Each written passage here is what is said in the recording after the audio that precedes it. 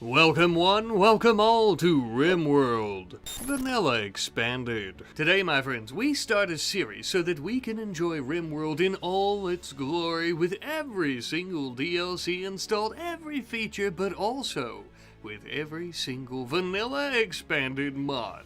For the most part. We're going to be starting with 3 survivors on an asteroid, no less, because, well, we can, and I love asteroids from RimWorld Odyssey, and we're also going to be, of course, starting with all the resources that you get from the crash-landed scenario. However, this does also mean that we started with a random animal, which in our case is a cat by the name of Edward, who also doesn't have a spacesuit. Oh, He's dead. Well, I'm afraid we'll have to move on without our kitty cat, as well, to be honest with you, there wasn't much that we could do about that anyway. We crash-landed here, and the only thing between us and a painful death in the vacuum of space is a very thin vac suit. However, of course, we'd like to change that as soon as humanly possible, so we're immediately beginning to mine out the asteroid to make ourselves a little base on the inside. It must be said, this being our first day, we didn't really get all that much done. We had basically dug out a long corridor and slapped a little metal door on it. But it was just enough to keep us safe on the inside as we slept. Up here, of course, obviously, we don't have to worry about predators or anything like that sneaking up on us in the dead of night.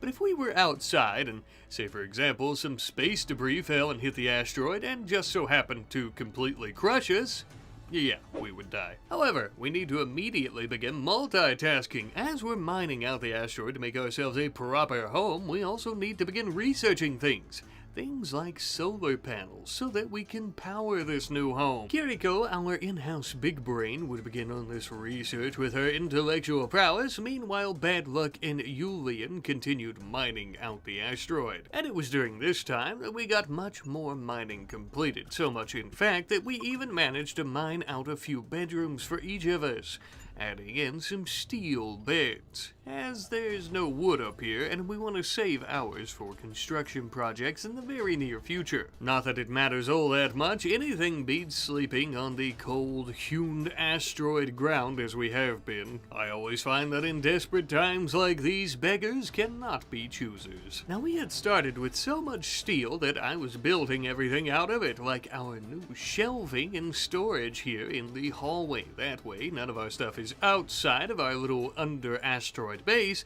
deteriorating due to the radiation of the sun. Thankfully, though, we still had plenty of steel left over by this point for when we finished up the research into solar panels. Then we would immediately start researching batteries right after that. Now, time to put that steel to use by building a few hidden power conduits and, last but not least, our very first solar panel. Less interference from the atmosphere way up here. We should be able to get full power quite easily during the day. Even so, though, it's going to take more than one solar panel to turn this place into something better than just a carved out rock.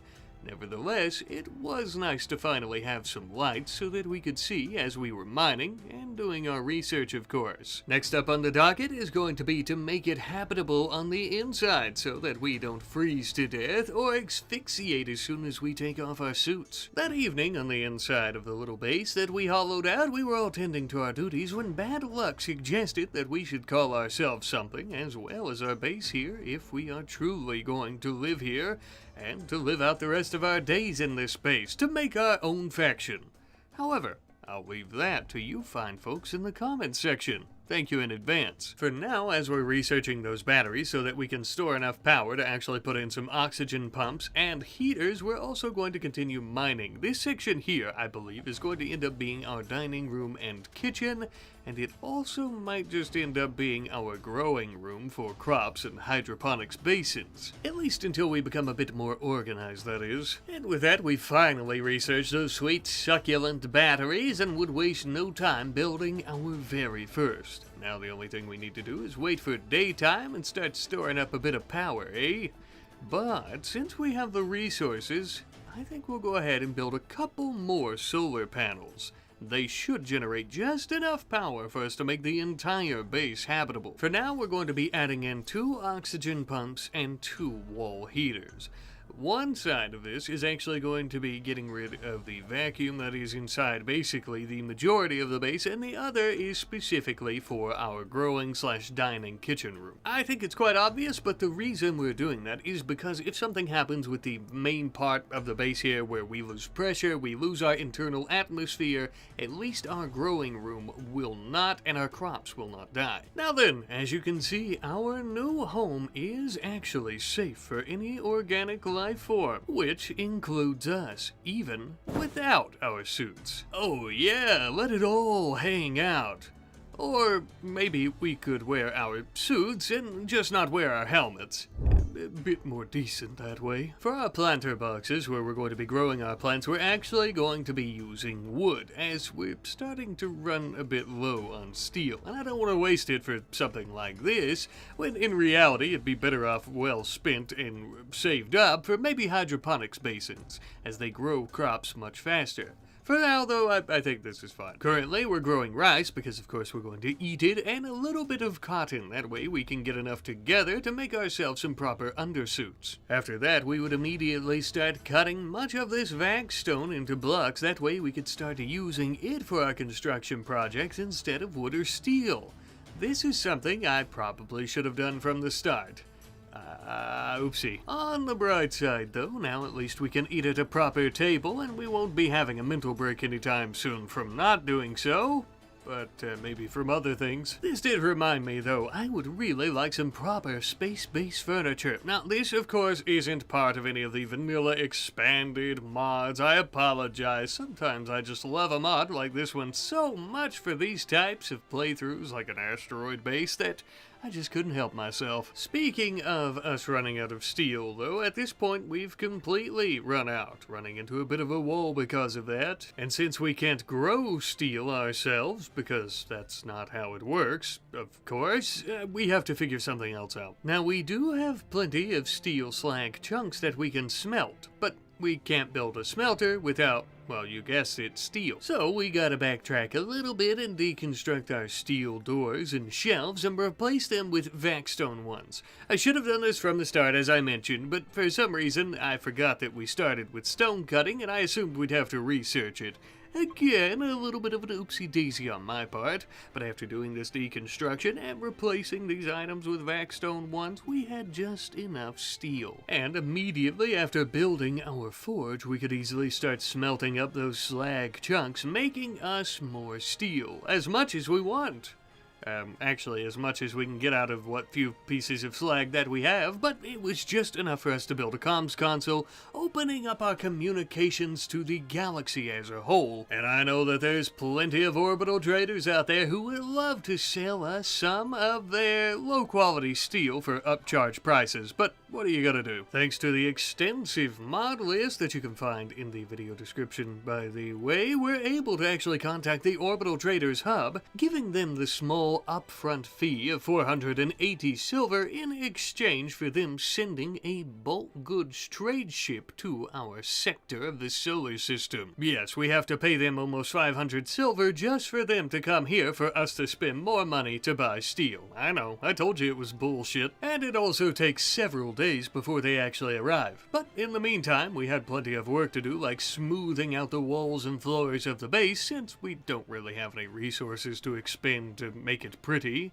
We also have plenty of crops to grow, so we were well occupied. Days later, the trade ship was finally here, and we could finally contact them to go about purchasing some of that steel. Thank God they had plenty. They normally do, but I was still worried just in case. We would only end up purchasing about 300 some. That's really all that we need for some of the things that we're going to be building. Of course, I didn't want to waste all of our money just in case we need it for something else. Now that we finally have some steel, though, we would immediately begin making ourselves a nice stove. That way we could cook some of this rice that finally finished growing.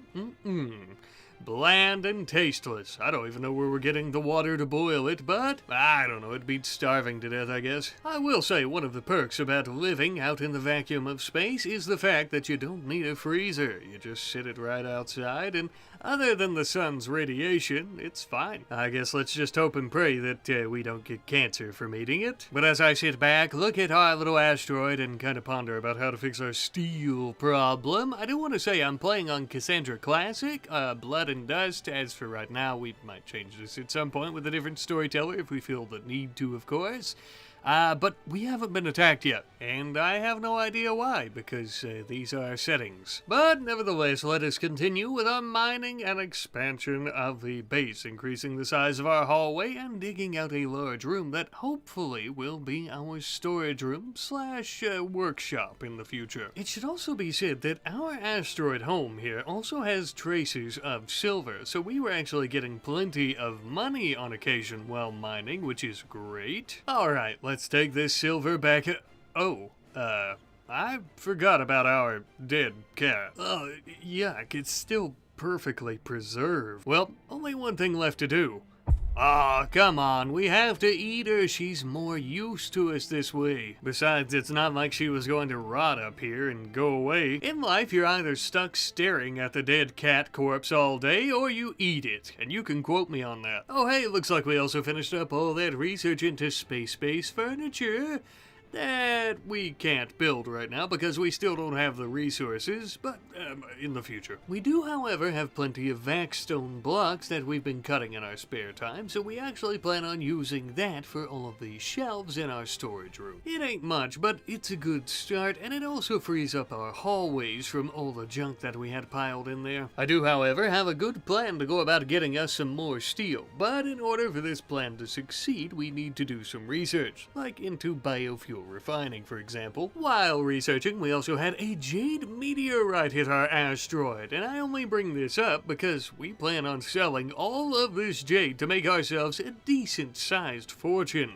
one that we could use to buy resources, but I guess we'll see how it goes. I actually think that the silver we get in exchange for the jade might be more useful for some items. You'll see what I mean. With biofuel refining finally under our belt, our next research project was going to be basic vehicles. Yes, from vanilla vehicles expanded, which gives us the knowledge and know-how on how to build a toad.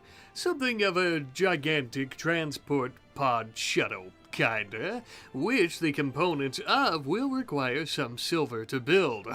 Now you see why I want to sell that jade. Speaking of which, we have a bulk goods trader who we would sell plenty of jade to. I'm making this seem like all this happened back to back.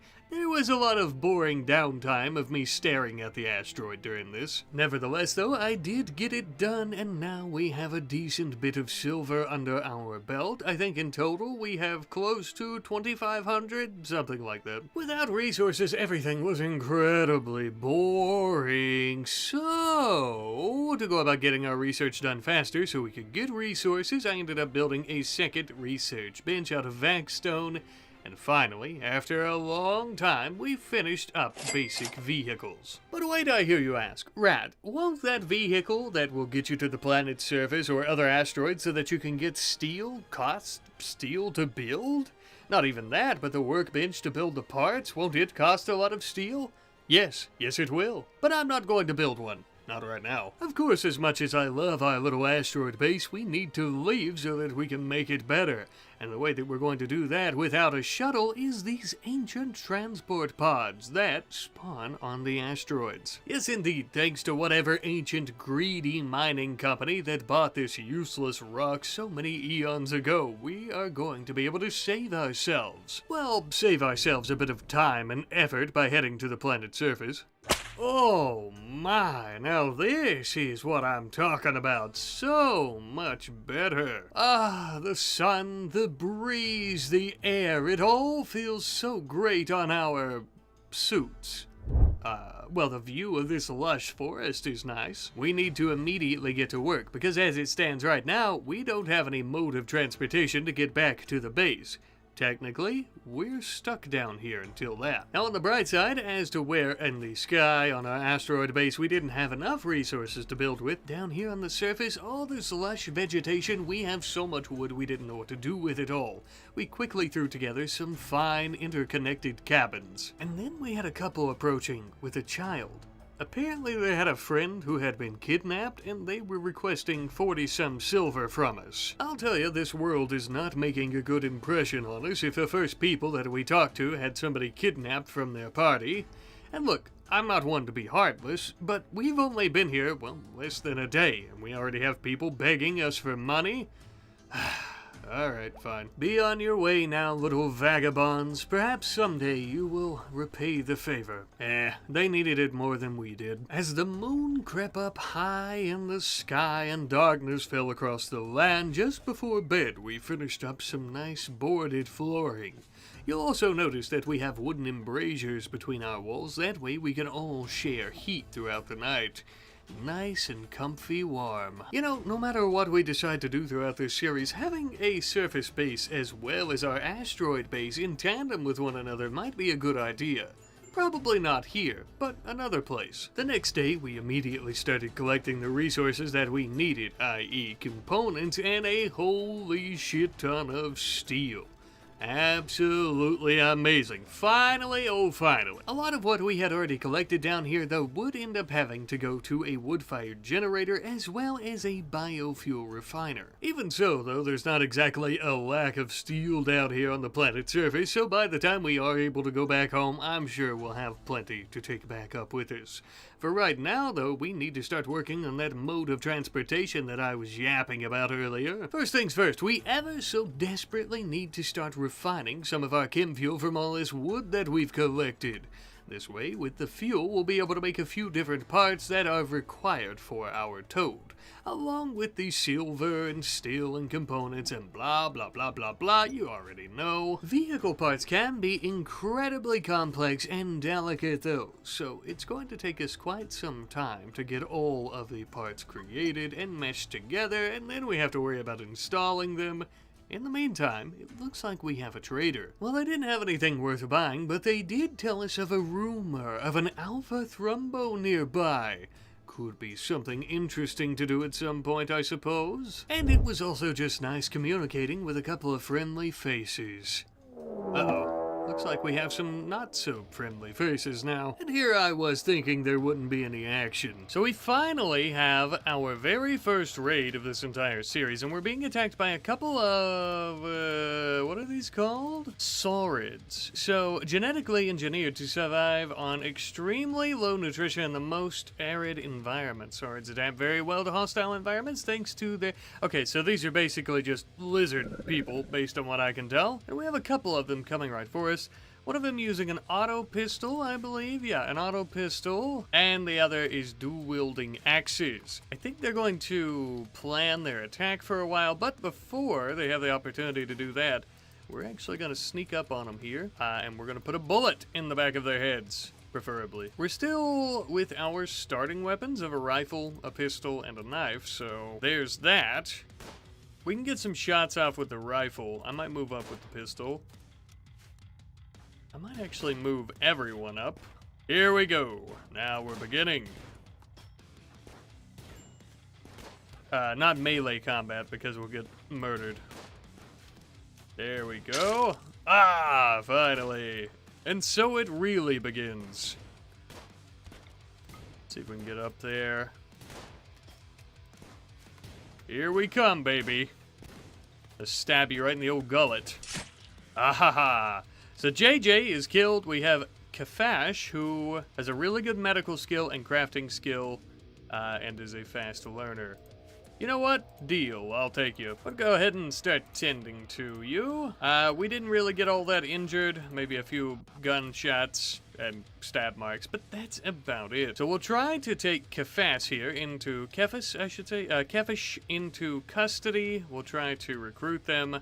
And hopefully we'll have a Toad here shortly, a vehicle that we can actually use to take back to the asteroid base, eventually, where Kafash will be able to come. Although, we'll have to get some armor or a vac suit for her, Otherwise she's going to die up there. So ever so quickly, we have thrown together a makeshift prison cell, and we're going to toss her in here for now. Gonna try to work on it, beautify it at least a tiny bit, making it easier for her to join us, of course. We're gonna go ahead and toss her in there, though, and we'll waste no time with also attempting to recruit her. But our main focus, again, is going to be creating a toad so we can go back and forth between here and the asteroid base anytime we so choose. And so for the next day or so, we would finally put the finishing touches on the last remaining parts to build our shuttle. For safety's sake, we even decided to build ourselves a little bit of a launch pad. That way everyone knows to stand clear, that way they don't get turned into a piece of burnt toast. And finally, my friends, after so much waiting and so much work, we have our very first towed shuttle. One of these bad boys is capable of hauling, I believe, up to 4 or 5 colonists at a time, as well as a huge amount of cargo. It's no grav ship, but for now, it'll do. Kiriko has loaded up all the steel that she could into the cargo space, and now it's time for her to head back home.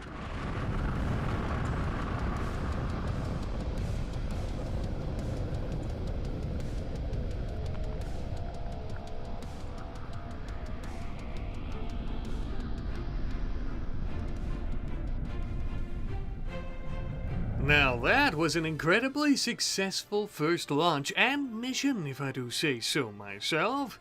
Now the hardest part is for Kiriko to go about actually hauling all that steel in all by herself, but I think she'll manage it. In the meantime, as she's getting things sorted out up here at the asteroid base, back on the surface, we had a stranger approaching our little mining encampment. One that was stunningly good looking, I might add, with a decent helm as well as a vac suit of her own. She decided to have a little chit-chat with us, and apparently she wants to make a deal.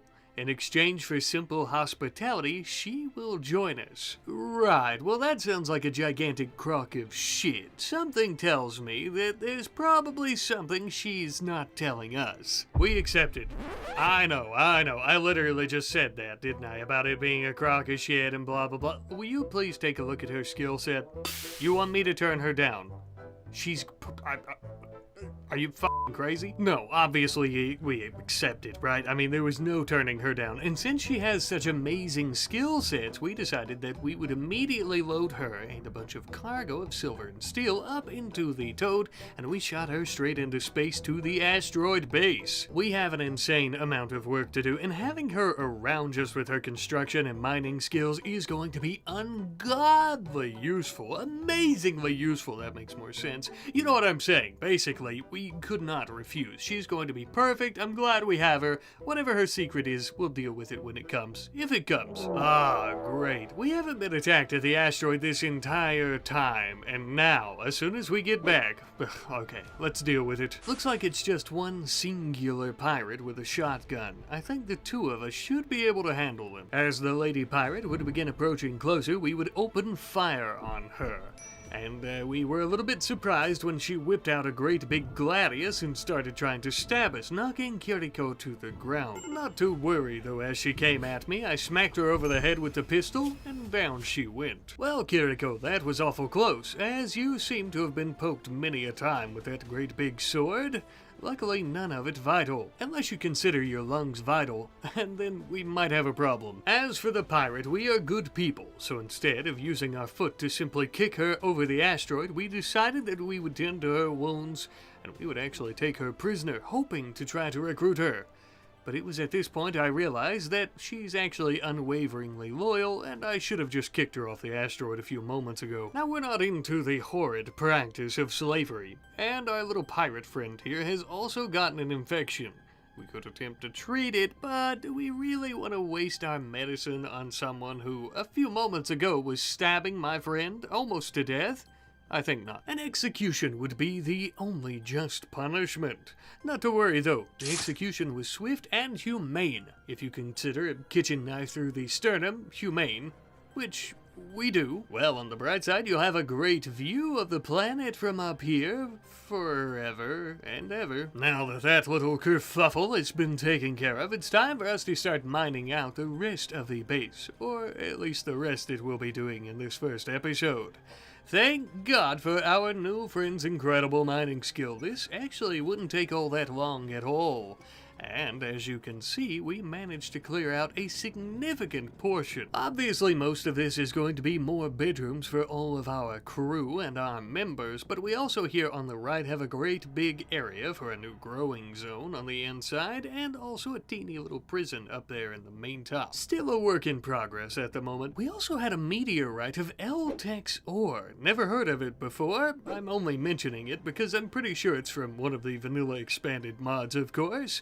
We'll end up mining it at some point. It's probably worth quite a bit, or it might be useful. At the moment, we have much larger fish to fry, like the fact that our friend Elida here apparently was lying to us the whole time, and her organs are failing. Well, that sure is a little bit of a hiccup in our plans there, Elida. Perhaps you could have told us that earlier on. Nevertheless, you are now one of us, and you are a very useful member of our society, so we'll help you out as best we can. Speaking of our great charity work, we have a waster pirate defector on the planet's surface communicating with us, hoping to join us here. Apparently, her faction is chasing her away and trying to kill her because of some bad intel she provided them. Since it looks like one of our people are about to die here in the coming months, I suppose we'll accept. Besides, if she's willing to change her ways, there might just be some redemption for her after all. We met her out in the grassy fields. She definitely wasn't fully human, although we're not exactly sure what she is. Looks like we've run out of time to ponder, though, for the search party coming to kill her has arrived. Even from a distance, we could see that none of these members had any ranged weapons, and even though they do outnumber us 2 to 1, the fact that they're only using melee weapons could give us a good advantage. As they brandish their blades and batons, our guns would open fire on them. Gunpowder filling the air, the feeling of lead hitting you in your soft bits. This was initially going well until one of them had flanked Bad Luck from behind, knocking him to the ground, damn near killing him. We were prepared to make a last stand, Julian and Myrtle. But looks like we won't have to do that, as a few well-placed revolver shots finished the job for us. And now it's time to make sure that Bad Luck doesn't join our enemies here in hell. Now that that's over with, we could also make some proper introductions with our good friend Myrtle here who's joined us. Apparently, she belongs to the race known as Pollockskin. Never heard of them, but I'm not one to judge. Well, there's a great big tale and passage here about her and her people. But I'll save you the trouble of reading all this and just let you know that she is a highly psychically sensitive half-tree sort of person. And apparently the populace of her race are few and far between, so she's quite the rare member. Also, it looks like she might eat trash, I think? Well, to be honest with you, her dietary habits really don't concern me all that much. However, she has an incredible plant skill, and as you can see, she's putting it to the test immediately by chopping down plenty of trees and collecting plenty of wood for us. So, as far as I'm concerned, welcome to the team, Myrtle. All this tree chopping and a bit more mining of steel, components, and gold, and I think we've really depleted this area of its resources. That accompanied with the fact that Kefashir has finally joined us after many, many days of attempting to recruit her, and I think we are ready to head back home. It's a good thing that you joined us when you did, Kefash. I was actually thinking you might be better served as warg bait or something more, well, useful. Though I must say that she too very quickly proved just how useful her skill set really was, as she was helping us craft the components and complex pieces for our next towed lander. Yep, that's right, we are building a second one. Now the reason for this is because having 2 of them is going to make it much easier when we're bringing resources from other asteroids to us, or even from the surface, of course, as we're doing right now. As you saw there, it is much easier because someone can get in one, bring the resources and land, and then they can stay while somebody else goes back and gets them in the other lander. As simple as that. However, with one final departure back up to the asteroid, I think it's time that we abandon our temporary mining camp. Again, I'm thinking that eventually we might do some type of actual base on the surface as well as one up here in space, but for now I only want to manage one of them at a time, preferably. So now, we're back where we started, our true home, all of us together. Old members and new alike. Thankfully, throughout the trials and tribulations of this first episode, though, we have managed to acquire a vac suit or equivalent for every single one of our members, meaning that every single one of them are going to be very useful, not only useful, but also critical, playing their roles in shaping this base properly. First things first, we are going to be building up our brand new growing room. I will admit it is extremely cramped, as you can see, but we want to use all the surface area that we can within this room. None of it going to waste. We need to grow as much food as possible, as fast as possible. And because of that, the majority of what we're growing here is of course going to be rice once more, with the exception of more cotton, but also a little bit of potatoes and eggplants, which just so happen to be much larger and hardier veggies to feed ourselves with. Next up, our bedrooms. Thankfully, with all that wood we brought, we would have no problem at all building some proper furniture like beds, end tables, and dressers, which are two commodities that we didn't have along with our beds previously. Pretty nice. Last but not least, we would also work on our prison, throwing in a few beds as well as dressers and end tables, all of which are made from vac stone, as you can tell from the lack of the brown or beige color. I don't know my color wheel, but it is a little bit depressing looking. The prisoners will just have to deal with it, I'm afraid. And with that, we have filled out every single room of our asteroid base thus far. Now, kind of touching on as I was talking about with the prison having all the same color because everything's made out of vac stone, that's not going to be a constant. That's just for now. A functioning, working thing, right? I want this to look like a proper space base. Probably by the end of next episode, maybe. We'll have to see how much steel we can collect, so on and so forth. Oh, by the way, something kinda interesting happened. Apparently Bad Luck charmed Kafash by talking about morality. I have no idea as to why, perhaps talking about the morality of when she attempted to kill him only a few weeks earlier. Either way, apparently the two of them are in love now. To think not so long ago she was trying to stab your heart, and now she's managed to steal it. Well, I suppose I'll let you and your lizard lover enjoy the rest of your evening. Speaking of hearts, Ida's is a few months out from turning into a rotten mush inside her chest, so we need to try to remedy that. So we immediately jumped right into researching prosthetics, which will allow us on completion to create a prosthetic heart. Thanks to Elida, as well as a few of our other members' intellectual prowess, this research wouldn't take long at all. Now technically, we only need one prosthetic heart and one prosthetic kidney, so that's exactly what we're going to be making. For the surgery, we're going to be turning one of our research rooms into a proper hospital, an operating room. We don't have the research nor the medicine available to create an IV dripper for her, or any type of monitor. And we also don't have sterile materials, so we're just kind of doing the best that we can and winging it. Thankfully though, our lizard lady Kafash of the base has a wonderful medical skill as well, and ended up performing both surgeries with a pinpoint precision, completely and utterly saving Elida's life. But wait, I hear you say. Rat Papa, how could that be, as she still has another kidney and a lung that are about to decay? Well, my friend, you must not be used to RimWorld, because you only need one lung and one kidney to survive. After those decayed into a disgusting rotten banana peel, she was still alive. Although, of course, she couldn't filter out her toxins or breathe quite as well, she is alive nonetheless. In the very near future, I think we'll attempt to replace these decayed organs, though I would prefer to have some bionic replacements, as it will exceed the previous natural ones, of course. Either way though, Elida, you're welcome. But with that, my friends, I think that we have a pretty solid base in our hands. It took us all damn episode to really get this far, and we put in a lot of work traveling back and forth from the planet's surface. But nonetheless, we do have a functioning base. We've also doubled our population with many folks who have incredible skill sets, by the way. Not only incredible skill sets, but they are incredibly proficient at those skill sets. an amazing addition. I wanted to mention real quick, by the way, that originally this Vanilla Expanded series was going to be on my second channel, which is Rat Knight Plays as of right now.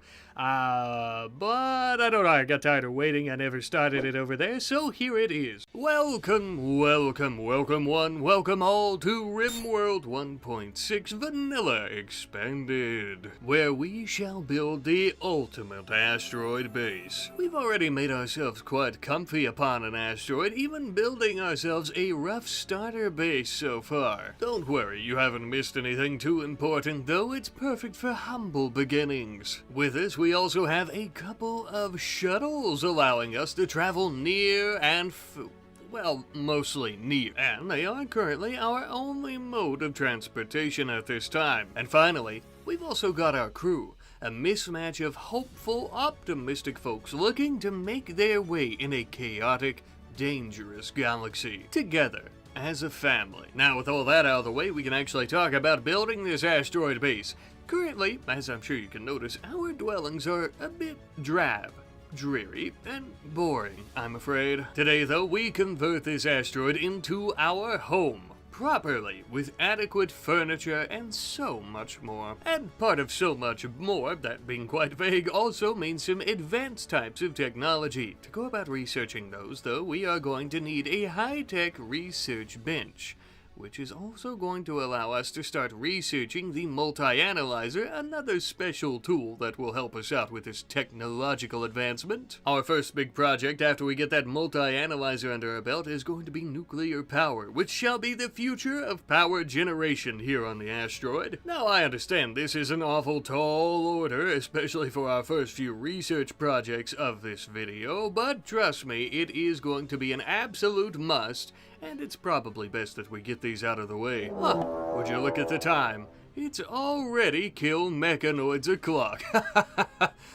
Oh, that wasn't funny, was it? No, it wasn't, because there's nothing funny about mechanoids. They're dangerous.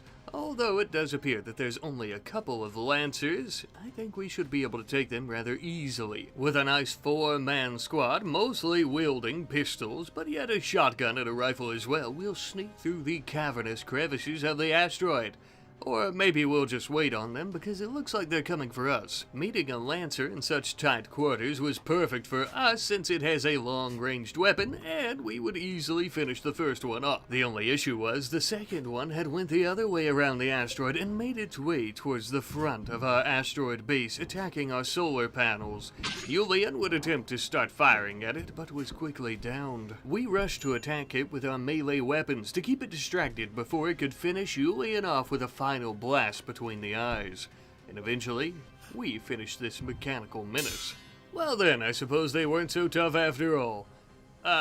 Somebody should tell that to Julian, because it looks like he's about to bleed out. Thankfully, though, we got him back inside and started tending to his wounds, ripping and cutting his vac suit off so that we could get to them faster.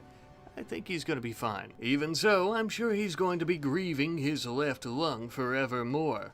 Until we can get something to replace it, that is. And as for the Lancers, I suppose that there'll be metal plating, or maybe some type of screws or whatever we manufacture them into for our nuclear generator. But now we get into the real meat and potatoes of the episode. We are going to be doing a significant amount of mining out for this base. Most of the area that we're mining here is going to be some residential quarters for all of our current crew as well as our future crew to come.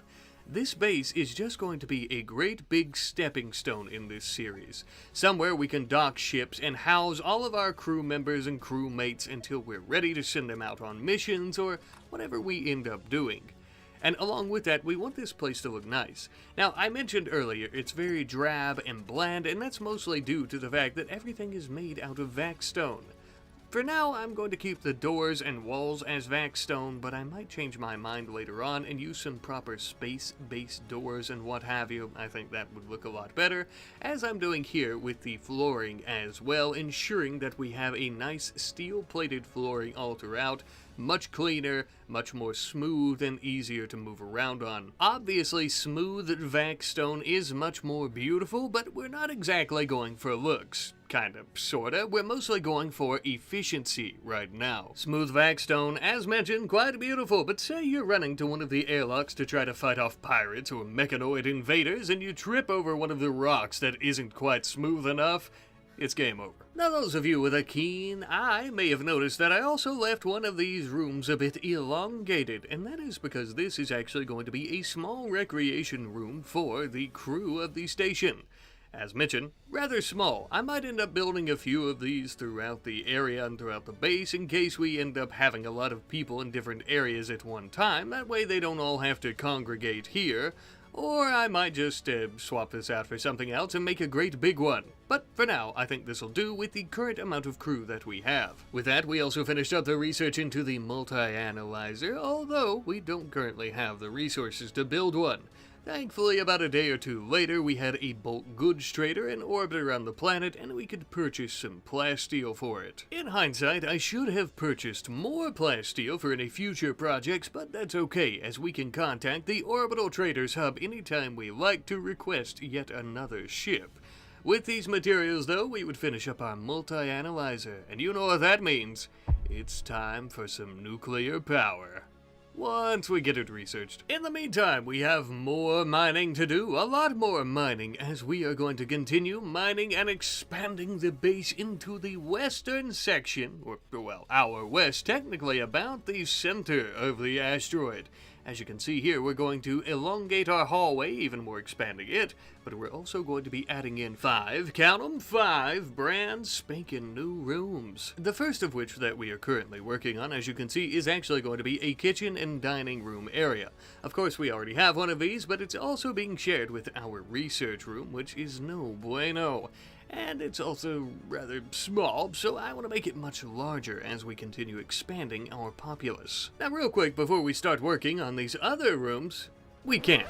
We've expended a significant amount of resources like wood and steel that we need to get more of for our internal greenhouses here. And as much as I would like to throw money at the problem by purchasing these resources by traders, that would be rather senseless and rather expensive.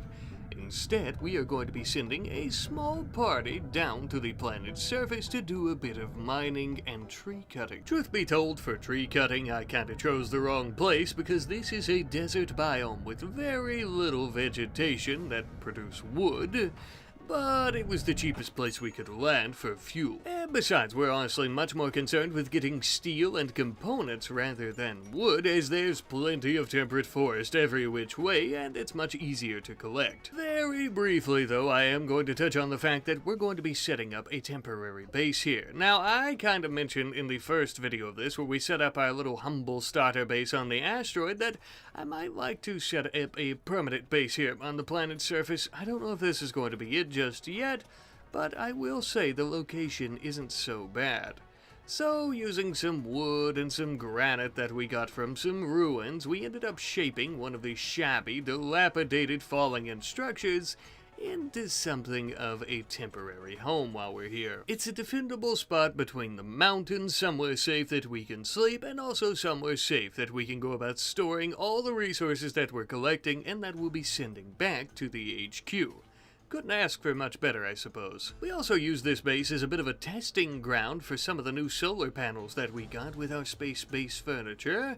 And to be honest with you, for them to be on the surface, actually a bit hindered by the planet's atmosphere, I think that they do better than normal solar panels.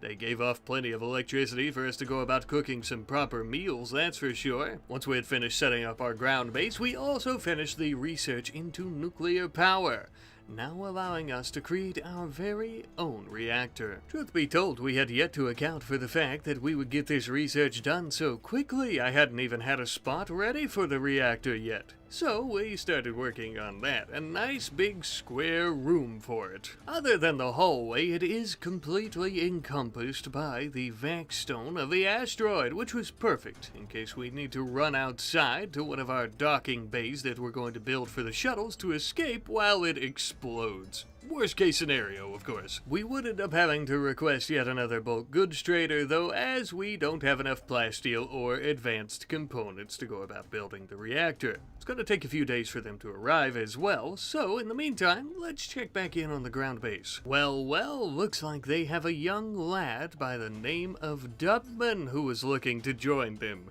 He's just a kid, so I would feel horrible if we turned him away, even with such dog shit crafting skill. Nevertheless, the lad has a lot to learn, and there's no better way for him to do that than for us to teach him as a part of our crew. Now, when I say has a lot to learn, I actually really mean it. Crafting is his best skill, which is a shame. Alright, well, I suppose for now he could get a bit of experience cleaning the floors. That's about all he's good for at the moment. Scratch that, he's also got a bit of a sturdy back, so as we're mining all the steel that we're going to be taking back to HQ, he could go about hauling it to our shelves for us.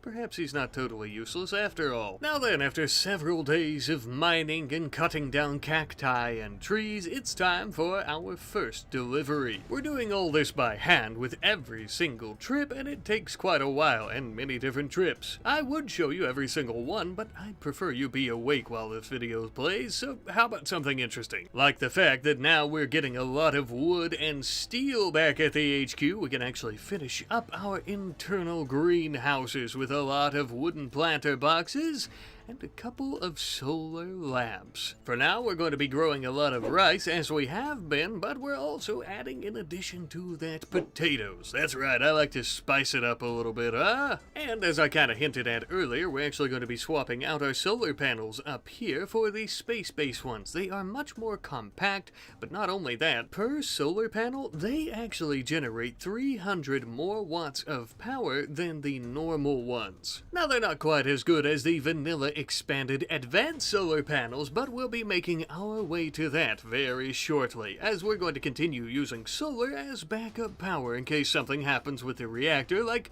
you know, a great big implosion. Speaking of which, the bulk goods trader has finally arrived, and we ended up purchasing more steel, components, and plasteel advanced components, everything that we needed for our reactor. I know, earlier I talked about not buying steel, but the process of mining it on the surface took a little bit too long, and I am a bit impatient. But with the steel that we've purchased, as well as all the steel that we're getting from the surface, we should have more than enough to continue using for flooring, as you're seeing here, with some steel-plated grating. Perfect for ventilation, and also for spraying out any nuclear waste down into it so that we could expel it into the vacuum. With everything ready, all our safety measures in place, we would finally build as well as fuel our reactor. It's about damn time, eh? We only had enough uranium to fill it up about a quarter way, but even that is almost an entire month in-game. And as you can see, the power output is absolutely extraordinary. Within the wall, we've also built a doubled-up industrial-sized cooler, because not only does the reactor produce an extraordinary amount of power, but also an extraordinary amount of heat. And if we don't keep it nice and chill in here, there's a huge chance of a nuclear meltdown. And I prefer that my nuclear-powered space rock home floating around the planet doesn't give me cancer or explode. However, though, this power source is huge for the base. I cannot stress that enough. An absolute milestone among milestones. With this reactor, we should be able to easily power anything we end up building for a very long time to come. The perfect foundation for an orbital fortress. Now we just need more uranium to keep it powered. All in due time, though. Right now we're going to shift priorities back over to fixing up our residential quarters for all of our crewmates, using some proper space-based furniture, a nice soft bed, some nice bookshelves and end tables and things like that. All of the luxuries of the surface world right up here. Now I know you might be saying to yourself, Rad, you're supposed to be using vanilla expanded, not this space-based shit. I understand, but I plan on doing research for all of the vanilla expanded furniture as well, and we're going to be using the two of them blended together in tandem. It's going to be such a beautiful harmony. Trust me, trust me. Oh, looks like we got some space pirates. Can't a fella just build an asteroid home in peace?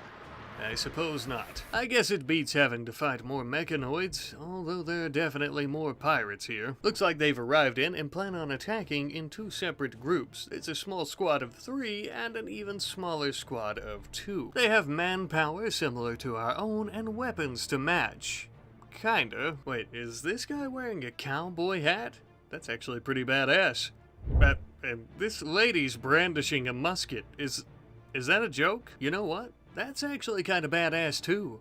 A space musket. Cool, but highly inefficient. So we are going to be gathering everyone up. I'm assuming when the attack does commence, they're going to be coming through this little corridor cavern area here. I also have, check on them, our ground base folks are actually on their way up here. Everyone down here in the caverns. I'm going to start trying to take, let's see, how should we best go about this? An ambush is in order. They're finally here, thankfully. An ambush is in order if we're actually going to beat them. Let's get this set up. So as strange as it may seem, I've actually decided not to try to ambush them here in this little crevice cave system because I'm kind of afraid that if we do that here, because they also have shotguns and weapons that are better at close range, like a musket, which is going to be dog shit at a farther range. I am not going to ambush them yet. I am going to try to stay out of their way. That way, when a silly little musketeer like this one makes the mistake of coming out thinking she could kill us, we can easily finish her off. Now, these musket folks are nobodies, but this person here with an assault rifle might be a bit more concerning. I'm going to bring everyone with a shotgun, that being Dubman, and Elida up here to try to kill this person. Here we go. We're getting some decent hits in, but we have to be careful. We're also getting hit by the SMG down here and a musket. This person has a sawed-off shotgun. Let's see if we can come in melee-wise and take them out. As bad luck desperately needs to take cover. The problem is if I take cover anywhere, except for maybe here, I won't really be able to hit them. Let's see how this goes here, though. Perfect, perfect. Kefish can come through the quarters here. They're taking cover behind our own shuttle. Oh, the disrespect. I'm also going to bring Dubman down here, though, and we're going to let them take cover so that we can go about killing these 2 fools. We're going to finish this guy off. It looks like he did drop his sawed-off shotgun. Shoot this person. Val here. Perfect. Oh, shit. Our shuttle is going to end up screwed because of these bastards. I hope the explosion won't hit. Yeah, it didn't hit Dubman. Let's bring everyone, and I do mean everyone, down this way, including Kefish, of course. So they're no longer taking cover at our shuttle. Alright, focus on her. Go ahead and... we have finished them off with the faint, subtle, explosive detonation of each shotgun shell out here in the void. We managed to kill these filthy pirates, and we'll be taking their weapons. It looks like most of us are somewhat injured, like Kefis here actually is just bruised, but then we also have a gunshot to Yulian's hand with that SMG. We do have this person who's going to die in 3 hours, but they are a great shot. A nimble, slow-poke, drunken master. So if they drink, they're better at melee combat. Because you're also okay at mining and a few other things, we might just take you. They are missing a few fingers, but other than that, it's not that big of a deal, and they are good to go. Let's capture them, and we'll actually start tending to them with herbal meds, which is much better. We are going to get all these weapons holed in. The space muskets, though a cool concept, proved to be quite useless. Although I suppose pirates have to use whatever they can get their filthy, grubby little mitts on, don't they? A bio-coated pistol you can rot outside with your pirate friends. We're gonna get them all hauled down here to this little section of the asteroid until we start cremating corpses to get them out of our face. But with that, my friends, I think we are completely safe. With our safety at hand, it is time for us to begin some repairs that are much needed after this attack, such as on our shuttle here. And a few scrapes and bumps around the base, of course, but most of the repairs are going to be done by our bodies, and by that I mean we need to heal up from our wounds from the fight. I love our base here, and something that I think we need to work on are defenses. I'm sure you've probably been screaming that at your screen this entire time, up until the point that the fight came, and then you said I told you so. Well, you have that right, and I do agree. We need to work on defenses right away. First things first, we are starting research into gunsmithing, with the inevitable research project being to get to gun turrets. Now, gun turrets are great and all, and some simple turrets will be fun, and they'll help us out a little bit during battles. But really, the prized egg here is going to be some of the more advanced forms of turrets. For example, the energy-based ones under beam weapons, as well as some of the ones that actually operate off grav-fueled technology. Those will be a lot of fun once we get to them. In the meantime, while we're researching these technologies though, we are once again improving the base. Just above our kitchen and dining room area, we are going to have a food storage area with plenty of storage space. Up until this point, we've been storing all our food outside, which is fine if you don't mind cancer-causing radiation cooking it like a damn microwave, but also not cooking it. Yeah, it doesn't sound too appetizing, does it? Exactly, and that's why we're going to be storing them here now. And since we still have plenty of resources left, we are also going to be finishing off our last internal greenhouse, growing zone, whatever you want to call it. This one is going to be chocked to the brim with heel root, as well as a little bit of dye. The dye was kind of a last-second decision, but I thought it might be cool if we use that to go about painting some of the stuff around the base. That way it's not all gray or vaxstone brown. Now you might be thinking to yourself, for medicine and dyes, the close proximity to our food storage area shouldn't be the case, right? We should probably have these closer to our actual storage facility for medicine. However, since herbal medicine does end up rotting eventually, I thought it'd be good if we froze it.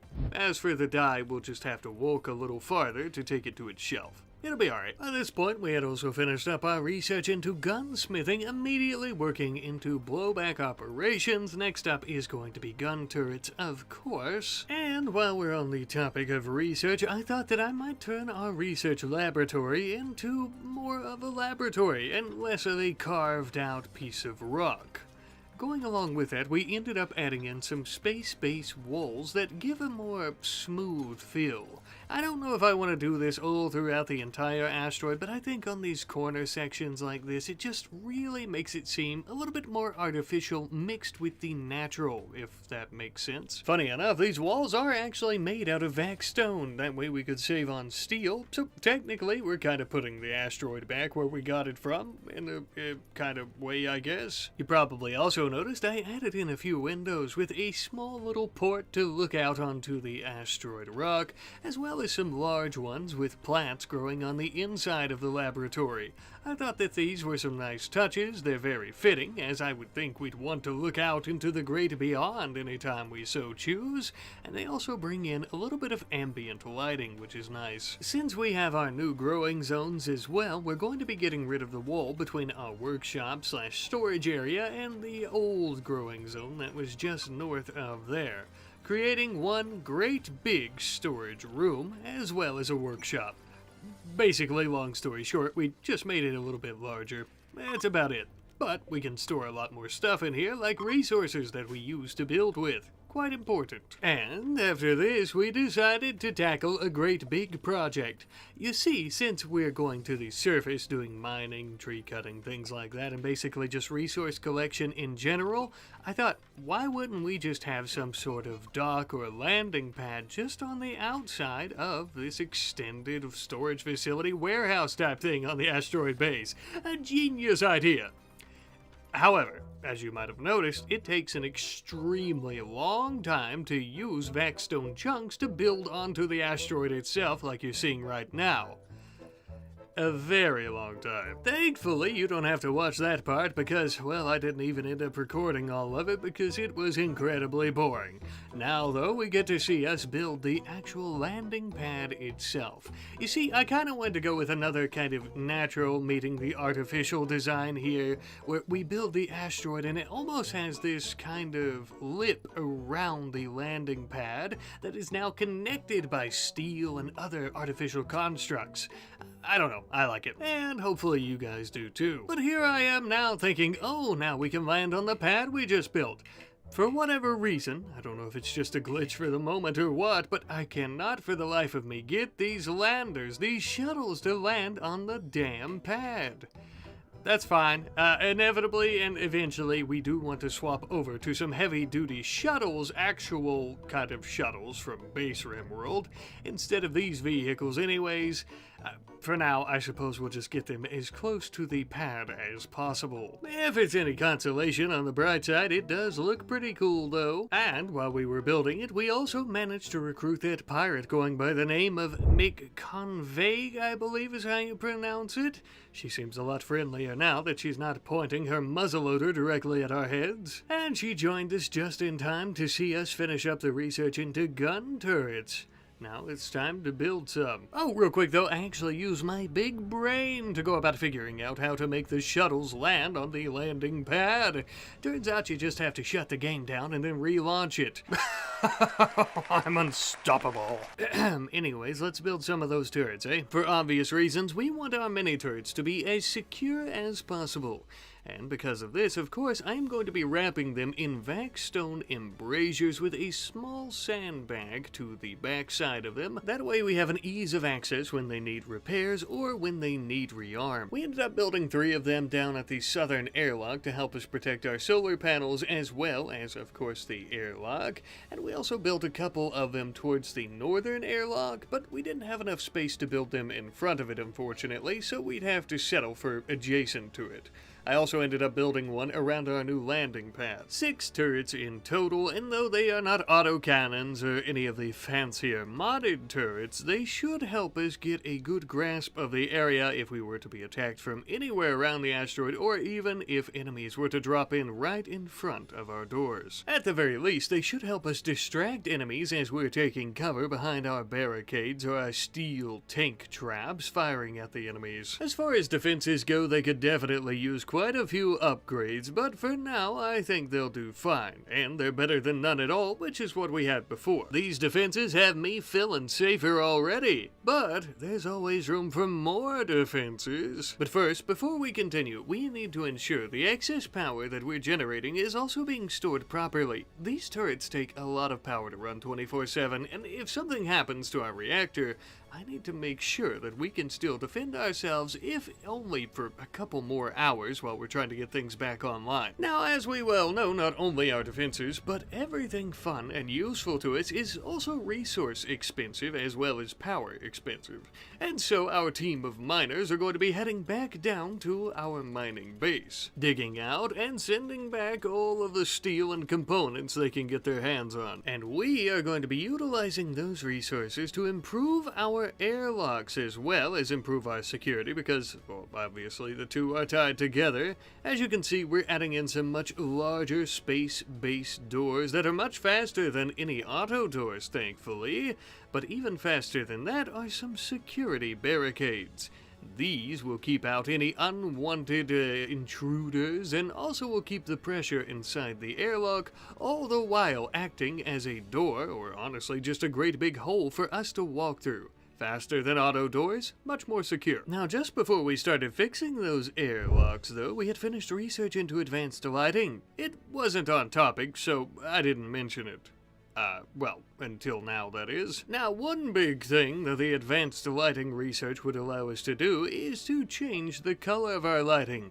No more, I don't know, orange, I suppose? More of a spacey, whitish blue, light blue, white color. I don't know, I think it looks a lot better. Hopefully you do too. In my humble personal opinion, I definitely think that it seems much more fitting and suitable for an asteroid base. However, this advanced lighting research wasn't all about looks, it actually had a security purpose as well, as we could start building some large floodlights out on the open asteroid around our turrets so that we could see much better. Because, as you could guess, it is much easier to shoot a moving target or even a stationary target when you can actually see it. We had also built quite a few of them around our landing pad, which made it much easier to see and also then to haul all of the resources that we were bringing back up here from the surface, which could then be used for more defenses or security purpose or more lights if we so choose.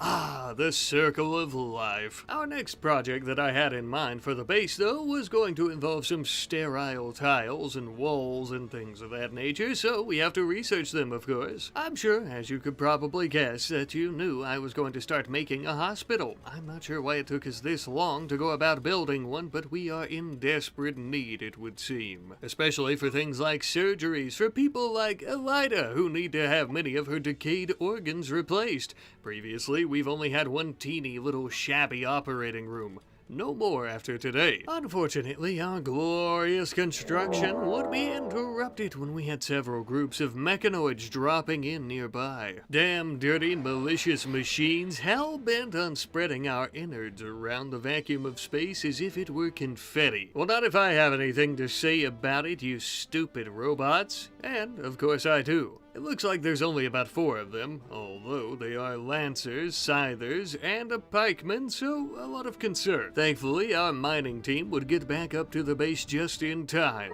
This will be the perfect test of our new defenses. Alright everybody, grab some weapons and let's get to it. It looks like the majority of the mechanoids are actually coming down this way of the top of the asteroid, and we also have a singular scyther coming from the bottom.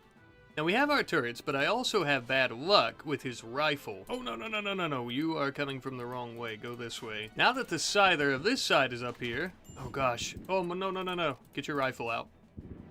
I want everyone to come down and help us with this. See if we can kill it. There we go. We have to be careful. The pikeman, yes, has already made its way up here. And there is also a lancer. Come in through this way. We have to be very careful here. Get inside. Oh, man.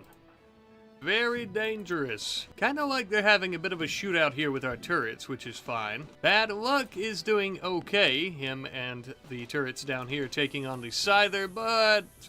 yeah, we're going to lose one. I'm going to send some reinforcements down for him. Oh, we don't even need them. Check that out. All right. So we have the Lancer and the Pikeman here, though. There's not really a quick way for us to go around to flank them. Although, we could mine out this section in our airlock while they're distracted by our turrets. This could be something we end up keeping here as well for the airlock, so that we have a quick way to go about flanking them, or a quick way to escape during fights. Let's send... I'm not going to send Catfish just because she's only melee. I need to get her a ranged weapon, but she's not very good with them, so let's get our people up here. The Lancer is dead. There we go. Ah, and the Pikeman is down as well. And with that, my friends, the Mechanoid threat is over with. I think that's been our second or third raid from them this episode. And we only managed to lose, looks like we only lost 1 turret, so we will replace that. Also going to go ahead and start, yes, shred them. Everybody, of course, needs to tend to themselves as well, please. That was pretty good, though. I want to go ahead, I think I'm going to add in another security door here to the airlock, so it can be part of it, of course, like we talked about, so we can come out and flank enemies, like we just now did. That was pretty good, though. We got some slag to smelt for metal. Or for steel, I should say, and then we also have mechanoid corpses to shred for the same. I'm shocked the mechanoids didn't come down this way. We would have been pretty screwed if they had, because they would have come straight through here. We need to close these, by the way. I guess so, though. We have defeated them, and we are going to start working on our little hospital here in operating rooms once more. And so we would. Here's hoping for no more interruptions, I said to myself, as we were briefly interrupted by the fact that we finished up research into sterile tiles. Nice interruption, I guess. Now we can continue. I started planning out how I wanted to do the tiles. I think I'm only going to do some sterile tiles in the actual hospital rooms and operating rooms. I'm actually not going to be using any sterile walls, and we'll just kind of stick with our space-based walls for now, as they have a pretty high cleanliness factor anyhow. As we were building, though, we ended up having a psychic storm. Initially, I thought this was up here on the asteroid, but apparently it's back down at our mining base. and it was quickly followed up by a raid. We were being attacked by Archons. I had never heard of them before. Upon further inspection, though, there was a great big lady with somewhat pointed ears and a large yellow shield and sword wandering around in the desert near the base. It looks like Archons are apparently some form of transcending race that are quasi-humans, but are also maybe transcending into archotags. They're apparently extremely aggressive and basically demigods, as they can move between dimensions. I suppose this makes sense, as there are great big bolts of yellow lightning striking down as she continues her assault against our mining base. Given the fact that, again, she's basically some type of transcending god-like creature, I'm not gonna go down there to fight her. Let her burn the place, I don't give a shit. She also ended up catching herself on fire while attempting to burn our base. Godlike strength and powers, but not intelligent, it would seem. Perhaps this goes into the aggression. She was so angry she didn't even notice. Either way, though, again, it would be a complete death sentence for us to go down there to fight her, but since we're not doing it now, it does bring up the question. Inevitably, when we do encounter one of these Archons in combat, how will we go about defeating them? What if one of them came to the asteroid base to try to kill us and to attack us now that they know we're not on the surface? I suppose only time will tell. For the time being now, really all we can do is start to prepare and also repair and rebuild, because she ended up burning the place down. And somehow the psychic storm down at the base had actually managed to seep into the asteroid from way down there. It even caused a few of our people to have mental breaks. Nothing too serious, although I could only imagine if we were directly within the storm's path how bad it would be. Now with our new discovery of a basically killer god-like being, let's finish up our hospital, shall we? Indeed, I think we shall. Just as I had mentioned, we ended up going with the sterile tile inside the rooms, and on the outside, of course, we just went with some beautiful metal plate flooring. We also have some appropriate storage for our industrial and glitter world medicine. I also threw plenty of decor into the rooms, all except for the operating rooms. That way, all the patients and the folks doctoring to them will be quite happy with how beautiful it is in there. Yet, even with everything that has been built, we still have a decent bit of room left to go about putting some production areas in, perhaps a drug lab or something like that, so that we can synthesize our own medicine, penicillin, that sort of thing. We've taken care of a lot of our residential areas today, workshops, things like that too, and of course we just finished up our nice hospital, but something we haven't given any attention to in quite some time is our prison, and as you can see, it looks like absolute shit. So right now, we are going to remedy that. First and foremost, we're going to square it off, making it a proper shape so it's not so jagged and weird looking. And then we're actually going to be giving the prisoners some better dwellings on the inside with furniture, a table to eat at, things like that. Softer cushioned chairs. These rooms are incredibly spacious, incredibly nice and beautiful, so on and so forth. And as I'm sure most of you already know, but just in case you're new to RimWorld, this will significantly help us with getting people to lower their resistance and to join us quicker. Next up on the docket is going to be research into fabrication, not only because we'll be able to make our own components and assemble our advanced components with this research, but of course it is also a prerequisite for many other high-tech researches like power armor. As we're working on that research though, with such a large base, I thought that we should probably go ahead and build a brand new recreation room. I know, I kinda sorta mentioned that I was going to do this early on, but I just wanted to wait until we had a few more people, as well as a much larger residential area in general. With a much larger room, this also means we're able to add in a few new things for people to entertain themselves with, like dart boards, or maybe just kind of sit over here and read a book, I don't know. After this, though,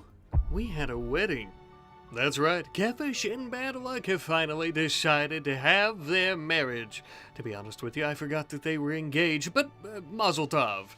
It's a good thing that you did it now, because tomorrow some pirates might blow your brains out. Enjoy it while it lasts. Everyone would pause everything for the next few hours, and they would celebrate this glorious event. It is nice to see love so far up here in the stars. Funny enough, as everyone was celebrating the wedding, a large meteorite of compacted plasteel would land damn near right inside our base, hitting one of our airlocks. Surely that's a good omen for the wedding, right? Before we decide to go ahead and start mining it, though, we still need to do a bit of construction. You see, we have our old recreation room, and I'm actually going to turn this into something of a makeshift armory. It's so central to where everyone sleeps. That way, if we wake up in the middle of the night and we're under attack and we need different weapons, we can rush in here and grab them at a moment's notice. We would also ever so quickly finish up our research into fabrication. We wasted no time going ahead and building a fabrication bench, allowing us now to create our own components. However, there was also something else that came along with fabrication that I thought might be quite interesting. Within our new leisure room, I actually ended up building a large floor aquarium down into the Asteroid's foundation, I guess you could say. It's empty as of right now, but say we go to the surface, collect a few bass or koi fish or something, we can put them in here and everyone can enjoy a few fishy pets. We then ended up having a deal from the Ash Stabbers.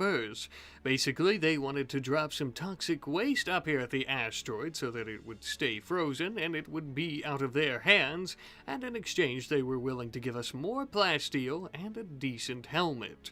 Of course, we were willing to accept for these alone, but the Ash Stabbers are also mercenaries, so it might be good to get within their good graces in case we need some assistance, or perhaps we need some hired muscle. Our plasteel and helm would arrive shortly thereafter, with this being one of our first actual pieces of armor that we've either gotten through a mission, or through trade, or made ourselves.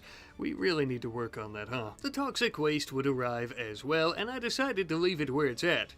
However, if you watched the first episode, you probably remember the fact that our friend Myrtle here actually eats toxic waste because of her semi-plant humanoid race that she is. Does this slowly but surely remove the toxic waste? Yes. Does this also make her breath smell funny? Also yes. Now, in case you're wondering, like I was, well, if she eats toxic waste, how have we been keeping her alive this whole time, especially before we got our nuclear reactor and we didn't have any waste? Well, because she's kinda, sorta, a plant humanoid something, she can also photosynthesize, which means she doesn't actually have to eat. It also means that if she doesn't get enough sunlight often enough, her organs will shut down. Boo! But with that, my friends, I think that we have completed our asteroid base, at least for the time being. This is far maybe from the ultimate asteroid base, but it's pretty darn close for a good starter. No longer are we just surviving here on the asteroid, but we are thriving, not only on our floating rock, but within it. An absolute fortress, a powerhouse of a home. And yet, we've still yet to name it. For the asteroid base, we are going to be naming it Holder Place. No, I'm not joking. For ourselves, we shall now be known as the Space Holders. These names were suggested from our good friend Ferrelata_TG3GL, and it seems like a lot of you guys really like these names, including Holder Place. So I have decided to go with these. Thank you ever so much, my friend. And of course, we also have an honorary runner-up name that I was going to use from our friend Keith B6918, with that being Edward's Comet, in memory of our cat who actually started here with us and died from asphyxiation. I was going to use this name, but the only problem is we really didn't know the cat that well. It died within a few moments after landing here. But thank you anyhow. And a huge thank you to everyone who suggested names, as well as you guys just suggesting mods and what you'd like to see in the series. I very much appreciate it, and please continue doing so, of course. We've come a long way, but something we haven't really worked on today's episode that I think we're going to try to touch on next episode for sure is some proper armor for everyone, whether we have to purchase it or make it ourselves. As you can see, hardly any of us have any actual armor. It's almost exclusively vac suits and helmets, and even our weapons could use quite the upgrade as well. But honestly, other than that, I don't really know what direction that I plan on taking this series, and again, that is why I request that you guys, if you would like to, please leave ideas in the comment section that you think would be cool for this series. I really appreciate it, and as I always say, it really does make these series not only mine, but ours as a community. Speaking of which, we actually have a suggestion from our friend Echo Tidefish, who was saying that we could use the hot seat mod that will actually end up changing storytellers, I assume, as we continue playing. I would also like some feedback on that if you guys think that that might be something fun that you'd like to see me using in this series. But with that, my friends, for now, I shall bid you farewell. See you later. Well, welcome back all you space scoundrels to our asteroid base, high in orbit above our beautiful blue marble. The crew and myself have been waiting on you to return for several days now. We have a lot of work to do. I hope you're ready. You know, lately I've been quite unsure as to what we should do with our crew and with our presence as the space holders. But there's something that we're awful good at. Mining. Matter of fact, I'd say we're damn good at it. So good, in fact, that I think today we could start mining a few more asteroids in orbit, since nobody has claimed any of this space up here, and we can make ourselves a vast fortune. Let's do it. First things first, though, let's start plotting out a bit of research for this episode. First things first, again, we're going to be working on plate armor, as it is a prerequisite for all armors, such as flak armor, which is the next on our list. Now, as our researchers are hard at work toiling away hours upon hours in the laboratory on these new types of technology and research, we are going to be scanning all the orbital objects around the planet to find some useful asteroids with things like plasteel, gold, jades, things of that sort. And I think we already have one mapped out for our first voyage and mining operation. And we also already have a few of our miners picked out for this mining operation, such as our young, beautiful Elida here, who was our gorgeous stranger with incredible skills who joined us recently, who also has decayed organs and a few prosthetics that we had to replace. Now, this is going to be a problem as it severely affects her manipulation, movement, things like that, so we need to fix that first. I mean, let's talk logic here. Imagine you're out in space and you're mining an asteroid to try to make a fortune for your headquarters and for the people you love and work with. Sounds pretty intense. Now imagine you're missing a lung and a kidney and you could pass out at any time or be attacked by space pirates. A little bit more intense and you want to be ready. But thanks to the wonderful blue lizard lady of the asteroid, Catfish, and her wonderful crafting and medical skill, we were able to replace these two organs with prosthetic ones. Obviously, as mentioned before, I believe I've said, Bionic is much better than prosthetic, but for now this is all we can create, so it'll have to do. We would finally finish up our research into flak armor shortly after this surgery, as Elida was recovering from her anesthesia as well. Next up, we're going to start researching trooper armor. Not quite as good as recon armor, if I recall, but about half as good, probably. And most of us are wearing vac suits anyways, so, you know, something's better than nothing. Now then, it is time for us to set out on our very first asteroid mining mission. Our first operation, led by none other than Julian and Elida, our two best miners. And away they go. You know, we've become quite familiar with space travel by this point, but somehow crawling into one of these little shuttles and jetting off to a new asteroid that is supposed to be rife with gold is still a little bit scary at times, I'd say. Not to fear, though, for we arrived without issue, even though we almost landed on a mining charge. Probably a good thing that our engines didn't set it off. That was close. In the void and on asteroids in general, hell, even on the planet really, there's danger around every corner. And caution is going to be our #1 priority, right next to collecting a lot of gold on this new asteroid. That being said, we're going to immediately begin working on a proper shelter for ourselves. It may not be much, but it will be our home for the months to come. It's not like predators are up here. except for pirates, who can land without a sound since there is no sound in the vacuum. So I suppose there are predators. Now that we have a safe place to store ourselves, especially while we're sleeping or having a bit of recreation time, we also need a safe place to store all the things that we are going to be using here, such as food and steel, but also all the things that we'll be collecting like vaxstone and gold. So we built ourselves a great big layered container. And with that, let the work commence. Wasting absolutely no time, Elida and Julian would absolutely start tearing through this asteroid as if it were hot butter on a summer's day sidewalk, I guess you could say. They're actually going through it very, very fast, which was kind of surprising, but also very much appreciated. Even so, the entire thing is going to take an extremely long amount of time, and you might be saying to yourself, Rat, wouldn't it actually be more efficient just to go through here and there and get the gold and then leave? Yes it would, but I plan on mining this entire asteroid and selling the entire thing. More on that later, though. For right now, I quickly am realizing that if we're going to be starting up an asteroid mining business here and making a vast fortune, we're going to need more than just 2 shuttles to help us out with that. So I'm quickly throwing together a biofuel refinery as well as a parts bench so that we can start constructing all of the bits and pieces that we need to build more shuttles as well as larger shuttles in the future, perhaps. And I say in the future, perhaps, because today's research is going to be mostly focused on armor and other things that we're severely lacking in.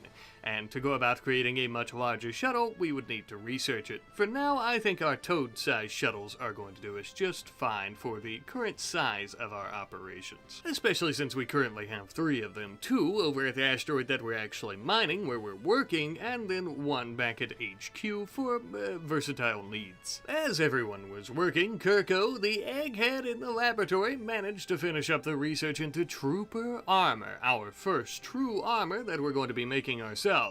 Not without the help of a orbital trader who we would purchase some advanced components and other things from, of course. Sure, we could have just obtained some of these resources ourselves and made our own advanced components, but I think selling off a lot of the cloth that we've been growing in our greenhouse is just a much faster way to do this, right? And I definitely think that faster is better because we need this armor like yesterday. Even with Kefish's incredible skills and nimble lizard fingers, it's going to take some time to finish up even just 2 sets of the armor. So, in the meantime, we're going to be using our brand new shuttle to take a care package over to the mining worksite, dropping off some vital resources that they might need, as well as plenty of food and herbal medicine just in case. I had considered setting up a long-term base on this mining operation, but the thing is, I don't want them wasting any more time growing their own food and things like that, since they're already going to be behind having to cook their own food and other sorts of tasks. So I want to try to maximize as much mining as humanly possible, and as you can see, with the little bit of food they had, they already mined out quite a bit, so much in fact that we've already begun finding many different veins of gold ore, which on its own is going to fetch a large fortune for us. The thing is, though, with this gold in our storage, we have already become a much bigger target for pirates. So we also need to set up some defenses. For now, we're going to be setting up some vaxstone barricades and even a small mini turret. Sure, it isn't much, but if worse comes to worst, the turret might be able to hold off pirates as we load the gold into one of our shuttles and get the hell out of here. Now, as they were mining, though, Elida ended up having a growth moment, which is unusual because I think Elida is like 24 or 25 years old.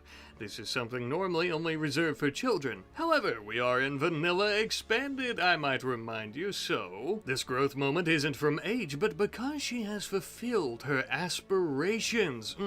Chef's kiss. I love it, and you'll love to see it. This means we can give her a minor passion in crafting, medical, and mining, all of which things that will be quite vital to us. We would also be able to choose the trait of thick skin for her, giving her this strangely hypercoagulating blood that will make her bleed out much slowly compared to other people. Basically, Elida is a walking Swiss Army knife that bleeds rubber blood. pretty cool. Some more good news. Back home, we finished up those sets of trooper armor, and though, again, we only have a couple for the time being, this is a great start, I think. And as you can see, compared with our vac suits before, after which we have a great big increase in all of the overall armor statistics. Is this actually worth taking so much time to build these? Probably not. In the future, I might just buy some, but it was pretty cool making our own for a while. And pretty soon, we should have a lot of money, more than enough to go about buying armor for every single one of our crew members, unless we get a huge, significant increase to our population anytime soon, which might happen. I don't know. But as you can see, our mining operations are going wonderful. Oh, son of a bitch. I knew that those pirates would find us sooner rather than later. Alright then, let's do this. Alright, they're dropping in on us. How many do we have? Looks like we only have the one up here. Perfect area, by the way. I'm gonna go ahead and crack one of these explosive barrels. It did not explode in time, though, I can tell you that. Ah, shit. Okay, I want to make this quick. We got plenty of mining to do. Okay. We have to be careful. The incinerator is extremely dangerous. Oh, shit. Don't get too close, please. Oh, I just noticed. There we go. All right, put the fire out. It's actually kind of crazy. There's a fire anyhow in space. I suppose once the fuel burns up. Well, I suppose we did make that rather quick, didn't we? I actually wanted to try to capture him and rehabilitate him into a proper soldier in our forces, but that's okay. Anyhow, though, I guess we have a lot of mining to do, as mentioned, so let's get back to that. And as we continue our mining efforts, let us continue increasing the quality of life for our folks back at the HQ, with a little bit of research into modern furniture.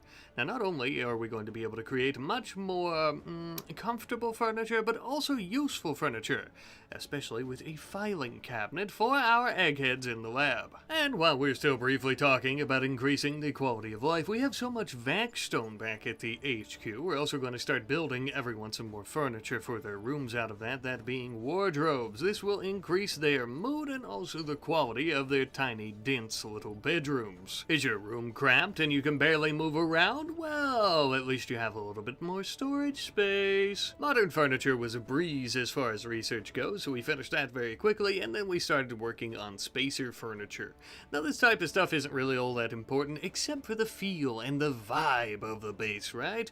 I have mentioned before how I want to mix this with our space-based furniture to give a nice blend between Vanilla Expanded and that mod, and to help out giving our laboratory folks a bit of a boost, with that basically just being Kirko at the moment. We're also going to be building 2 filing cabinets as well as a research counter. These items together really only give us about a 7% boost with a final value of 121. Not all that much, but we also don't have any bookshelves or anything in here just yet, so plenty more to go, I'd say. Now that we have some research into proper furniture, we're going to start increasing the niceness of places like our dining room / kitchen here, throwing in some beautiful drapes as well as nice soft cushioned couches for everyone to eat at, and even a glorious piano in case we have any musicians in the crew who want to serenade us as we digest our food. And again, this is going to make everyone quite happy, especially since this place is considered to be absolutely beautiful. Mostly thanks in part to the floor's beauty stats, but also some of the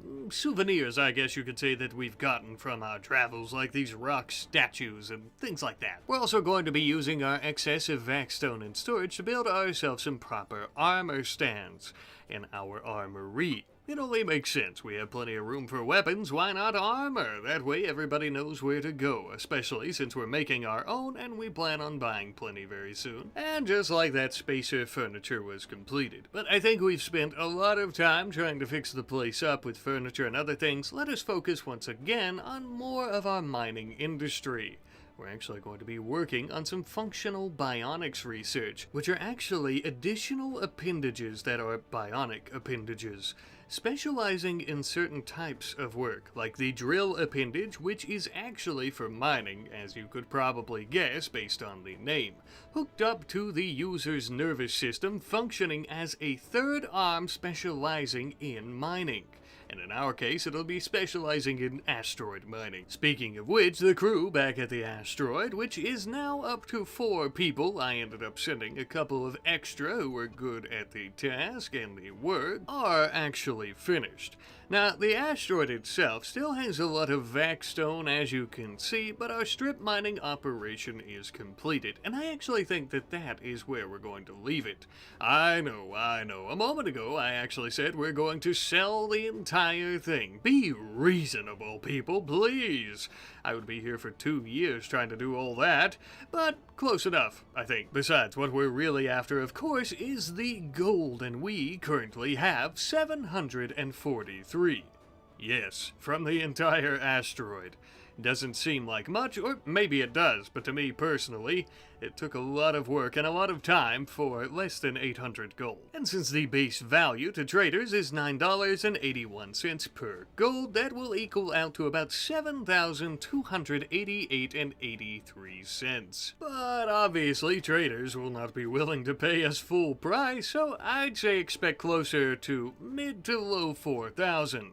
Still not horrible, I guess, and well worth all this work.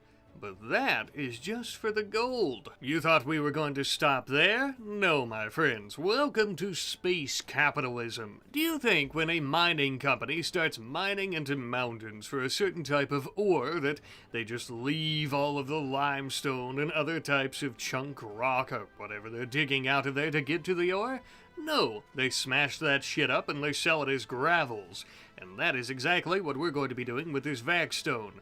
Refining it and cutting it into blocks to be sold. Now, full transparency here, normally bulk goods traders like the ones that we're going to be contacting from the Orbital Traders Hub don't purchase vac-stone blocks like this. But with a little bit of editing to the files, they do now, by God, and within 5 days we'll have one here who can go about purchasing it and go about paying us for it. And as if things couldn't get any better, we finished up our research into bionic appendages, which is great. We're going to be moving on to deep drilling. Since we're starting up a mining company, I want to do some deep drilling, ground penetrating scanning, things like that go hand in hand with the work. That was the good news. Now a bit of, I don't know, unfortunate news. Bad Luck has decided to court Mechanoid. Oh, you sick bastards. I should have never assigned you to asteroid mining, a small rock in orbit with nobody to keep you warm away from Kefish. But then again, Bad Luck, I guess I was just expecting the bare minimum from a married man such as yourself. And you, I don't even know what to say to you, home wrecker. You two disgust me. Anyways, other than our filthy cheating crew members, we did finish our research into deep drilling, which is great, and we can now move on to ground penetrating scanners. Now, I briefly touched on this a moment ago about the mining and how we need this tech for mining. However, it's also going to be great for detecting fuel, which is something that we need to go about fueling our shuttles for mining operations. More on that later. I'll discuss a little bit as to what I might have planned, though. For right now, though, what say you and I break up the monotony of all this mining and cutting vac-stone to make a profit to do a little bit of adventuring, eh? We have a mechanoid signal with a crashed grav ship not too far. I think we should go down there and maybe try to collect it for ourselves. I don't really have too many plans of building one at this time, but who knows. We're actually going to be sending down Elida and Mechanoid, not only because Elida is our best fighter and Mechanoid is actually a pirate from previous episodes who joined us, so she's also quite the battle-hardened soldier, but also to split her up from Bad Luck. Upon our landing, we immediately spotted the grav engine. Perfect, not even a scratch on it. Now that is some hardened technology. Around it lie many a dead mechanoid. Seems like the place is safe for now. Given just how rare this item is, we would immediately begin loading it into the shuttle after deconstructing some mechanoid ship chunks and loading them as well. The engine itself is probably worth more than an entire asteroid and the gold that we had found combined. But I don't think we'll be selling it anytime soon. And as for these dead, destroyed mechanoids, they may seem useless to us at first. other than maybe a scrap metal. However, on the contrary, our mod list does include the ability to resurrect and reprogram mechs. Once we get the appropriate research, of course, and a mech link. And since I would hate to waste potential free mechanoids, especially of this caliber, we'll be taking these back to our HQ for future use as well. But as night begins to fall here in the jungle, we're going to start cutting down some of these trees, collecting wood so that we may build ourselves a campfire, and also a couple of rudimentary primitive beds. Nothing too fancy, but just enough to keep the monsters at bay and for us to rest throughout the night. You might be asking, Rat, why are you sleeping in the jungle? Why not just get back in the shuttle, head back home, and drop off all that cargo? Well, I wish I could, but we don't have near enough fuel. And we don't have any fuel back at the asteroid base to send down here to the surface, so we're gonna have to make our own. Thankfully, the planet is rich with common resources like wood as well as steel and compacted machinery. All the resources that we would need to make ourselves a little wooden canopy carport place for our shuttle and for our sleeping area, as well as a biofuel refinery, where we can actually start refining all of this wood into proper chem fuel so we can get the hell out of here pretty soon. A tedious process, but one that we were well aware of before coming down here, expecting to get a grav engine so easily. I think it's worth it. About a day or so later, we had a crate falling from the sky. After it cracked open on the ground, there was a beautiful, gorgeous, posh little kitty cat inside. Oh my god! We very quickly grabbed the little furball up off the ground and started tending to his wounds. We were infatuated with him. Hopefully, he decides to stay with us, as we would be the perfect adoptive parents. While those two are refining fuel and tending to a kitty cat, we have our bulk goods trader in orbit, who is looking to buy our vaxstone blocks. Finally, our first sell of the asteroid as a whole. Around about 4,000 or so vaxstone blocks would end up fetching us 4,576 silver. Add on the additional 743 gold, and we would have a net positive of 8,583 silver. Not too shabby. It ain't much, but it is honest work. Honest, tedious, and fairly boring, difficult work, but this is the best part, the money. Now that is a whole lot of silver, and since there's so much of it, just in case of another pirate attack, we're actually going to load it up into the shuttle. That way we can get it out of here very quickly if need be. We would also end up finishing the ground-penetrating scanner after this, and then, oh, son of a bitch, another raid from the mech hive. I suppose we should have expected that they would send some of their robotic forces down here to collect the grav engine. So, we currently have a pikeman, we have, I think, a scorcher, yes, and a cyclops. Now, I would like to attempt to kill them and take them back so that we could resurrect them later on, reprogram them for ourselves. However, there are only two of us. I've actually got Mechanoid in the lander here because I want to see. I think we can actually leave if we want to. Yes, so we could actually make it back to our HQ if we so choose. We have just enough fuel to go about doing that. The problem is we won't, you know what, we could though, and then we could get fuel some other way, but I don't know. I was wanting to get them back to the asteroid that we've been mining. We could also try to prepare a defense to fight the mechanoids, but I don't know. I think it might be very risky. I was hoping to collect some fish as well for our aquarium, but who knows. We also have some mandrills, which are like primates, monkeys, that I wanted to take back. So many things I wanted to do while we were still down here getting the grav engine. But the question is it worth our lives? Probably not, but I would still love to get like a pikeman. They're separate, so we could try to kill this one. I think I'm going to attempt it. I'm going to send Elida to attack the pikeman, and we'll see if we can manage to kill it. I don't think we're going to be able to, but it would be nice. Oh, we don't have enough cover, though. Okay, and they're beginning their assault. Maybe we just... yeah, oh shit. Alright. Yeah, we need to leave. We need to get out of here. Oh no, I don't think we can we not load? I don't think we can load Elmer up, though. Dang it. Let's try. No, we can't take the cat with us. Uh-oh, whoa, whoa, whoa, whoa, move, move. That Scorcher is going to be bad news. Very bad news.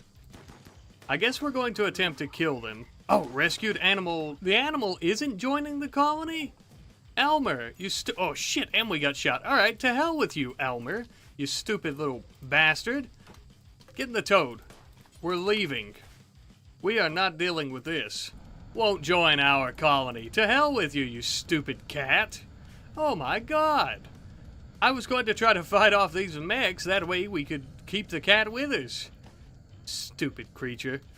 And looks like they're just going to destroy the temporary base that we built, but we are safe and sound, and we managed to get away from them. Alright, and we have arrived back at the HQ. Sheesh, that was a bit of a close call. We need to check that gunshot. I don't think it was that bad, but we did get hit from the pikeman there.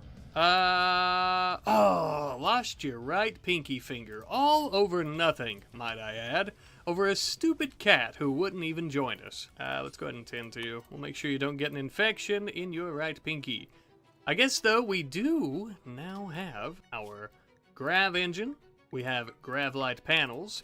I want to go to our machining table. I'm not going to shred any more mechanoids, and I'm actually going to bring their corpses inside. That way, once we have the ability to go about resurrecting them, we'll be able to do so. And I think the laboratory here is going to be the perfect place for them because, well, I mean, obviously, we want to study them, right? But we do have the grav engine, so technically, we could also build our very own grav ship, which I think would be great for one of our episodes, but probably not today, right?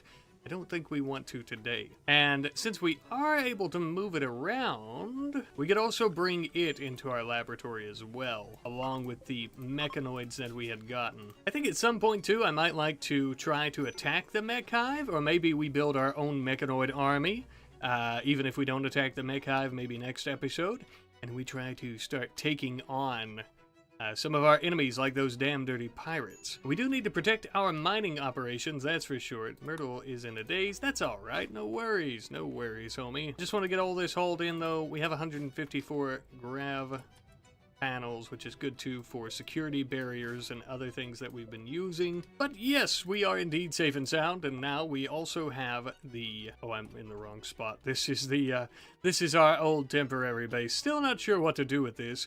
Although, I'm thinking we might end up setting up some type of fueling station here, where we're pumping gas, chem fuel, out of the ground, as we do have access to some deep chem refineries and pumps, and a lot of piping. So I think that might be something we end up setting up. That way, if we're going to continue mining, we can pump fuel from the planet, bring back up here to the HQ, and we can also continue using that fuel to go to new asteroids to mine, like this one.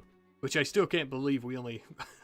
we got a decent bit of gold from this one, but the entire asteroid only had less than 800 gold, I believe it was, which is insane. We're going to cut up some more chunks here, though, and which we've cut up... No, we still have a lot. They just blend in really well, yeah. So we still have a lot of backstone chunks here, I think. Oh yeah, countless. Look at that. Yeah, countless amounts of backstone chunks. So we're still going to cut up a bunch of those. I don't think I'm going to do all of them, but we've made a lot of money off this asteroid already. If we can cut up more of these, though, I need to get our people back over here. We'll continue cutting up stone blocks and selling. I think we can make an absolute fortune. And, not to spoil anything, I might change my mind, but as of right now, I think we're going to spend all of that money on some proper armor for everyone. That way we're not trying to use up all our resources to build more trooper armor and things like that for everyone. Unless it's better than what we end up getting, of course. But with that, I think we are good for now. Now then, as mentioned a moment ago, we need fuel to get back to the other asteroid, but we don't currently have any organics. Other than our food, of course, obviously, which we have no interest in using for fuel. But we do also have some, corpses. Yeah, but as suggested by our good friend Dale Morgan, 8263, perhaps we should maybe render some of our enemies into chem fuel. They are just taking up space out here in the vacuum. Mick Vague, being a previous hardened space pirate, should have no problem butchering her fellow pirates and turning them into a form of gasoline for our shuttles, now should she? We could think of this as divine punishment for having an affair with a married man, but I think it was more his fault since he initiated, so we'll have to think of some way to punish his ass too. The meat that we ended up using and turning into chem fuel was just enough for us to have to buy a little bit more, but eventually we did finally get the shuttles fueled and we would head back over. We're almost done over here, but there is still a lot more refining of vaxstone to do before I think I'll be satisfied with the money that we've made. But as their work continues, we are once again going to be shifting focus a little bit to research, this time into autocannon turrets.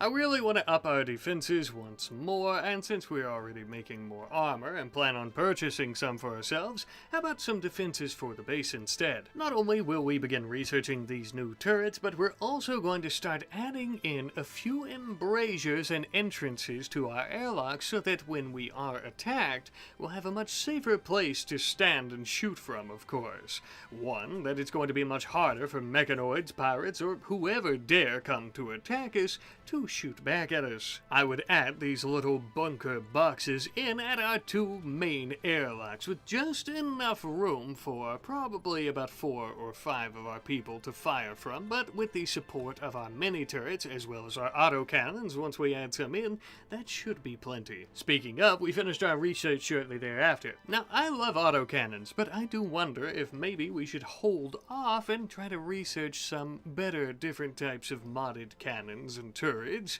before adding in these. Perhaps a bit of a test is in order. Funny enough, it's actually slightly cheaper and more versatile to craft an autocannon we can carry and use manually. This could be a good test of just how useful these weapons will be. This does come with a slight hiccup though. As I'm sure you can imagine, the autocannon is a great big heavy weapon, and so thus it is going to require power armor to wield. Power armor that we plan on having very shortly. But until one of us is weighing the proper facilities to wield such a great big powerful weapon, we're gonna store it in our armory for the time being. Checking back in on our mining and refining operations, we have a grand pile of vaxstone, and it looks like we're going to be making a decent bit of money on it. With it being just over, I think, 4,000 some blocks, we're actually going to be making 4,157 silver. That isn't much, but when you factor in the fact that this is one of the most common types of stone in the entire galaxy, these orbital traders are really doing us a favor here. With that, my friends, I think our mining operation on this asteroid is finally complete, and we are going to be heading back home, dropping off all of our silver. Now, we could have stayed, refined more, and made more money, but I think we have more than enough to buy the armor that we're looking for, with having a bit left over. I do think, though, for future mining operations, it might be better just to get the gold and jade and other materials, as it would be much more cost-effective for fuel as well, but you live and you learn. This was our first operation with our new mining company, so yeah. Still though, in total we made just under 13,000 silver. Nothing to shrug your shoulders at, Mamacita. Should be more than enough to also cover the upfront fee of about 400 something silver. I think I'm tired of all these damn numbers, but for the Orbital Traders Hub to send us a combat supplier. And while we're waiting on them to arrive in a couple of days, we're gonna go ahead and mine that L-Tex ore meteorite that had hit the asteroid, I think in episode 1 if I'm not mistaken. We've been waiting this entire time to mine it, mostly because I kind of forgot. Apparently, this material serves as a physical conduit for psycasters. Bunch of mumbo-jumbo bullshit that the Imperials are putting in people's heads, I have no doubt. But the important part is, it is worth a lot of money. Now we're interested. And while we're waiting as well, Kirko is getting a little bit bored and wants to do some more research, so I think we're going to start working on standard grav tech. Since we might be building a ship in the very near future within a few episodes, we might as well. In the meantime, also, before we come home, we had a little bit more Vaxstone blocks, about 800 800 that we ended up selling just because I couldn't help myself, and we also still already had the chunks here at our temporary base, so we might as well. But once we had done that, we started tearing down all of our structures, gathering up all of our gear and equipment, loading it into the shuttles, and finally, we are finished. And with that, my friends, this concludes the very first asteroid that we have ever mined in this series, and we basically done the entire thing as I stated I was going to do. We made a lot of money. It was all great. We had a lot of fun, but I really cannot stress enough to you just how great it feels to have everyone back home at the same time. Oh, like a breath of fresh air into our lungs, which is ironic given where we live. Ah, we have our combat supplier. Now we can purchase that armor and tie this episode up in a beautiful little bow. One of the first things I was eager to sell to them was that L-Tex ore for a pretty penny. However, apparently this is against Imperial law, and if we were to sell it and were to get caught, there's a possibility that the Imperials might try to come kill us, arrest us, or even worse. But for 3,240 cash, I say to hell with the Imperials and their half-assed government. We are free space holders here. We ended up making out like bandits, buying some weapons, plenty of armor, and still making a lot of money as well. We ended up getting a little bit of armor for everyone. Some folks got helmets, some folks got nice trooper armor, marine armor, recon armor, everybody except for Dubman. I forgot to get him something. We'll take a rain check. We'll get you something next time, pal. And since Elida, of course, is our best fighter, miner, best everything given her skill set, except for breathing, since she has prosthetic lungs, we ended up giving her the power armor to wield the great big autocannon, and I very much look forward to seeing what she can do with it. But with that, my friends, we've had far too many accomplishments this episode. I gotta save some for the next time. And I'll see you later. Greetings and salutations, all you space jockeys and intergalactic yo mules. A little birdie told me that you want to learn how to build your very own spaceship. Well, lucky for you, today, so do I. I suppose we could do it together, couldn't we? As you can see here, we've got ourselves an asteroid mining company, and we are in dire need of a heavy-duty hauling ship. One we can use to pack all of our resources, as well as the interchangeable parts of our temporary bases for our mining operations. Step 1. Acquire a grav engine. This is something that we've already done, but if you haven't, you had better cool your jets until you get the quest where you can go kill some mechanoids protecting grav ship wreckage, Junior. Bonus points though if you've also been doing your homework into different types of grav tech and orbital technology. You have? Well done, me too. But remember, little fella, there's always room for improvement and always more research to do. For example, we are now going to begin researching advanced grav tech. But as we're doing this crucial research, we are also going to begin with the ship build proper. First, though, you're going to need some actual resources to start, like gravlight panels, which you might already have some of, but if you don't, or if you need more, you can always purchase some from bulk goods orbital traders, like I did. Now you're ready to start on the platform for your grav ship. But me? Oh, I need to create myself a great big landing bay, as I plan on building a great big ship, and I want to ensure that we're keeping it somewhere safe. I thought the safest place, and the most obvious place on my asteroid to go about building this landing bay would be inside the asteroid itself. So I started mining out an absolutely massive area. But alas, as we dig out our gigantic landing bay / loading dock for our grav ship, I grow bored. And as an inevitable reaction, as do you. What do you want to talk about? I don't know either. Oh, here's an idea. How about a little bit of workplace drama? As it would turn out, Bad Luck has asked Kevish for some space. Now, in case you're new here, Bad Luck has been cheating on Kevish for quite some time with our other soldier, Mick Convan. Yeah, I know. Some nerve of him, right? Listen, my blue lizard lady, I know he asked you for some space, but trust me, you're better off. He's been two-timing you for quite some time. I didn't have the heart to tell you. As for you two, I hope you're happy. You broke her cold reptilian heart. Get your asses back to work. Otherwise, you'll be testing out the ship's new engines. From the business end, bitch. Even though this kinda sucked and everybody's quite upset, Cavish did get to keep the nice bedroom in the breakup, so that's a huge plus for her. Hell yeah, you go girl. Ironically, Mick Convac had broken up with bad luck a couple days later. I suppose this stress was really getting to her. How'd that work out for you, dumbass? Alright, back to work. It's time for us to actually start building our spaceship. No more workplace drama. For now, that is. We're going to be putting our engine right slap dab in the center of our new cargo landing bay. I measured it out perfectly. That way, the tip of our ship as well as the rear would be perfectly in line with how we're going to be landing. Now, I did give us a little bit of extra room towards the back here, just in case we have enemies dropping in here or something and we need to walk around the ship. That way, it's much faster than actually going through the airlocks of the ship itself, I suppose. Or in case we need to run away, there's a plethora of different reasons, I think.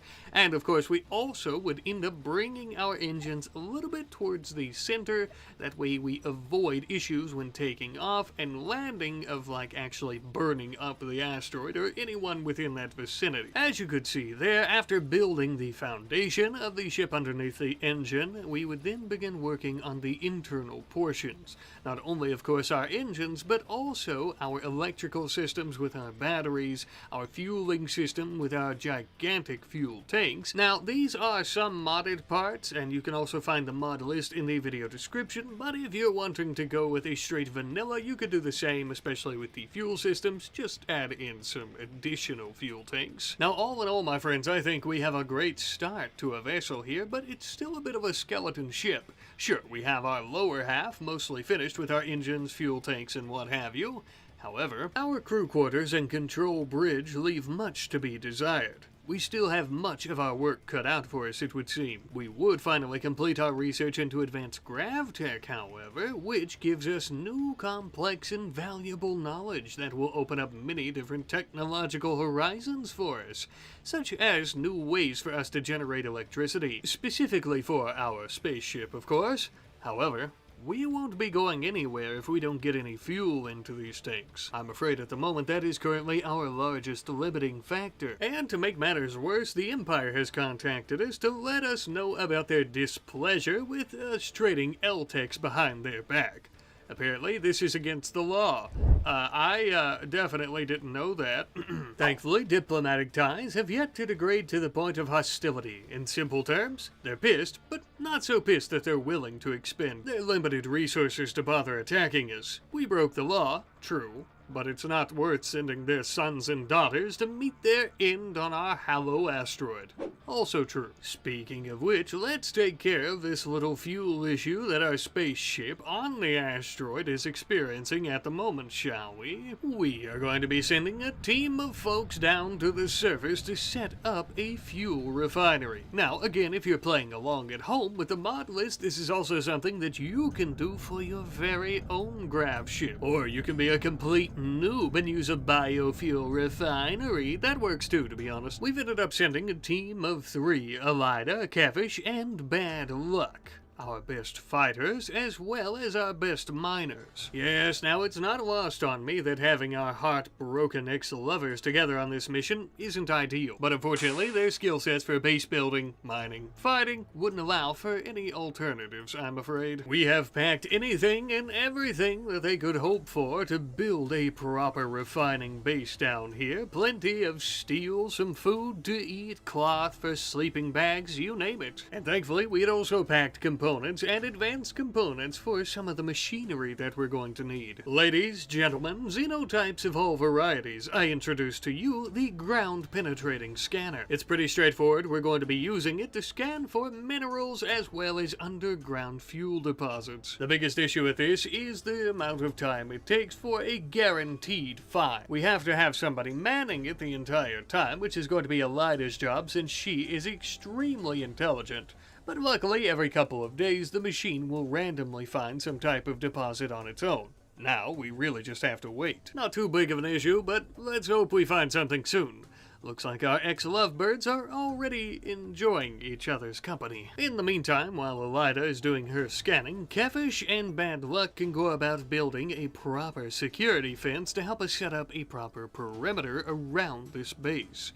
As we've saw in the past, if you've been watching the series thus far, we did have a temporary base here before, and it was destroyed several times over, so I'm afraid a security fence is a must-have. We also began rebuilding the base proper. Now, I won't bore you to tears making you watch this and explaining every single little detail, but we made a small patch of rice to be grown, that way we can feed ourselves, and basically a few other things so that we're self-sufficient. We also set up some mini turrets to help us out with that perimeter problem that we were talking about. However, even with our ground base, if you can call it that I guess, finally set up, scanning will alas go no faster. So in the meantime, we're going to begin working on our ship once more. We've purchased and collected some resources, enough for us to go about finishing up those crew quarters that we were talking about earlier. Our mining spaceship here is going to have a crew capacity of up to 6. Now of course if we really needed to, we could throw down some sleeping spots, but it can house comfortably 6 people. Up next was going to be our control room. Realistically, the ship only needs a couple of people to man the controls. Worst case scenario, 1 person really. So it is quite small, but I also wanted it to be comfortable. And if I can be honest with you, I'm actually really happy with how it turned out. It's honestly very cozy looking, very human, if you will. A little pro tip for you. Just because it's a spaceship, that doesn't mean it can't be comfortable and pleasant to look at. You'll notice along with our plethora of sensors and other technology that we're going to be using for flight and for landings, we also have a small port window for the pilot so that they can see what they're doing, and also maybe to enjoy the view. Now then, we've spent quite a bit of time back at the ship, so much in fact, we have managed to scan out a few different deposits of minerals, mostly being steel, plasteel, silver, but also some underground chem fuel. Deep chem, to be specific, and believe you me, there is a lot of deep chem here. Now you might be wondering, what the hell is deep chem? Well, as I mentioned, we actually have to refine it into proper chem fuel. First and foremost, though, we're going to have to pump the deep chem out of the ground and then pump it into the refiner, at which point we will be turning it into chem fuel that we can actually take back to the asteroid and use. Got all that? Okay, hope you took notes. Uh-oh. It looks like we have some business to deal with before we start building our refiner. The Dark Dragons. It looks like there's about 4 of them, and funny enough, they're wearing a bright red. That should make it quite a bit easier to see them when we're attempting to slaughter them. Even so, though, I don't think we've ever heard of the Dark Dragons thus far. Ah, damn dirty junkers. We have yet to see them or interact with them so far, but they're like vultures from what we hear. As soon as you have something and they see the opportunity, they'll swoop in. My best guess is they've been spying on us for months and detected our deep scanning signals. Now that they know there's fuel in this area, they've come to take it for themselves. Well, unlike most, we won't be so easily stolen from. So as we saw, it looks like the filthy junkers are preparing before they attack. Now I'm going to pause. What do we have here? Pigskin head bag? That's very unusual. Anyways, they are preparing to attack us, so I've thought about a bit of a plan of attack. If we come here, we can take cover, attack them, and cause them to come through this way. A bit of a bottleneck choke point. Not that much cover here, though, admittedly. However, we could take one of our batteries that is almost full, and we could also take our mini turrets down there to give us a bit of backup, as well as some distraction against our enemies. Now, does that mean that, you know, we're not going to have any issues? Of course not. You know, they're probably going to destroy the turrets. But it does, however, mean that we'll end up having a little bit of cover fire, right? A bit of a supporting fire. So we're going to grab all these things and we're going to head down that way. Hopefully we can get this done before they start attacking us. I think we should have enough time. I suppose we'll get ready to see here in just a moment. Go ahead and get this put down here. We'll keep the bolt action rifle. for bad luck because I'd like to use it to get their attention as well. This is probably fine. The issue is they're definitely, almost definitely going to take cover here, right? Because they're going to run into our turrets and then they're going to need cover, so they'll come here. We could come from this side when that happens. That might be the best way to handle things. Let's get bad luck, the filthy, cheating piece of trash, to come down here and help us attack them. We're going to come out in the open. Here we go. Let's see if we can get their attention. Okay, so they definitely see us. That person has a marksman rifle, which is like a bolt-action rifle, but much better. Okay. Whoa. Not good. Not pleasant. Can we hit from here? Yes, they're still within range. Bad luck isn't doing so hot with actually getting some shots in. We did hit this person, though. That's not too bad, I guess. At least we hit one, but they haven't come to attack us, so malnutrition. I guess we weren't eating for a while there until our rice grown. I didn't notice that. We'll go ahead and tend to the cracks and bruises, though, while waiting on them to attack. They are taking quite a while. We could... No, I don't want to come down. There we go. All right. Perfect. So we'll kind of lead them up this way. I think they're... Yeah, we're going to get hit. They're already coming up this way. So we want them to come this way. That way we can take cover... And we can also use... Oh, no. Dang it! I meant to come up from behind to try to ambush them, but it looks like Kefish has already been spotted. That's okay, though. Elida's got the auto cannon, which is going to be good. I'm actually going to bring these two up here to help us. Oh, my God. All right, we lost both of our turrets. Oh, yeah, not what I was hoping for. I'm going to have Elida right here. Oh, no. We have to be careful. This person and their marksman rifle. Okay, bad luck. Kefish. All right, headshot, baby. Yeah, all right. Bolt action rifle definitely going to be for the win here, I think.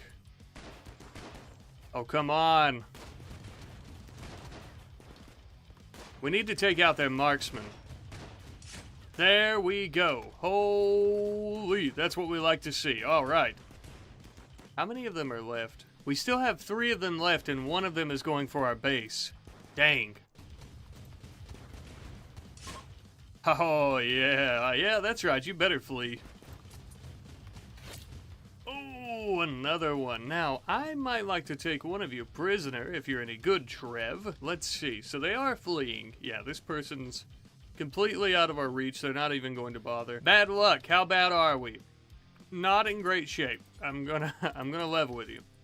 Kefish completely unharmed, and Elida, we're looking at a few gunshots. Come tend to this person. First strip them.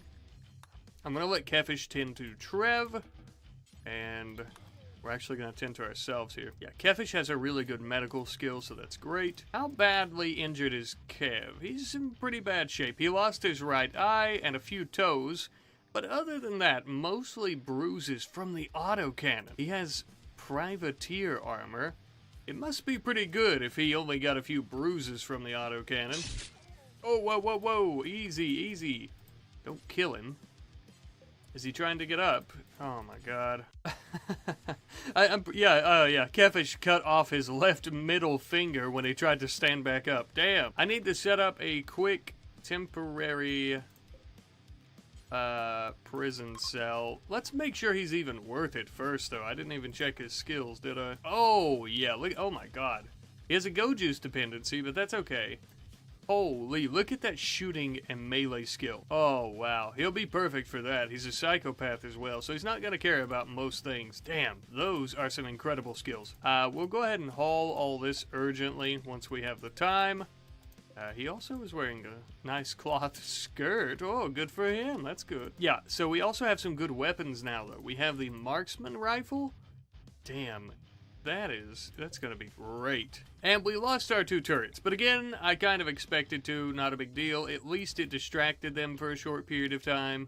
We didn't lose our battery, so that's good too. Makeshift rifle here, kind of dog shit, not worried about it. But that marksman rifle, gonna be great. And we also get a hand cannon, I think. Oh, we have a female psychic soothe. Good, good, good, good. Catfish and Elida are going to be quite tickled about that. Please come 10 to bad luck. That way we have a better 10 quality. We'll get these two taken care of. Trev, I'm going to go ahead and start recruiting you. You have a resistance of 10, so it actually shouldn't take all that long. Elida's got the best social skill here, so it shouldn't take all that long. And we're going to go ahead, after we get everyone tended to and stuff, and start working on a chem fuel refinery out here in the sandy part of the area, the deserty part. That battle went pretty good, though. A lot better than I thought it would. I was expecting one of us to probably lose a vital organ or something, but thankfully we're A-OK. And we have a possible new recruit, which is pretty good too. Now then, on to that refinery. First and foremost, we are going to be building ourselves a proper pump.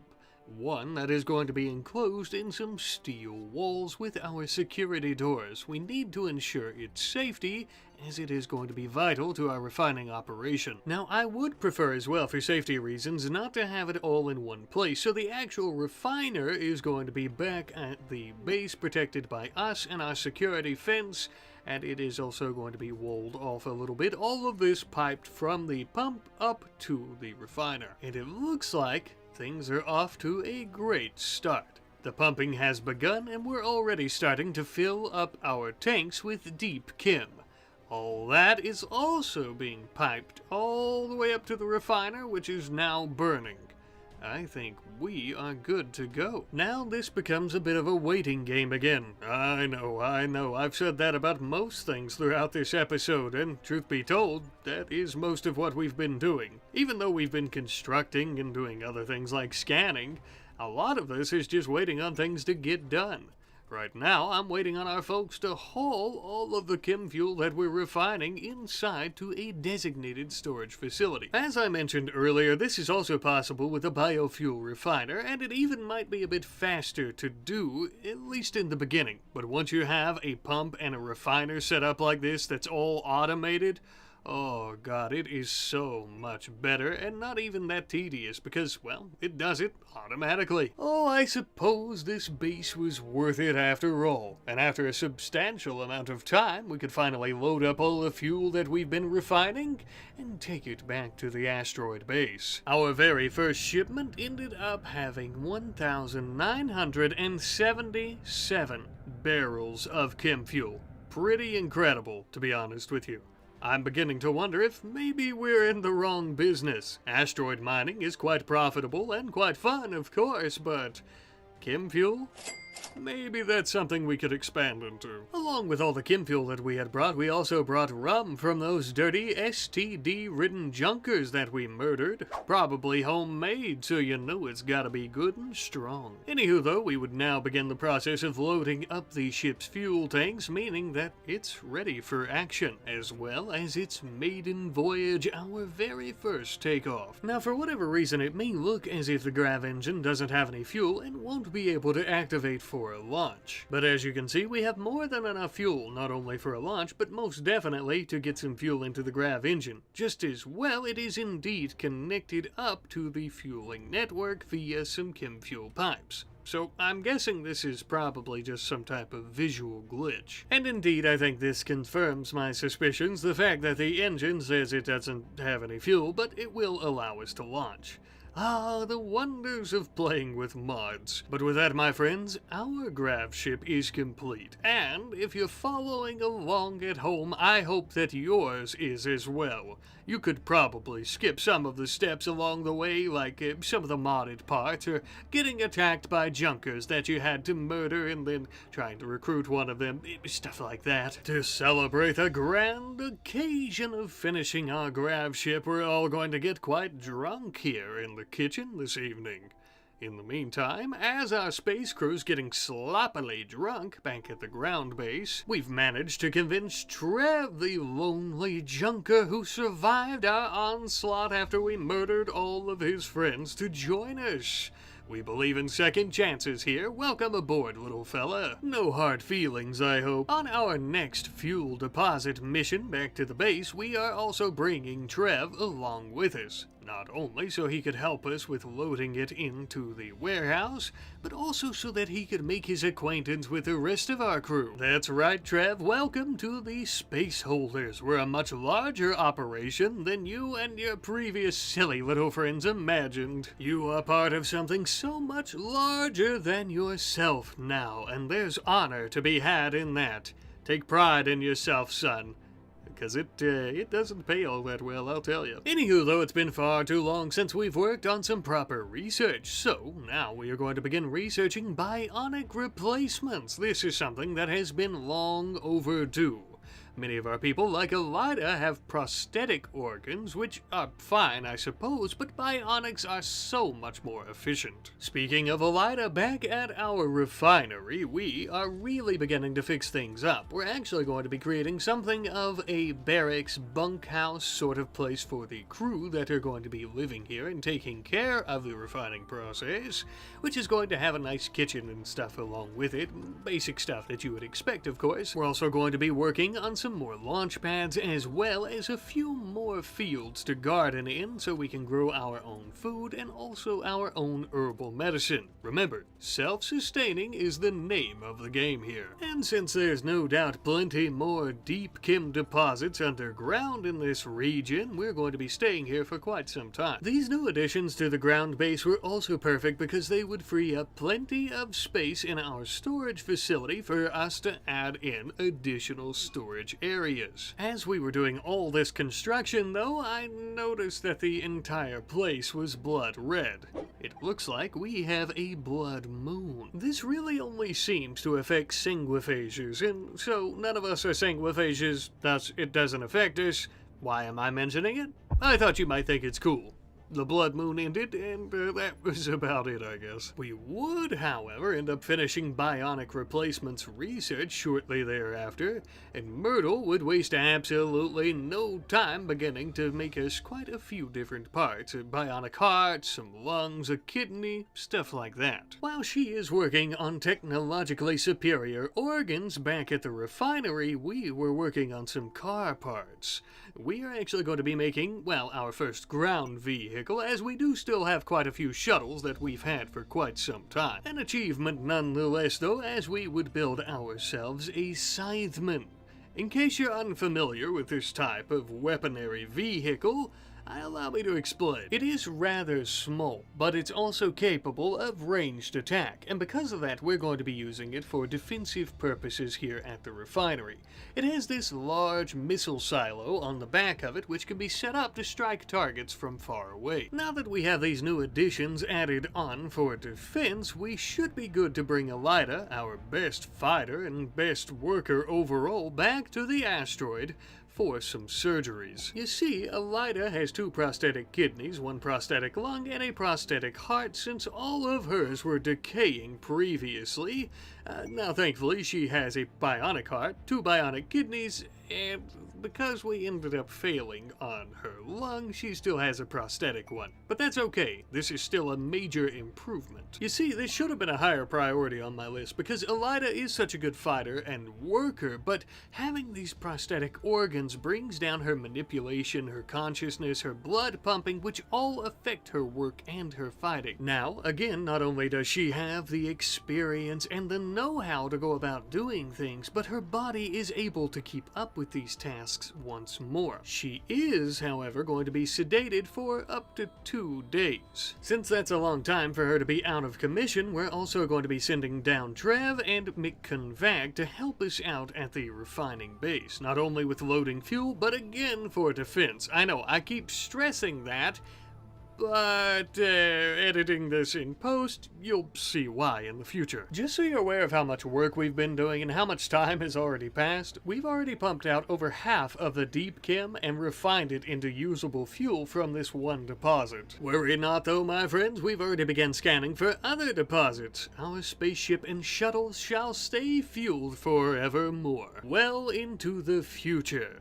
Soon we'll even be ready for a bit more asteroid mining. Whereas before our biggest limiting factor was fuel, now it seems to be manpower. We simply don't have enough people, or at least not enough to go about staffing the ship for mining, the asteroid base, as well as the refinery. At least not safely. And this is an issue that we must solve post-haste. We ended up having another psychic storm though, a supernatural phenomenon. If I remember correctly, the last time this happened... Oh shit. We're under attack by Archons, a species that is somehow psychically connected to an actual Archotech, basically making them technological demigods. Ah, hell. Here we go again. I'm gonna be honest with you. I've never fought an Archon, but I do know they're extremely dangerous and extremely powerful, and we also already have psychic lightning striking from the sky. Jesus. I don't know if that happens every time, but it's happened every time that we've seen one. This is insane, and we might all die. Okay? I'm being completely serious. And let me explain to you why. The Archon is wearing a special set of armor called Arco Plate. It doesn't provide full body coverage, but the wearer benefits from a nigh impenetrable psychic barrier capable of stopping most ranged attacks. I mean, it's incredible. That's insane. Incredible shooting and melee skill. They also have a few Bionics, so we're looking at a Psi-Link, we're looking at advanced Archotech arm, and that's about it, except for the Archotech regeneration matrix, which basically makes them regenerate themselves after being hurt extremely quickly. Not only that, they are transcendent. This person has a direct link to a distant Archotech, and part of their essence exists outside of our dimension. They're capable of using Archon equipment, and in the event of death, they will skip back to another dimension, only to return unscathed after some time has passed. That's f***ing crazy. I don't even know what to say. Worst of all, perhaps, is that I notice in their needs they have Zera Smasher's kind thoughts. My bonded weapon is whispering kind thoughts to me. Not only is this son of a bitch a technological god, essentially a demigod, they're sitting here talking to their sword. They're insane. I'm very nervous. I really do genuinely think a lot of us are going to die, or at least some of us for sure. Elida is back at the base, and her anesthetic is still wearing off. She's definitely our best shooter, or at least a melee fighter. I think there are definitely some better shooters, but she's still pretty tough, of course. We're bringing her, Dubman, and Kefish all into one of the toads to try to get them back to the surface as soon as possible. I'm also attempting to stay paused for the moment so we can kind of figure stuff out because I really don't want to die. I'm bringing Bad Luck down with his marksman rifle behind these sandbags. Julian, I'm also going to, I think, keep here. Trev, I'm actually going to put in our Scytheman, the newest vehicle, because we're going to try to use that. And Mechanoid, I am going to be bringing up here to Julian. Let's unpause. This is very scary. I immediately want to bring this vehicle down here. We're already having... Oh, we managed to hit... Okay, let's check. We did... Look at this, some blood. We have managed to draw blood. A gunshot. Then, well, it doesn't look like they're actually bleeding, though. To the left leg. Now, that's pretty incredible from an autocannon. Oh, we've broken their... Oh, my God. Okay. Alright, well. They disappeared. That was actually much easier than... Oh shit. We still have to deal with the storm, but that was actually much easier than I thought it was going to be. We have some gold. A literal piece of gold from that fight. I mean, okay, we did hold out a lot better than I thought we were going to. I was afraid we were actually going to get killed there. But that was one Archon, who I'm telling you, I think we just got lucky by bringing those shields down faster. We, at some point, could end up facing an entire army of them, which, needless to say, would be a little bit more difficult. And this psychic storm really sucks ass. Imagine getting struck by lightning from this shit and trying to fight them off. But I'll say I'm pleasantly surprised. All right, we done actually pretty well there. And everybody's safe and sound. That is the most important part. Although, with that Archon going to the other dimension, there's a good chance that they'll be back for us, I'm sure. But I suppose that's just something we'll have to face when it comes. Okay, so I was just about to, like, go back to normal, but, we have another Archon raid. A second one. This person just popped right up here instead of coming in from any edges or borders like usual. Holy, and she is fast. I'm gonna try to kill her if I can, actually. Oh shit, that would be bad, wouldn't it? I don't want to hit our autocannon. I'm gonna hit this area with missiles. We're all gonna get the hell out of here. We're gonna get back. Move, move, move. Oh, we're gonna miss her though. Oh my god, bad luck, no! Oh, thank God. We didn't hit her with the missiles, but thank God we managed to kill her. Oh, man, look at that. Oh, God. Almost lost that right arm. Oh, shit, that would have been real bad. I don't even know what to say. This shit is insane. Let's start tending to Bad Luck's arm. This one also dropped gold. 30 gold this time around. I guess we're gonna have to stay on high alert here because that could end up happening again. You know what we really need to do? We need to replace our fencing with embrasures and proper walls. I'm all about the chain link fencing, but if we're gonna be getting attacked by technological gods, essentially, we definitely need better defenses. That was a close one. We almost lost Bad Luck there. Oh, wow. Yeah, look at that. Oh, man. 3 scars on his right arm. Immediately it's scarred. There's no healing from that. How strange. Oh, wow. Yeah, I don't even know. Sorry, I'm just so freaked out by this. It's very scary. Seems like the storm might be letting up, though, which is a good sign. We might be in the clear. All right, I've been watching for a little bit, and yeah, it seems like the storm is gone. No more Archons so far. We had some cargo pods, but that was up here. Ooh, fertility unblocker. Okay, I guess. That was about it, though. We're good. I think we're good to go. Holy shit, though. Archons are very scary and very, very dangerous. We're gonna have to replace Bad Luck's right arm with a bionic one. In the near future, I suppose, but one step at a time. Right now, I think we need to focus on manpower. And so that is exactly what we would do. Wasting no time, I immediately contacted the Orbital Traders Hub to request a slave ship. I know. Now, we are not okay with having people in chains. I promise you we're not.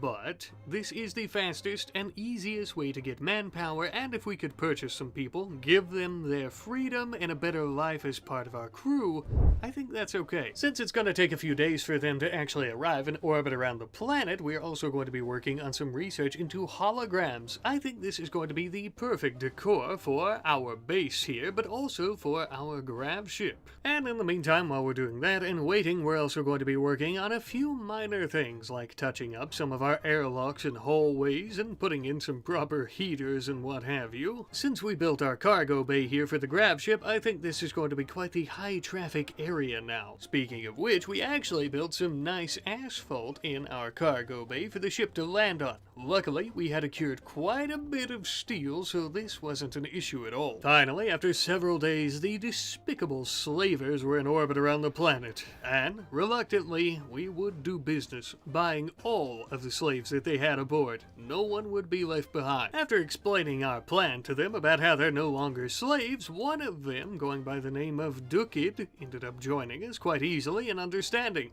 The other 3 not so much. They refused to no longer be enslaved. Poor souls, their minds have been absolutely broken. So naturally, we arrested the slaves to hopefully rehabilitate their minds. They have been in chains for far too long. Their spirits broken and in need of repair. Not everyone was quite so happy to be arrested and to no longer be enslaved.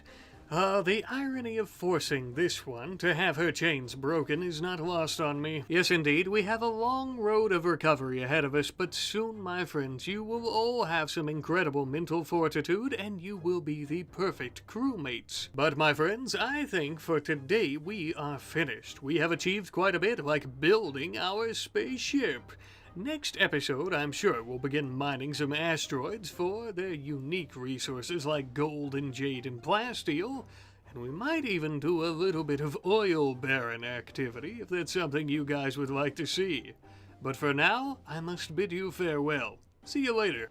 Hey there, spaceman. The name's Catfish. Oh, come now. Don't act like you ain't never seen a blue lizard lady before. I hereby welcome you to the Free Spaceholders Mining Company. We live here on a fortified asteroid. Fitting, isn't it? You know, seeing how we mine other asteroids for a living. You know what, never mind. Recently, we've built ourselves an absolute beast of a mining vessel grav ship to assist us in our mineral hauling needs. A ship of this size requires extraordinary amounts of fuel, so we also set up a refinery on the planet's surface to make our own chem fuel. Sounds like a whole lot of work, don't it? Well, indeed it was, and still is. So much, in fact, we've been purchasing and freeing intergalactic slaves from their bondage under the Intergalactic Traders Alliance. I know, heroic of us, isn't it? If we weren't doing it for our own selfish reasons, of course. Even so, though, we would prefer not to use our organic members for the line of fire if we can help it. And in today's episode, I think we can. For you see, we are going to be creating an army of mechanoids to serve as our fighting and defense force for our glorious mining company. We already have a handful of them in our laboratory that need repaired, reprogrammed, and resurrected. Once we've completed the appropriate research, that is. Speaking of which, we recently finished up our research into holograms. I think that these are going to be a wonderful form of decor and artwork around all of our bases, but they might also have some type of strategic and interface, applications, I suppose you could say. But we're not worried about that right now. Because right now, we want to start researching basic mech tech.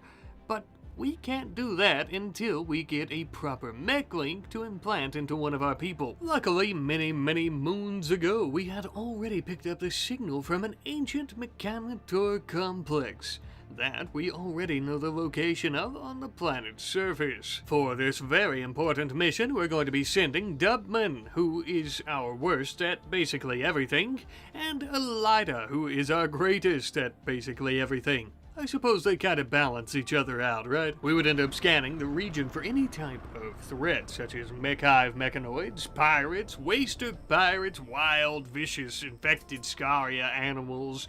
We didn't detect anything, and we would end up landing on the outskirts. But just because the region is safe for now doesn't mean it's going to stay that way. In case you're wondering why I brought Dubman if he can't shoot or really fight, and he's basically the worst at anything, Elida will be infiltrating the building as he stays on our mortar that is attached to the shuttle for some supporting fire, if the need arises, of course. And as we breach these ancient hallowed halls, we found, well, a whole bunch of nothing. A bunch of mechanoid wreckage and trash, and that was about it.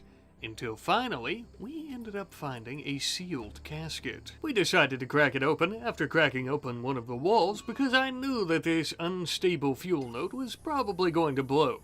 And, indeed, I was correct.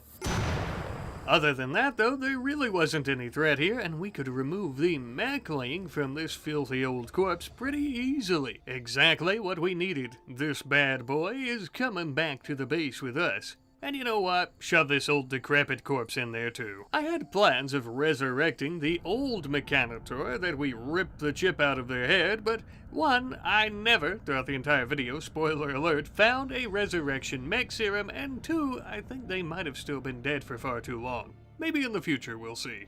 Regardless though, now comes the question of, who do we give the mech link to? I had Kirko, the smartest, Elida, the best all-around, most intellectual with her fighting skills, and we also had Kevish, who is my favorite. The unanimous decision was made by everyone that Elida would be the one to install the mech link. She is our best fighter all around, and it only seems fitting, with her being our best fighter, that she would also be the one to lead our mechs into battle, and because she's going to be the hardest to kill.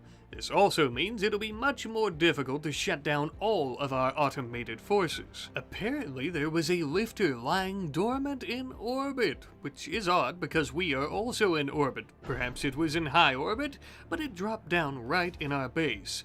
A little bit annoying because it crashed right through the roof, but that's okay, little fella. We forgive you. I guess technically you are actually our very first autonomous soldier in the army, huh? Although something tells me you're probably not going to be much for combat. Best that you stick to hauling, okay? Anywho, now that we have that mech link implanted in Elida's brain, we can actually start researching basic mech tech.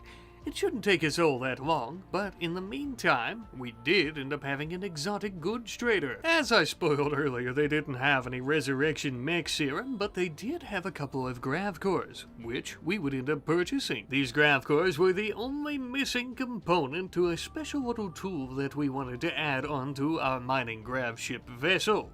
We ended up building a couple of shield generators. Now these are the small shield generators, and of course one large one would have sufficed, but I didn't exactly have the room for it, and these fit in much better, and we can also have some ample protection from projectiles. Not only to protect our workers who are going to be mining asteroids, but also our mech army, as this is almost definitely going to be the transport vessel for them as well. Speaking of which, we did finish up that research into basic mech tech. I told you it wouldn't take all that long. This is nice to have, but we still need to do work into standard mech tech before we can actually make any progress in resurrecting the type of mechanoids that lie dead on our laboratory floor. And for that, we need a signal chip, and to get this chip, we have to summon a Diabolus threat. We have to kill the Diabolus and take the chip from it, which is all well and good, but we'll do that in just a second. As for right now, I want to get things in order for a proper mechanoid creation laboratory, a place where we can gestate them, we can resurrect them, reprogram them, so on and so forth, as well as go about recharging them and build some band nodes. Now this would take up quite a bit of our time and a lot of room on the asteroid, not that that's really that big of a problem, as we still have plenty of space to spare. But we would end up finishing this laboratory, as mentioned, and I also ended up putting a grav anchor in here just because, well, I wasn't really sure where else to put it, and I don't want to forget about it because we'll take off with our ship and I'll destroy the asteroid base by accident. As mentioned, we do have plenty of band nodes, and though we have a lot of room to spare in this room, I'm thinking later on, as needed, we'll build more and probably give them their own dedicated gigantic warehouses specifically for band nodes, because it's going to take quite a bit of bandwidth for an actual army. Before we take on the threat though, to get our signal chip, we do have 4 of the slaves who we had in our prison finally recruited. Welcome to freedom, folks. Welcome to the crew. I hope you're ready to maybe die against a gigantic mechanoid, because that's maybe gonna happen. Our new member, Monospas, is incapable of violence, though, so she won't be assisting us in any battles of any sort, but she is one hell of a cook, taking the work from Kirko, ultimately freeing her to assist with other tasks. It's like having our own personal gourmet chef in the base. Actually, that's exactly what it is, come to think of it. As for the others, we sent them all into the armory to gear up for the quickly approaching battle. Unfortunately, though, we have the bottom of the barrel weapons at the moment, i.e. space muskets, which are just normal muskets, to be honest. Real quick as well, before we jump into this fight, we have 2 new lovers. Looks like Bad Luck flirted with McConvag. Oh, of course he did. Okay, in case you're new here, let me explain. I've been keeping up with this little love triangle for some time, okay? I guess I'm glad to see these couple of asshole lovebirds back together again. You see, Bad Luck was with Kefish, and then he cheated on her with McConvag. Kefish found out, broke up with him, and then soon after McConvag did again, I guess before they got back together this time. Luckily, Kefish doesn't hold any grudges. But me? Well, I'm just waiting on this dirty, cheating son of a bitch to bite the dust already. Anyhow, I'm going to be bringing a vast amount of our forces from the asteroid base down to the refinery. That way we can summon this Diabolus and beat its ass. Real quick though, I'm sorry I keep putting this off. Before we summon the threat, our ground crew would be able to share some of their weapons with our newest members who were using those terrible muskets. I'm glad that I remembered, because we had a bolt-action rifle, an SMG, and a few other things that would be much better and much more accurate. It looks like in summoning this threat, we're only going to have to fight 1 Diabolus as well as 3 Militors. That shouldn't be anything that we can't handle. Even so, though, it's best not to underestimate your enemies, especially when they're cold, unfeeling, undying machines. Now that is one angry-looking vacuum cleaner. Alright, let's kill it. So our robotic enemies are already on their way. I am going to pause, however, because thanks to our scytheman, right, yes, we do have a rocket salvo on the back that we can use to attack them from a distance. And if we plan this correctly, I think we should be able to hit them. I'm actually very nervous. We're gonna aim right there. I'm afraid we don't fire fast enough, which would be a big problem. Here we go.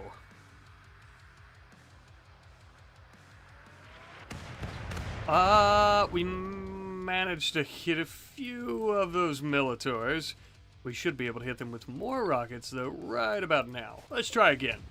Wait, actually, bring it this way. Okay, here we go. Oh, man, it's already attacking our defenses. Oh, no, we completely missed. Okay, I want to put bad luck in range. Oh, shit. That Hellsphere cannon is about to absolutely rock our socks. Not good. Oh, no. No, please. Okay, let's see if we can finish it off before this happens. I don't think we can. Hit it with the rockets again. Oh, no. Our autocannon. Here we go. We did manage to hit it. Oh, shit. That is not good. Okay, everyone... Oh... Alright, well, it looks like we did it. So we did defeat it. We need to rush in there and get that chip right away, because that is not good. We did get hit with a charge blaster, but seems like we're A-okay for the most part. I think Elida's probably our fastest, right? I need to be able to go about getting this. I'd also like to keep the corpse if I could. We might even be able to resurrect it. Yeah, there we go. Okay, the rain has come to save the day. Thank God, thank God, thank God. Okay, we need a research bench, but for now we're going to go ahead and haul it. I'm also going to make a spot for mechanoid corpses just lying out here in the rain. It would be absolutely wonderful if we could resurrect it and to have it fighting for us. You know what? All that and all we really lost was our autocannon. That's not too bad, although we did come kind of close to losing Elida as well as Mechanoid.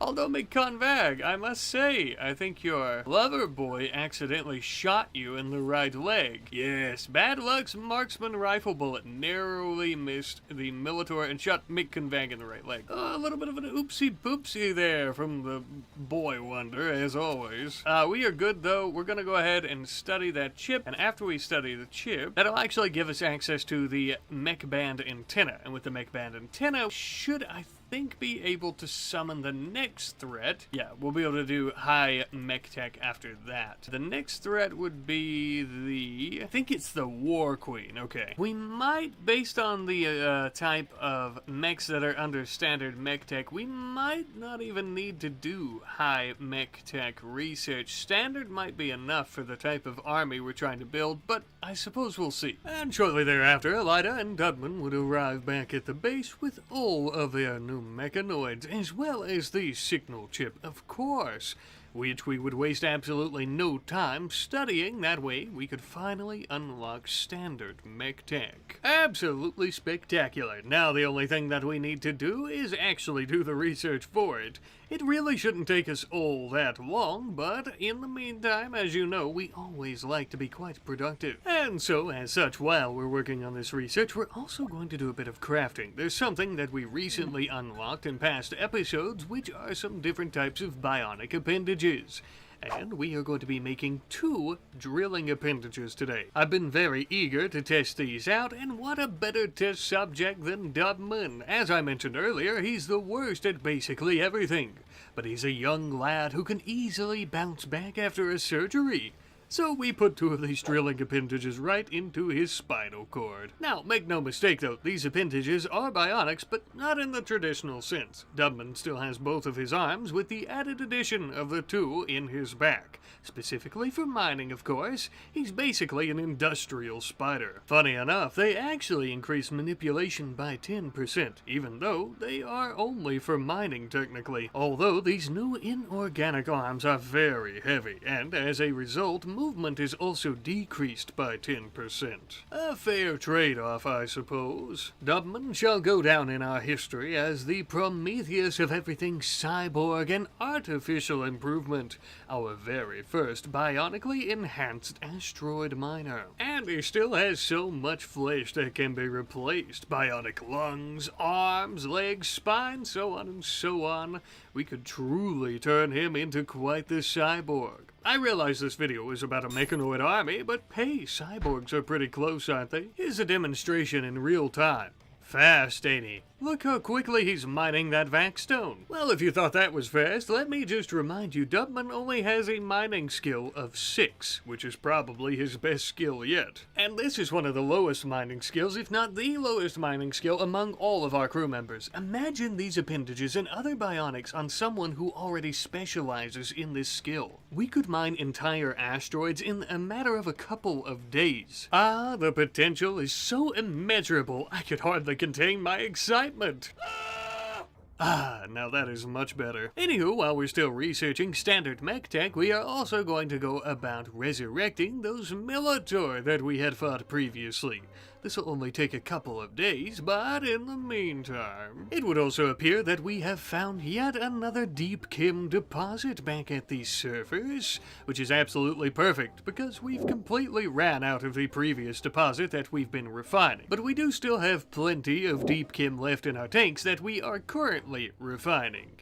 But soon we will run out of those and we'll be shifting our focus over to this new deposit, which luckily still isn't all that far away, I suppose. But we're also going to be working on defenses around our refinery, just in case we get a wild hair and decide to summon yet another threat for some glorious technology to increase the power of our mechanoid army, or if we get attacked by some type of archotech demigod again, you know. Something like that. Now, I'll be the first to say that shitty and shabby old chain link fence has been needing to get replaced for quite some time.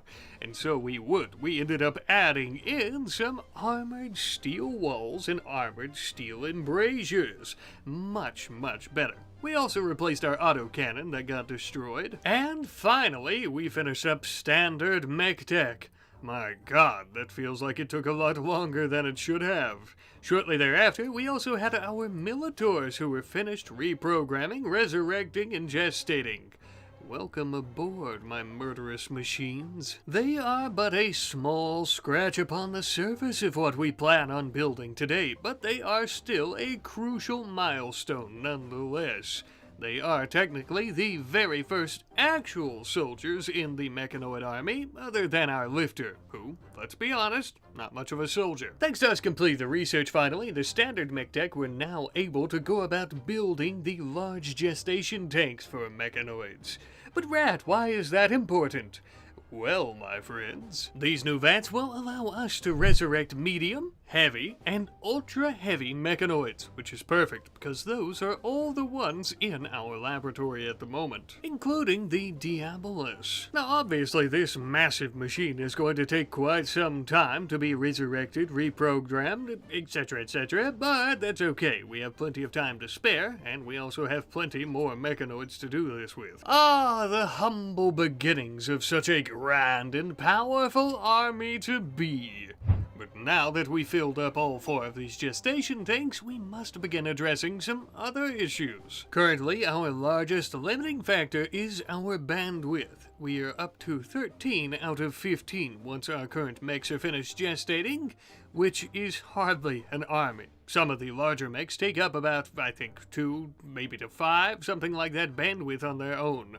So we have a lot of expanding to do. Luckily, indeed, we do have a lot of room in the asteroid, as I've mentioned before, and as I also kind of talked about maybe doing before, we are going to be building 2 gigantic rooms that are solely going to be dedicated to our band nodes, increasing our bandwidth by a lot. After a very long time and a lot of resources, we finally finished up our very first band node room. The smaller room, unfortunately, but even with this, we still have increased our bandwidth by quite a bit. You might be asking how I'm getting all the components and steel to build these if we are not doing any mining at the moment.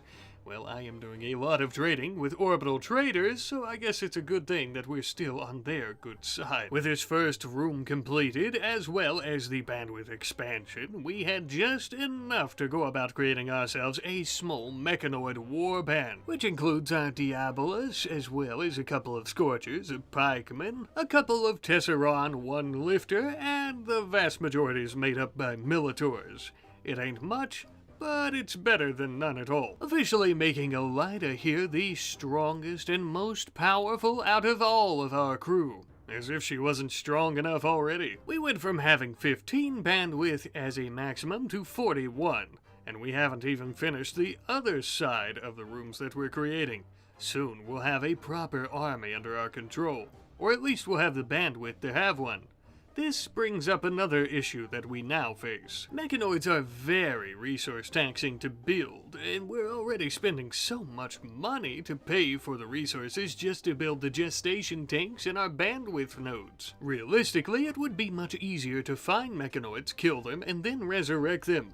Luckily, the grav ship quest from the Odyssey DLC just so happens to have a mechanoid relay quest.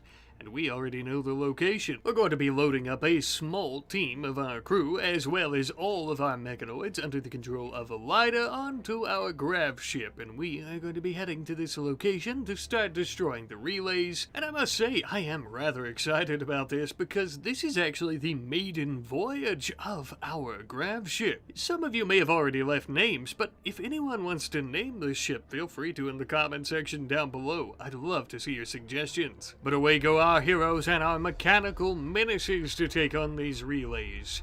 In the meanwhile, a bit more about this shitty love story. Blech. Apparently bad luck proposed to Mick Convag and she accepted. Okay, great I guess. I hate you both so much. No, I'm serious. Oh, thank God, the grav ship has finally arrived at its destination. Just in case you're not familiar with this quest, I'll give you a brief rundown. Basically, there is a mech relay here, but to go about getting to it so that it will crash and we can actually take its parts, we do have to destroy 3 of these other smaller relay-type machines, each of which actually have some dormant mechanoids, which is the real reason that we're here. Now, for the 3 relays on the ground, you can attempt to hack them, or you can destroy them. For our purposes, option 2 is much better, because when a relay is destroyed, more mechanoids will drop from orbit coming to try to defend it, which means we're able to kill more of them, take them to the ship, that way we can take them back to base for resurrection, adding on to our army. Now, since I'm sure you've already watched myself and some of your other favorite creators go about doing these quests and destroying the relays and killing the mechanoids, I won't bore you with all the fighting. Just know that I destroyed the other 2 relays very easily, and the main one finally crashed. We very quickly, along with our mechanoids, destroyed it, giving ourselves a new grav core and some grav light panels. That was all well and good, but what we were looking for were the other mechanoids that finally dropped in to defend this relay. We had a pretty wide variety here of lancers and scythers and things of that nature, all perfect, as these were the type of mechanoids that we knew and loved and would be perfect to have fighting for us.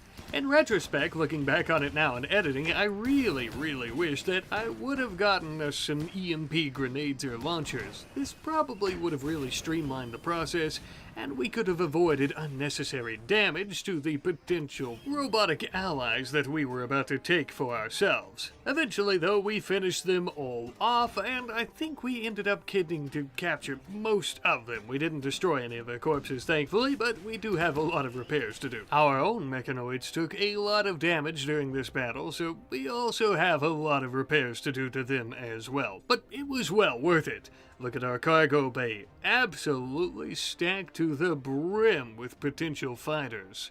Just what we needed. With that battle under our belts, we would finally return home, not only with all of our members and our own mechanoids, but with the corpses of those that we had sought to turn into our very own little Frankenstein's monsters. Since we only have so many gestation tanks, we would waste absolutely no time, making it top priority to get all of those mechanoid corpses inside here, and that way we can start resurrecting them.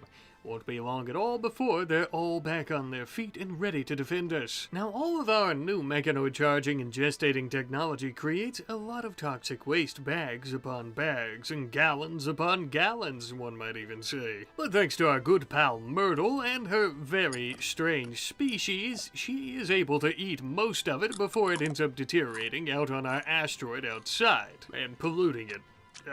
Still gross though. While we're waiting on all of our little fighters to gestate, resurrect, blah blah blah blah blah, all that stuff I've been yapping about this whole time, we are actually going to be finishing up our larger room of band nodes, which is going to expand our bandwidth just exponentially. I don't even remember the number, but it's very, very high, more than we need, really. We also ended up building a dedicated room for our larger, ultra-heavy and heavy mechanoids to recharge themselves, like our Scorchers, Pikemen, etc., etc. We can't have any of these bad boys shutting down mid-battle. We've got lead flying at us, and the only thing standing between us and those bullets are a nice big pikeman. Yeah, I'd rather survive, thank you. Eventually, though, we had our army.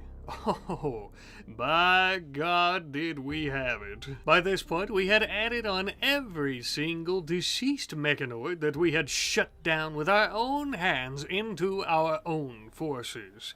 Now, I know we are missing quite a few for it to technically be an army, but I think that they are going to be more powerful than any type of organic army or fighting force that this planet could muster on such short notice. Oh. Looks like we're about to find out. Damn dirty space pirates. Now this is the perfect test for our robotic babies. Sure, this might be a little bit too easy for them, but I think it's good for them to get their sea legs early. Does that make sense? I don't know. Let's go kill them. My lord, they landed right in our trash pile, by the way. This is going to be a battle of epic proportions. Kind of. There's 17 of them, and we definitely have more mechanoids than they have soldiers. There's 11 of them here, and 15 here. So 26, right? Yeah? I'm going to bring the lifter inside. We obviously don't want to use him to fight. I need to get Elida a new weapon, as her autocannon broke when we were going out to kill mechs to collect, but I am going to bring her up this way, and instead of attempting to depend on our defenses at all, I'm just going to bring our gigantic mechanoid army up here. I'm going to level with you. I really don't think we need to use the mechanoid army, like the full force of the army. Probably just our lancers, but for shits and giggles, we'll bring the entire army, of course. I'm gonna go through the cave system here to try to get the jump on them as best we can. I want to attack them before they actually notice us, preferably. Whether or not we'll get that opportunity, I don't know. Okay, I'm gonna pause for a second. I want to bring all of our lancers. We're going to have them all in the same area if we can. Alright, so I've got us all a bit organized. Around Elida, we have her little secret service of militors who will be protecting her. And then we have our Lancer line up with our pikemen. We have our Tesseran here as well. We've got our Scorchers and Scythers. We've got our big Chungus here, who we are going to use the Hellsphere cannon of, I think, to try to hit them directly, if we can. And whoever's left is almost definitely just going to start coming this way, and then our Lancer's going to take care of them. Let's do this about right here. Probably right there, because they're immediately going to start coming this way, I think. Yeah. Here we go. You are taking a decent bit of damage there, though. Oh, we could hit them directly right in the heart, couldn't we? Oh, yeah. Here we go. I don't want to miss this. Oh, that was a good one. How bad... Oh, you're pretty injured, though. I need to bring you back, I think. You're pretty badly injured. Dang. Yeah, let's let our... Okay, stop. I want to let our Lancers handle most of this if I can. Let's bring our Scorchers up, though. And our Lancers, and our Pikemen. Our Tesseran, and you know what? I want to bring the Scythers, but I don't want to use them because I feel like they're going to get in everyone else's way. Here we go. Oh, yeah, burn them. Burn them good. Oh, such a useless, such a useless fight on their part. You know what? Should we send in our Scythers? I want to. I'm just afraid we're gonna lose them, but what's the point of having them? We need to up our command range, though. Let's move up here with our militaries. Protect Mama. Yeah, let's let our scythers come in here. And just absolutely destroy them. Yeah, oh, I love it so much, I do. I love it. Here we go. Oh. You know, the best part, too. Oh, well, this one died. I'm gonna pause. How about, 2 hours? Are you decent? You're a decent shooter, but you're a coward. Oh, I don't know if I like that about you. A heavy sleeper mountain lover. Okay, I guess. I don't really care that much. Dimitri, I guess. You're gonna die in 3 hours. You lost a leg, but that's okay. We can always replace that. You're a pretty good constructor. I don't know if I like the schizoid. Animal haters, so we don't have any animals. You only have a good construction skill. Damn, all of you pirates absolutely suck, don't you? Well, that's okay. We weren't all that concerned anyway. Concerned with you joining us, of course. And what I mean by that is, yeah, we're gonna kill you, yeah. I wonder, though, they did drop quite a few different types of weapons, which is actually great for us, as we desperately needed some weapons, as I remember. You headless fool. So I guess we'll go ahead and try to get all of this hauled in urgently. But our mechanoid army, though, yes, indeed, they are damaged, which I need some of them on auto repair. Okay, they're all on auto repair now. They are going to be doing A-okay, and they done more than A-okay there. Sure. It's not exactly an army. I think we have less than 30 of them total, but still, it's... I mean, when you're talking mechanoids, we basically have an army, right? They're powerful as shit. I should summon another threat, though, or even maybe a war queen to add on to our little soldier force here. We still need quite a few of these beacons. We've got a lot. We have a lot of them. 69 of them. Oh my god. Oh. I didn't even realize. I'm sorry, how many? I didn't even use our entire army. I was wrong. We had more down here. I'm so stupid. I completely forgot to bring them up here with... you know what? That's fine. That's fine. So actually, we do have over 30. So it's a tiny little army, I guess. A tiny little war band. We did also have Eltex Orfall, a meteorite. We are going to mine that, and we are going to sell it, and the Empire is probably going to get super pissed off, but we are freeholders. Space-holding freeholders. Or free space holders. We do not bow to any authority. Damn sure not an imperial authority. But we're gonna get that mined, and you know what? I need to call for an exotic goods trader or someone. I think I have a mod, or I have something enabled that'll allow me to buy a resurrection serum. I'd like to try to use one on this old Mechanoid, who we actually got the chip from. Because I think, if I'm not mistaken, they have a decent intellectual skill, but a very good medical skill, and we can always use more doctors. So I might look into doing that real quick before we end the episode. We have another mech that I need to resurrect, a Tesseron. And of course, though, as mentioned, we need to build more band nodes. That way we can further increase the army, but I'm pretty happy and pretty satisfied with what we have.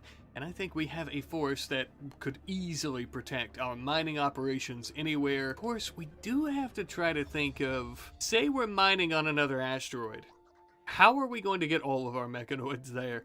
It would be easy using the ship. Yeah, we only have so many spaces in the shuttles. Maybe we need to really up our shuttle count and the size of them. That could be a really good idea. And it would be an easy way for us to do that. We, of course, don't have to use all of our mechanoids at all times for these types of fights and stuff if we need to protect ourselves.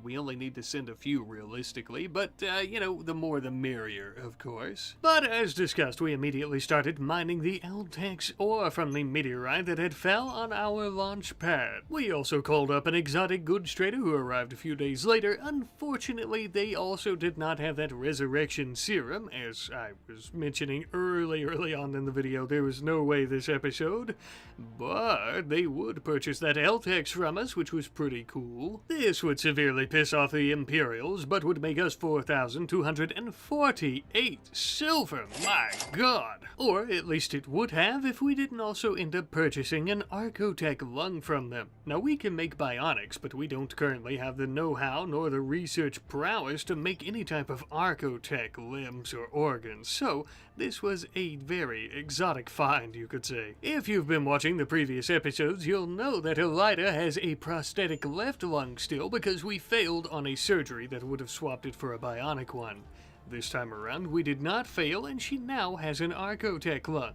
This all ties back to our Mechanoid army because we want to make Elida damn near impossible to kill, because, well, if she dies, that mech link goes, and then all of our mechanoids are going to go offline. Thanks to this new lung, as well as her other bionic one, her breathing is up to 135%, and her moving is up to 112%. There's still plenty of work to do, but for the purposes of this episode, we have built quite the mechanical menace fighting force.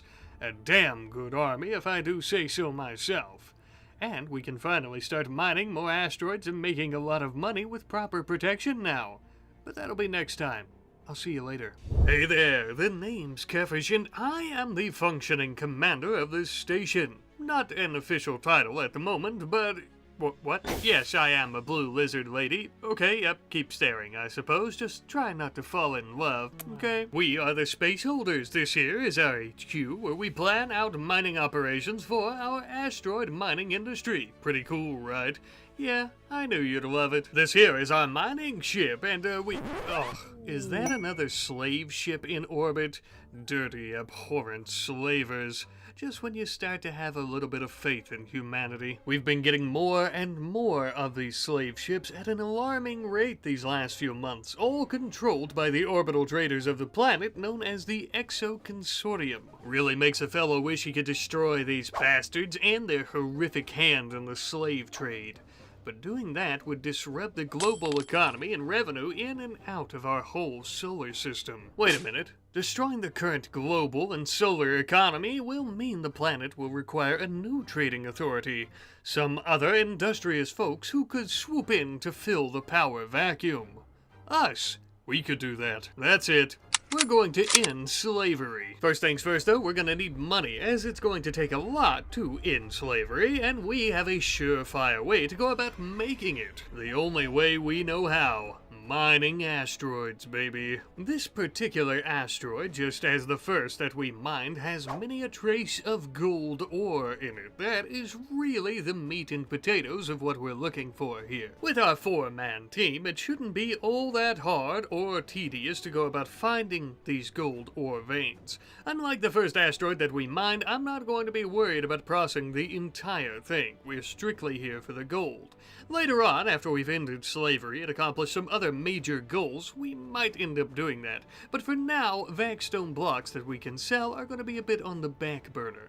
Would you look at that? We've barely even started our mining operation, and we've already found our first vein of ore. Perfect. Well, as riveting as it would be to sit here and watch our diligent workers slowly chip away at this asteroid for the next several days, I think we'll start...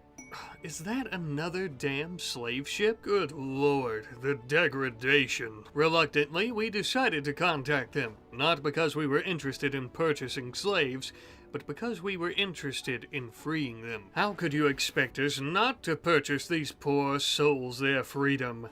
If we're not taking military action yet, this is the least we can do. Better we buy them instead of them being sold off to pirates, wasters, or Imperials, where I can assure you they would not be treated with kindness or basic dignity. I mean, my lord, one of them is a child, for God's sake.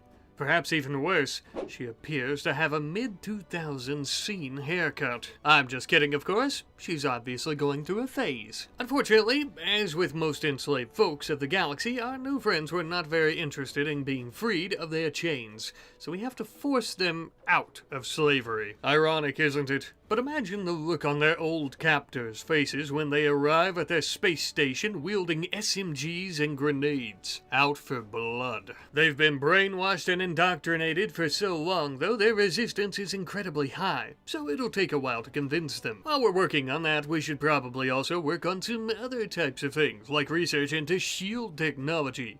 This will allow us to use personal shields for our, well, person of course. Could be quite useful during combat scenarios, I'd say. As the research into this technology is ongoing by Kirko back at the HQ, meanwhile at our asteroid mining, we would actually find yet another gold ore vein. We had also found several ancient stashes of ancient mining chargers. These could also be quite useful in a combat scenario, and it would save us the trouble of having to make our own. For the next few days we continued drilling and mining and hacking and chipping away at the asteroid until there was little left. It appeared to be a former shell of what it was when we first arrived.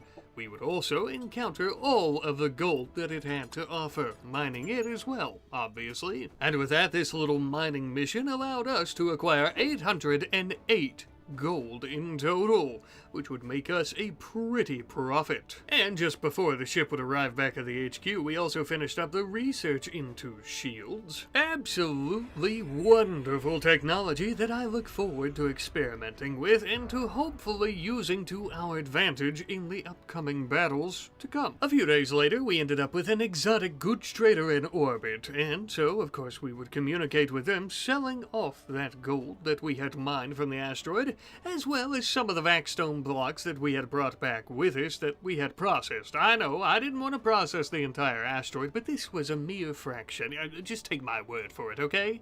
As you can see, we made somewhere over 7,000 silver on this trade alone, I think. After trading with their ships once more, the orbital traders actually seemed to consider us allies. Ironic, given what we plan for them. This is also a good time to bring up that after we start this war with them to end slavery, we won't be able to trade with them anymore. So it's best that we get as much in while we can. So we're going to be contacting the Orbital Traders Hub, and we are going to be requesting a combat supplier.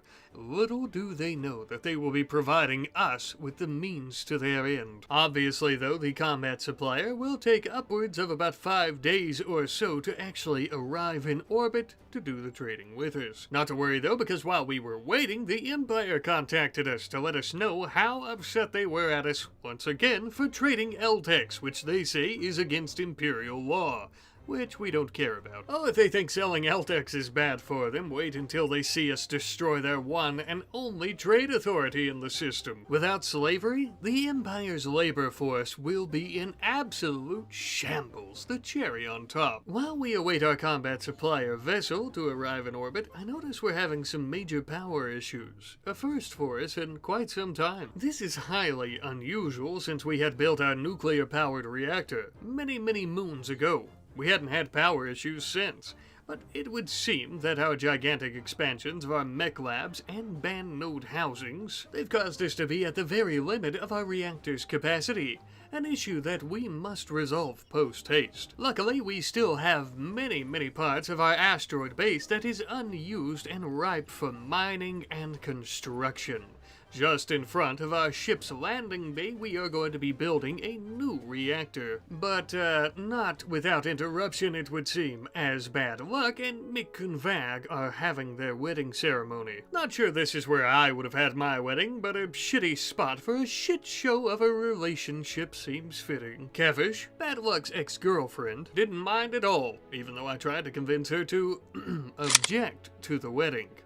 Ah, alas, cooler heads prevailed. And so these two ended up getting married, blech, whatever, just hurry up, we have reactors to build. Speaking of which, back to business. We are actually going to be building a couple of reactors in this new room here, as that way we don't have any issues with power in the near future, or possibly at all in the future, at all. To simplify things, we've essentially tripled our power output, although that also means that we've tripled our uranium usage, but that's an issue for another time. As for right now, we should have plenty in storage to keep them all three powered for at least about a year or so. Now you may also have noticed that 2 reactors in the same room generates a considerable amount of heat. So much in fact that the reactor room is exposed to the vacuum of space and 2 coolers set well below freezing, yet when our crew enter they begin sweating beneath their airtight suits within a few minutes. The raw power of these behemoths is incredible. Not that we mind the heat though, because as mentioned, these reactors added onto the one we already had will service our energy needs for decades into the future.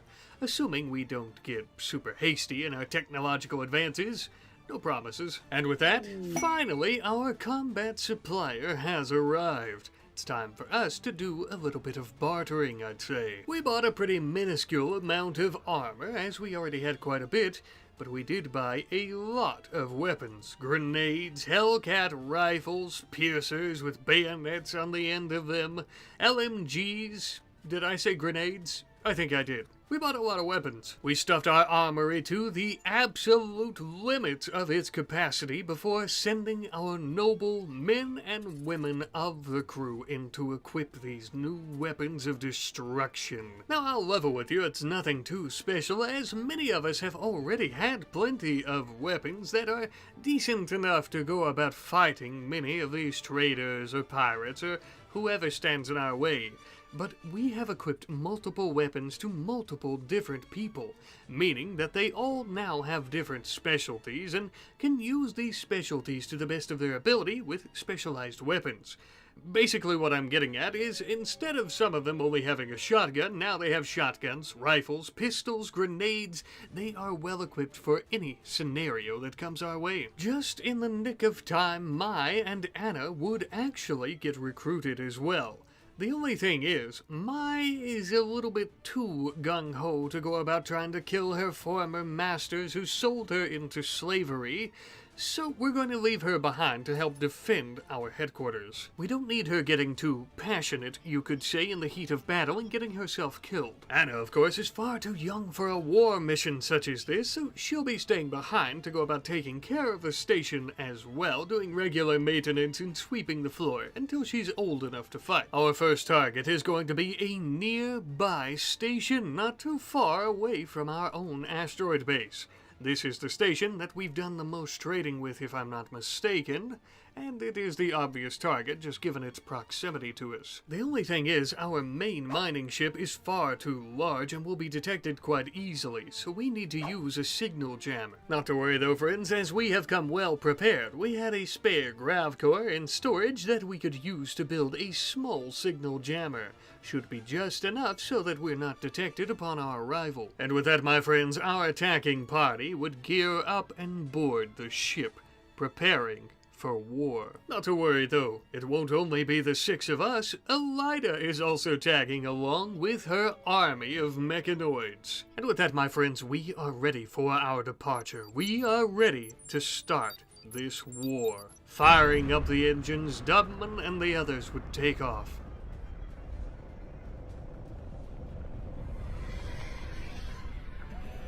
And so it begins, touching down on the outskirts of the enemy station without even a single whistle being blown about our presence. This is it. This is where it all begins. Ladies and gentlemen, this is going to be, surely, the most epic and gigantic battle that we have had thus far this entire series. And we're just getting started, and I very much look forward to it. Trying to think of the best way to approach this, I was considering using our mining charges. I was trying to get all of our mechanoids set up and in place how we so choose them to be. I'm going to set up these mining charges, I think, right at the door. We're not going to do this for every attack, but for our first, I want to really send a message. I think Kefish here, who I've kind of began embodying, I think, throughout these episodes lately. I will also have a Zez go ahead and start bringing some of these charges. We have to be quite careful. If our enemies pour out this door, and we accidentally hit the mining charges while we're standing there, we're all going to die, but I don't expect them to come outside. I think we'll be fine. To be honest with you, given that there's no sound in space, and our signal jammer, there's a good chance they didn't hear us at all when we arrived, so we need to keep an eye out here, keep an eye out. So I'm going to move our Militors back just a hair. Okay, so I got the notification a second ago that they're coming, so I'm assuming they're getting ready to come right through the doors.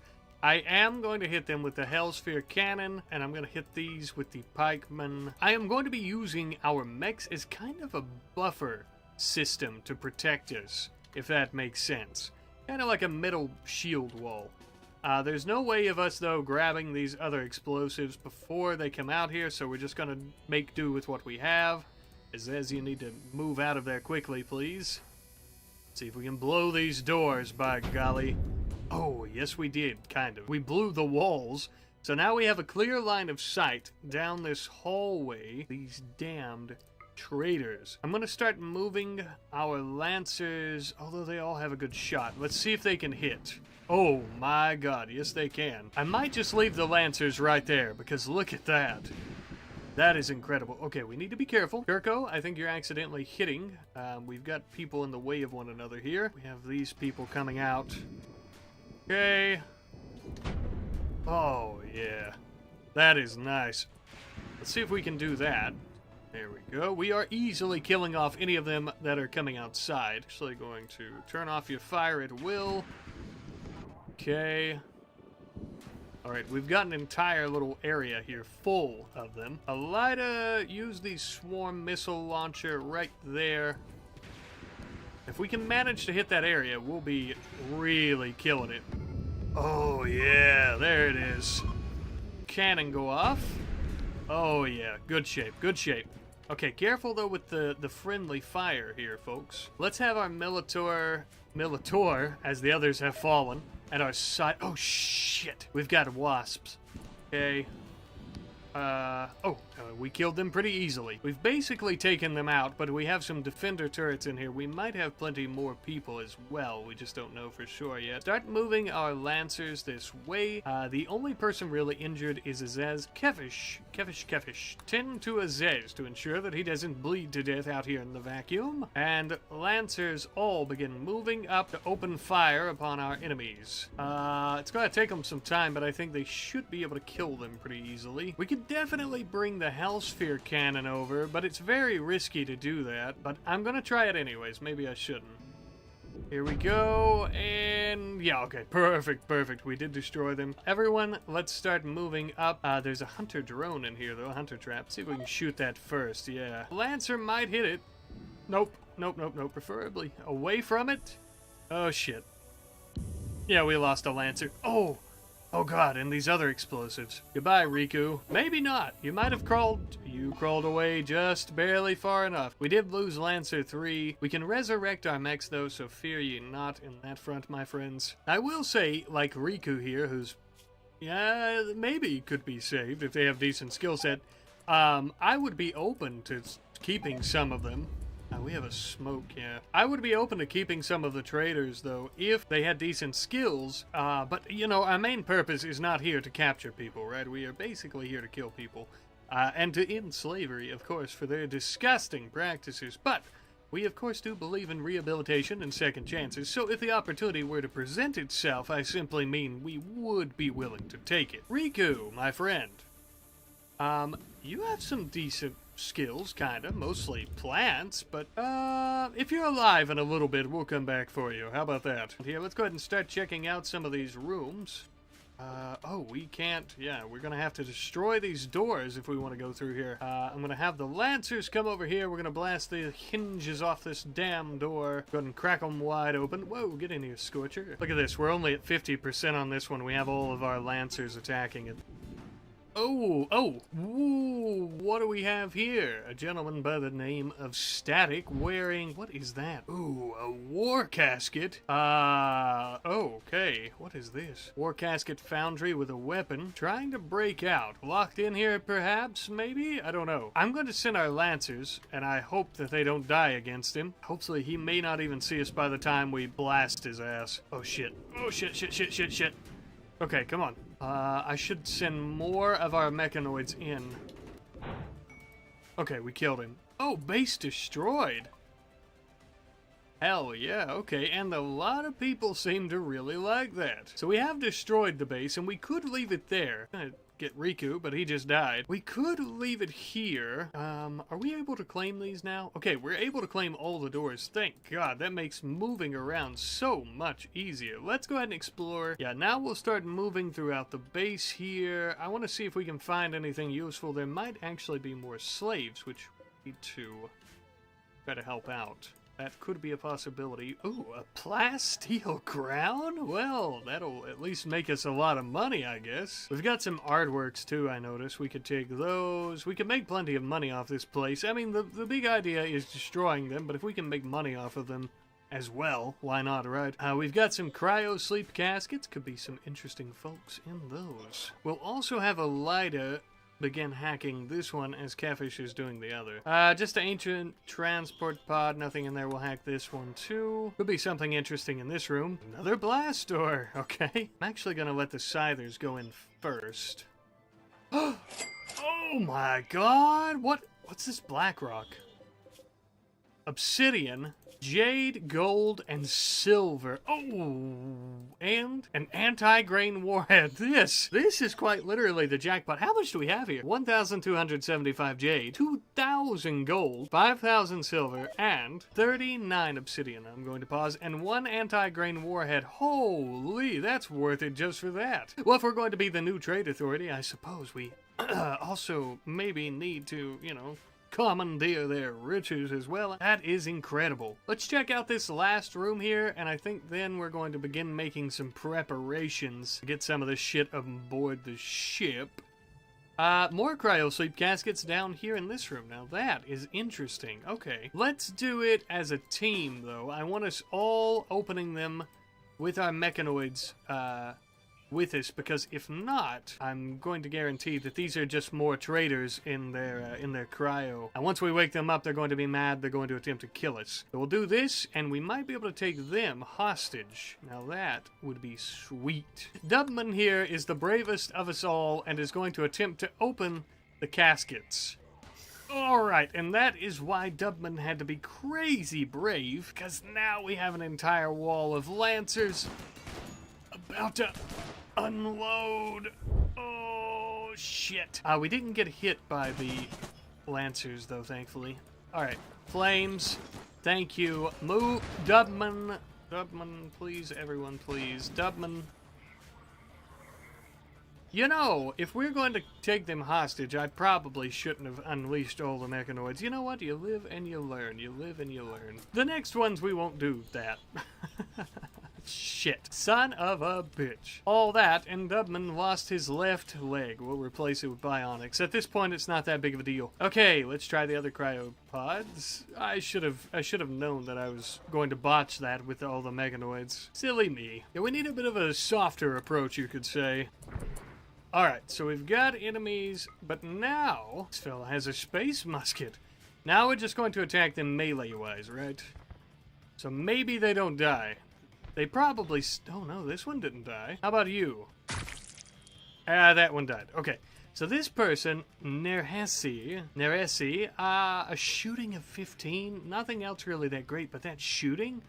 Holy shit, a Star Force cadet. Okay, we will tend to you, and we will take you prisoner, my friend. Alright, well, that was incredible. That was definitely the largest battle I think we've had, and it was also the most tense, for sure.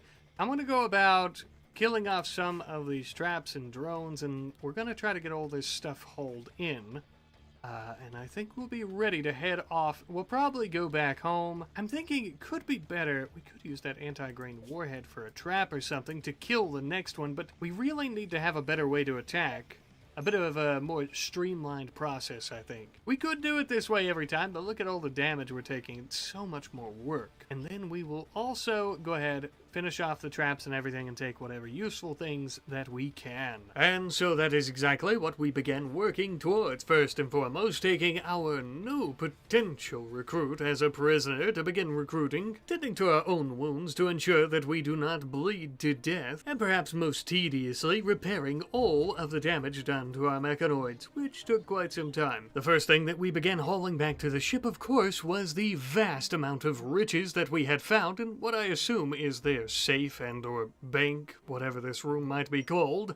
We were trying to do this as quickly as possible, because once the other stations realized what had happened here, they were sure to send reinforcements. So we were scrounging as many materials as we could, including the uranium and a bit of steel from the cryosleep caskets, before they could do so. We were also sure to load up all of our dead mechanoids, that way we could resurrect them once we got them back to the HQ. We ended up spending about another day and a half at this station, loading up materials and other items onto the ship before we would finally head home. Ah, God, does it feel good to be back on our own soil, or asteroid stone again. This little war wagon took up a lot of fuel. Not that it really matters, as we do have a ground base that is always bringing fuel back to us, but it takes forever to get the ship refueled. And as I kinda touched on earlier, I'd like to have a more streamlined process for this war and for killing these orbital traders. It would really help if we had some allies.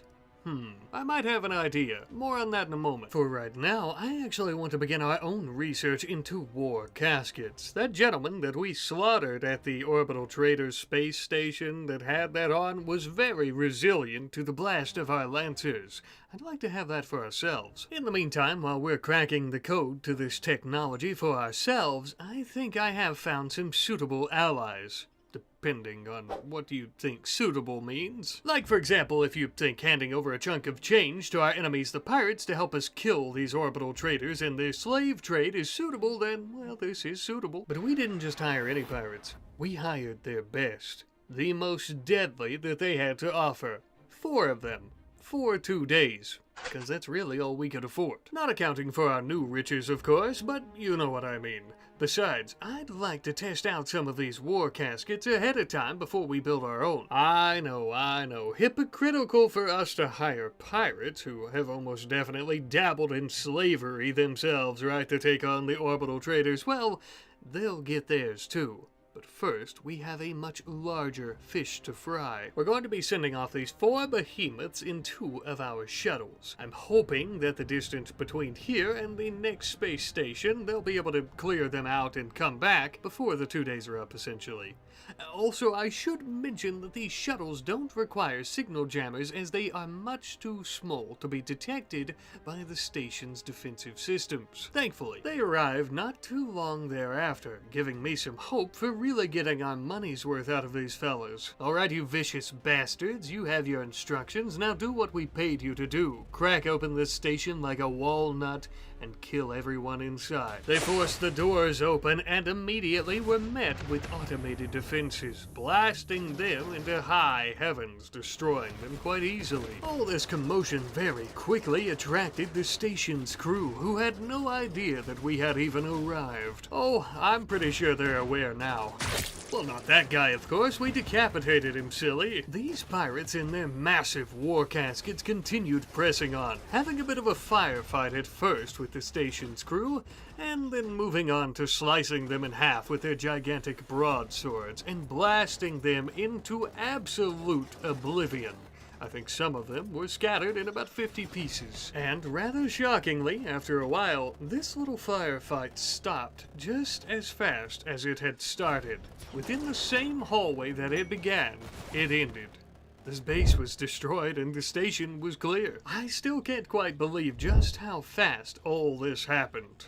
These war caskets are pretty darn incredible. Unfortunately, though, one of the downsides of hiring pirates is that they are not willing to do certain things, like tending to the wounds of those they wish to slay. So, no recruits for us, and no second chances for some of these traders, which is a little bit outside our moral compass of compassion and redemption for all. And just like that, as all powerful companies and factions, we have sold our morals so we can simply meet our goals. Except our goal is to end slavery, so, I don't know, seems like an okay trade-off. The world is complex and all that. As we were adventuring through the rest of the station, trying to see if there's anything useful here, I also realized that our hired guns will refuse to do intellectual work.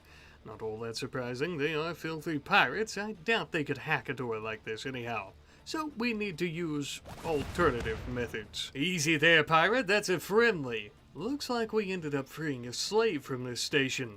She wasn't all that interested in joining us, unfortunately. Probably because she didn't want to ride back in the shuttle with these filthy rum-drinking murderers and thieves. Can't say I blame her.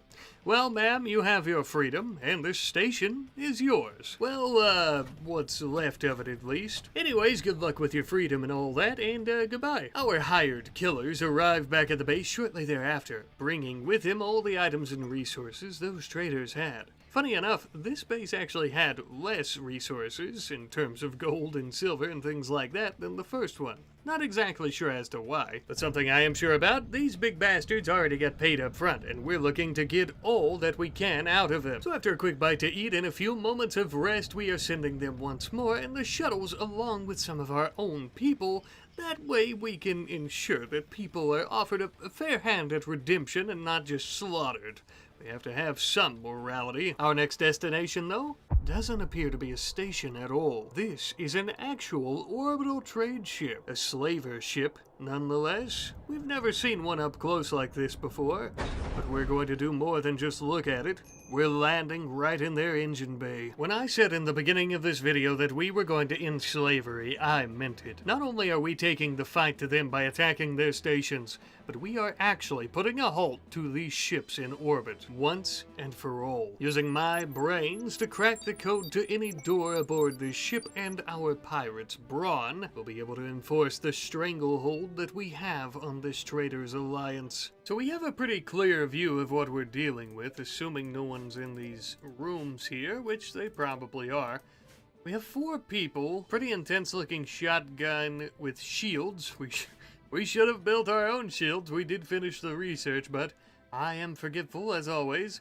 A few assault rifles and then a hand cannon. I am going to allow the pirates to take the lead on this, obviously, because I would prefer that our people not die. Yeah, we can go right there. And we're going to come in for kind of a supporting role, more or less. Catfish begin. Oh, shit. We were trying to come in here to take cover. Maybe not the best spot. Go ahead and kill. Oh, well. That seemed to work pretty well. Maybe we will take cover right here. I'm gonna have Catfish begin unlocking this lab door as our muscle is doing the real work for us. That is what we paid them for, after all. We don't want to get too close, though. This pirate is on fire. Oh, no. This is... Okay. Okay, he's not on fire now. Oh my god. Well, alright then. I suppose we can take the lead. We don't want the pirates dying, because what happens is if the pirates die... This one's very injured. If the pirates die, the price will increase on them because they don't like it when we get their pirates killed. And we already don't have the best type of relationship with the pirates. A bit of tension between us and them. We could actually put these guys in cryopods. Yeah, let's put them in the cryo sleep caskets. We might end up wanting to keep them, so putting them in cryopods I think is fine. Assuming this ship doesn't get destroyed on our way out. It's already pretty badly damaged on the interior portion. We're still getting this hacked over here. Alright. Oh, and we have finished hacking the blast door. We have to be careful because this... Someone could come through this lab door on us. Check it out. Oh, I'm gonna pause. Sweet mercy, mercy. I assume that we would find some money in here. We've got a good bit of silver and a good bit of gold. That's it. Oh, yes, yes, yes, yes, yes. I didn't notice we also have some meals, not that it's all that important. I think I could have Catfish go ahead and start hacking these doors too. I don't know if there's anything in here, but there is a ship engine, which I think we'd have to destroy these to get any resources from them, but still, I think ship engines give something important if I'm not mistaken. Let's have our pirates take the lead again. Bad luck and his shotgun. I'm guessing this is going to be pretty close quarters. Will actually come through here. And this pirate Stumpy, I'm going to have stay right there. Just because, like I said, I don't want him to die. Actually, I might let him check out these rooms. I don't want him to die because then the price is going to increase on hiring more pirates. Alright, let's breach the room here. Let's see. We got a guy up here with a laser SMG. Move this way if we can. Excuse me, pirates. Oh, he's got a... I didn't even notice he's got a... Doomsday rocket launcher. Oh, shit. Who did we lose? Tenery? Oh, so much for not losing any pirates. Stumpy, Gonzalo. Oh, we lost 3 of those pirates. Damn. Oh, no. And 2 unstable fuel cells. Shit. Gosh. Who's gonna be faster here? Carry bad luck, Mr. Thick Pirate Man, and get the hell out of there. Kirko, get the hell out of there. That destroyed these cryopods and everything. Julian, I think, just barely missed that blast. That is nerve-wracking. I'm so sorry. I'm so nervous about this. Bad luck is shredded and has toxic buildup for some reason. Alright, go, go, go. Get him out of there. You are way too slow. Go, go, go. Move, move, move. Oh, I think that just barely saved his life. Catfish, oh, the great irony. Catfish is going to be tending to her ex-boyfriend. I'll have Julian tend to this person, and then Kirko, tend to yourself. There's no medicine around here. Our pirate friend here has 8 hours before they die. Bad luck, though, is going to be tended to, by Catfish, his ex-girlfriend. Hopefully Mick Convag doesn't mind that all that well. Or that much. Alright, pirate, let's just start blasting these walls, because we don't know what's in here, and we almost died. Whoa, whoa, whoa, whoa, okay, okay. No more blasting. Friendlies. Are these? Ah, slaves. We have slaves, and they're working the generators to keep the ship powered. Let me see. Can we just break through this? There could be more slaves. This pirate's going to die soon. We'll try to keep him alive. Yeah, we've got a couple of slaves. I don't know if we can take them back with us, but the ship is still in decent standing. They could just keep it for themselves and be liberated.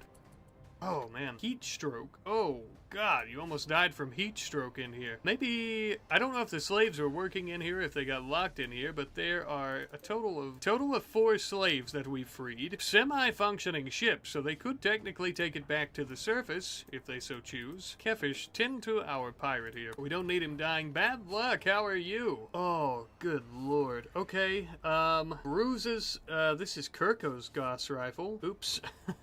Oops. Oh, son of a bitch. That's not good. A mangled scar in the brain. Kirko has done the most damage to Bad Luck and has basically dismantled him. He's also been shredded. I think Kirko done more damage to Bad Luck than whatever exploded there, the Doomsday rocket launcher. Oops, oopsie poopsie. Yeah, we've got these claimed. We'll just put stuff there. We have this person, Vivian, who is no longer going to be dying, it would seem. Really good shooting skill here, too. Good melee, good social. Very much excited to take you with us. Alright, so we're going to take these people back with us. We're definitely going to take these riches back with us.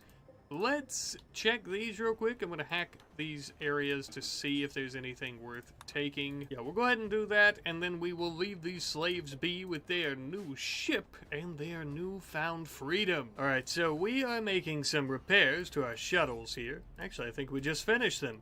I've got a bunch of our people loaded up. I don't think we have room for this person because of the cargo load, so I'm leaving them behind. One of the people we stuffed in here. Doesn't look like they have all that great of stats. I am leaving the corpses of the pirates behind because of, you know, space needs and whatnot as well. We've got everything else loaded, and the rest of the ship is going to be for these slaves. I'm going to actually leave this pallet of food behind for them as well, and with that, I suppose we are going to get the hell out of here. Alright, I'll see you guys later. Good luck with the ship, and the corpses. But you are free, and that is the most important part. Alright, goodbye. Oh, home, sweet home. We're gonna get our prisoner captured, and we're gonna get in and start resting ourselves. I suppose here in a few hours, probably, if that, it'll be time for our pirate to head back to wherever he's from. So we are in pretty good standing, I would say. We have wiped out 2 bases, technically 3, because that trade ship was its own base of the damn dirty, filthy traders, the orbital traders. Still quite a bit to go, though. I'm afraid, though, that this war is going to be much more drawn out than we had initially anticipated. Go figure. So, we're actually going to begin making preparations for next episode that will help us out with the war, if that makes sense. As you can see here, we are actually going to be building a brand new war casket garage/workshop. Speak of the devil, we finished up our research into prerequisite foundational war casket technology shortly thereafter. With this under our belts, we're actually able to build our own foundry, and we can put the final finishing touches on this new garage. As we were doing so, we realized that bad luck had been having quite a few different mental breaks, most of which included binging on different substances. Listen, I think we can all agree, regardless of our stance on substances, if we had a painful, mangled scar on our brain, a little smoke leaf is acceptable. Or a lot of smoke leaf. As we were wrapping up our new war casket workshop, I noticed young Anna taking everything in and learning about construction and architecture. We might just make one hell of a space holder out of her yet. But with that, my friends, our war casket workshop is finally completed. Nothing more than a couple of toolboxes, some steel flooring to pour out any oil into and to drain it quite easily, as well as the foundry itself. Now, in case you're actually curious about the specifics of what a war casket is and how it's applied to the user, feel free to pause and read the summary here. Otherwise, I'll give you a quick brief summary in my own words. Basically, it's a massive power armor that makes you not feel pain anymore, and you're strong as shit, as we've seen with the pirates who have been using it. However, it actually debilitates the user to the point that they have to have someone help them eat. They can't feed themselves anymore once being put into a war casket. And you did hear me correctly, put into a war casket. It's not something that you put on or wear. It's literally a gigantic steel sarcophagus with a lot of power and capability of murdering people. But once the user is put into the war casket, they never come out. Not alive, at least. Now, as much as I wish Kefish would throw bad luck into that mechanical killing sarcophagus, I'm pretty sure we can heal his brain injury at some point. Seems like a little bit too cruel of a thing to do to someone, unless they ended up volunteering, or if it was the only way for them to continue functioning. So, I don't think we're going to be using it this episode, obviously. Not to derail from our epic righteous war, but we did take a few days to play some poker and relax and maybe just kind of plan things out a little bit. All war and no recreation could drive folks mad, and we don't need that. Not right now. Alright, enough of the R&R, back to the war planning. We're actually going to be equipping the mining ship with some proper weapon systems. Its main functionality is still going to be a hauling mining ship, of course, and hauling our mechanoid army to these places, but we also want it to be able to defend itself, even if just a little bit. So we've outfitted it with some rocket salvos and a few mini turrets. Not much, but better than nothing. However, rocket salvos happen to be a specialty of ours. A nice little weapon that we like to use quite often when the opportunity presents itself, meaning that we're quite experienced with them, and we plan on using them at our next orbital trader base that we're going to destroy. No pirates, just us, mechanoids, and our ship. And here's how we're going to do it. The captain here, along with Mai, will crack open the doors to get the attention of their automated defenses and thus send alarms across the base, drawing the station's crew to our location. But why would we want the entire crew coming right at us? Allow me to explain. You know what? I think that was actually pretty self-explanatory, although we still have many of the station's crew coming right for us. With Kefish and the others finally out of the way though, ensuring no possibility of friendly fire, it's time for us to unleash the mechanoids.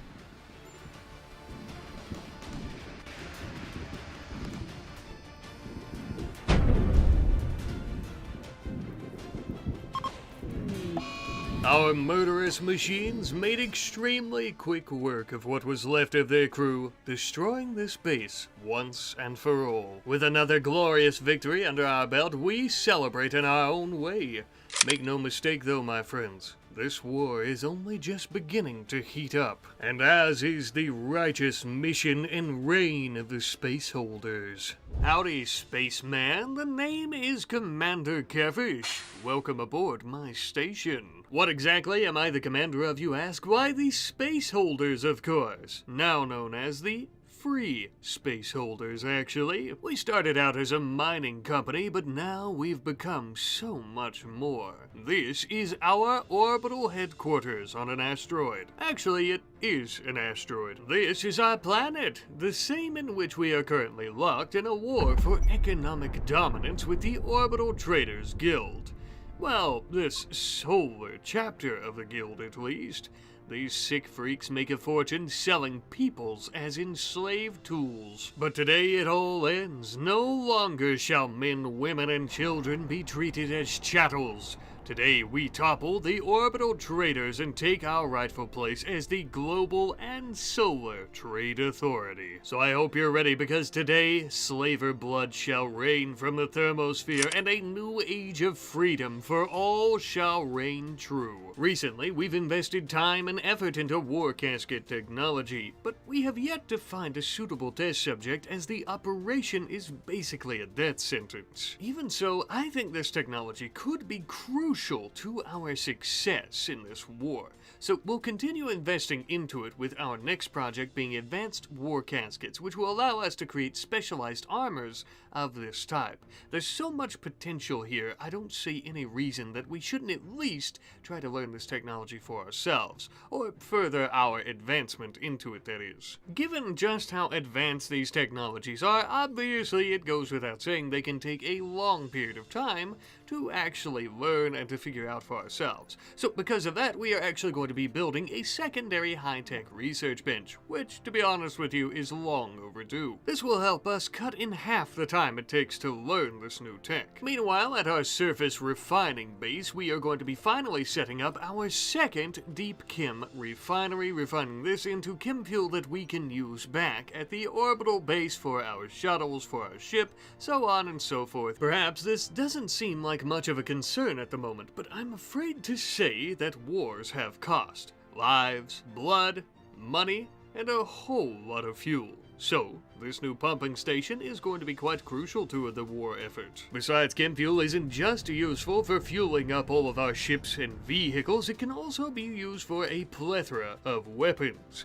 And so we are going to be bringing a lot of it back to the HQ, that way we can start prepping for that. But more on that in the future. As for right now, we are going to be using it for, well, the main purpose of fueling up the ship, but also we're going to be stockpiling whatever we have left over. And I gotta tell you, we very quickly in the last few episodes have went from having basically no fuel to way too much fuel that we don't know what to do with it. Perhaps this will be perfect for selling off once we are the trade authority around these parts, and once we have access to the Orbital Traders Hub again. In the meantime, though, we'll just have to settle for trading with the surface world. There are many different Outlander factions, mercenaries, pirates, and some other folk who are willing to purchase fuel and other things that we have for sale. Truly not being able to purchase weapons from Orbital Traders has been the biggest hindrance of this war thus far for us. Luckily, though, the Outlanders don't mind selling us some boomsticks so that we can go about ending slavery around here. As a matter of fact, they, being one of the more moral factions and governments of the planet, seem quite delighted at us ending slavery. Although, I suppose they don't want to join the war effort themselves. Speaking of which, as you can see here, we have decided to begin arming ourselves again with a few more land vehicles. Not only would these be great in case we have some type of surface assault from the traders, which I do highly doubt ever happening, but it could, and also, of course, for just defending the base in general thanks to their missile silos. These scythemen will help us ensure that the light of this refinery will be burning bright for the foreseeable future, freely and safely as well. Now then, we are going to be sending our crew member Bad Luck to our refinery, that way he can help defend it. Between you and I, though, his mangled brain scar has left him a bit impaired.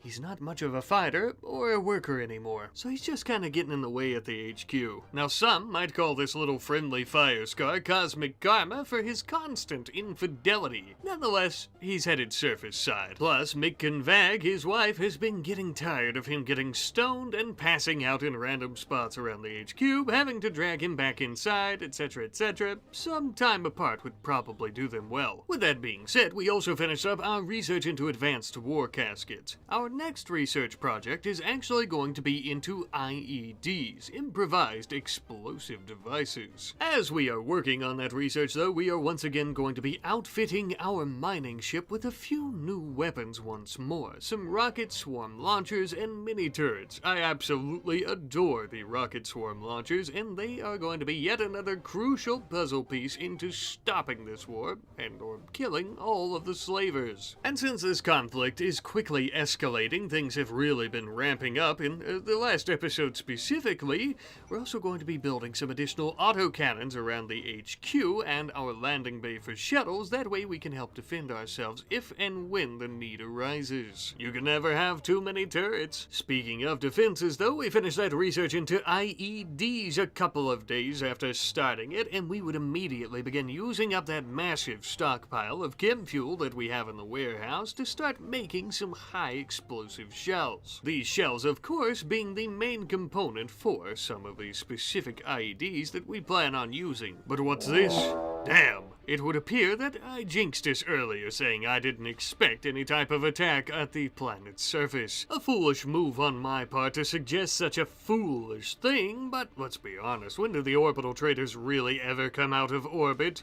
Very rarely. Luckily, we kinda sorta prepared our defenses ahead of time by building some additional vehicles down here that might just win this battle for us. Although this siege appears to be quite, extreme in comparison to other battles. So they are setting up their siege weapons. These mortars are almost finished. Very concerning. Gonna pause for a second. I'm glad we prepped our defenses, although I don't think we prepped them for anything like this.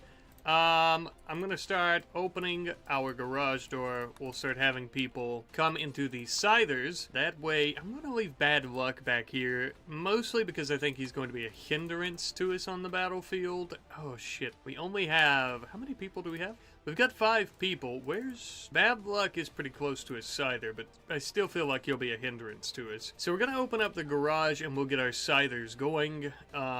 They have a... Oh shit, yep, alright. We've gotten... Oh, 2 anti-grains coming our way.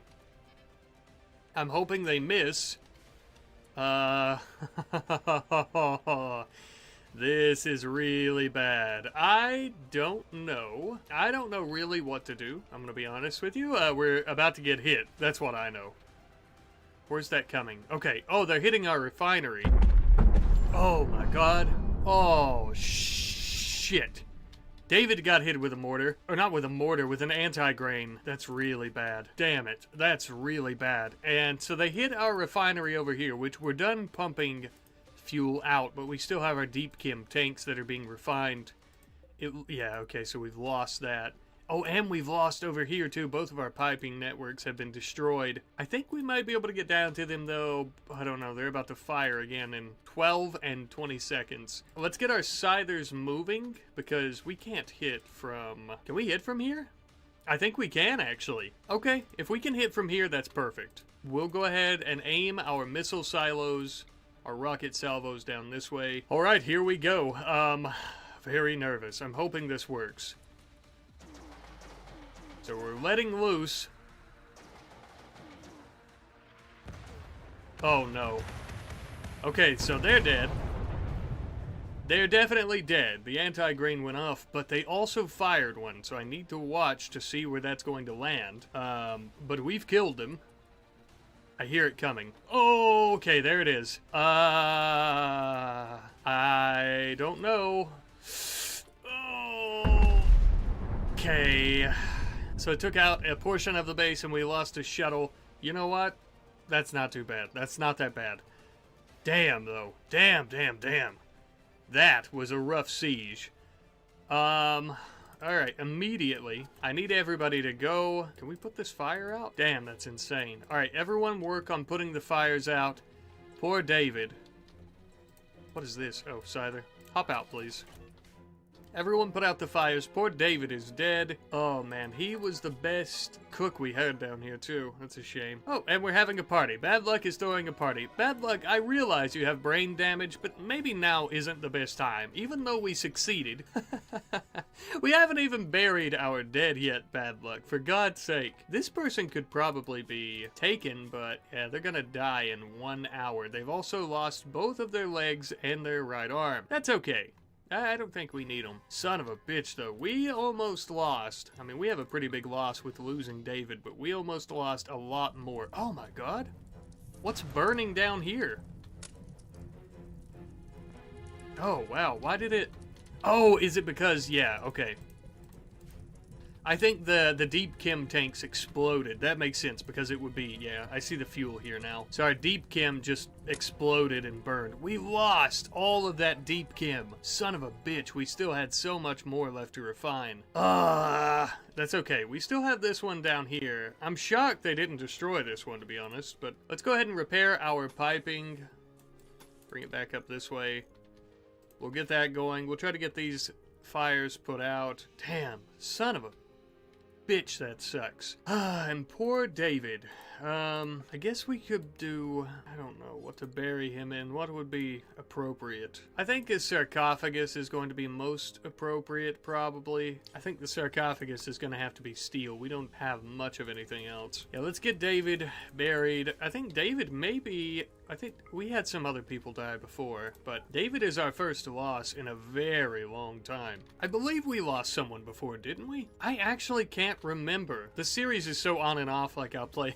I'll drop an episode maybe once a week, but it's so fun, but I'm always doing other series too, so I'm kinda... I can't remember who all we have lost before. I feel like there was definitely someone, but David is indeed our first loss in a very long time. Bad luck, I'll let you bury him. Poor guy. Absolutely horrible. Bad luck, what? Bad luck is defied. Okay, somebody else bury David, because Bad Luck's brain injury is very debilitating. He keeps forgetting what he's doing. It's awful. God rest ye merry soul. We'll hold a little funeral for David real quick. Poor guy. We didn't know you quite as well as many others, David, but you were still a friend nonetheless, and a damn fine soldier.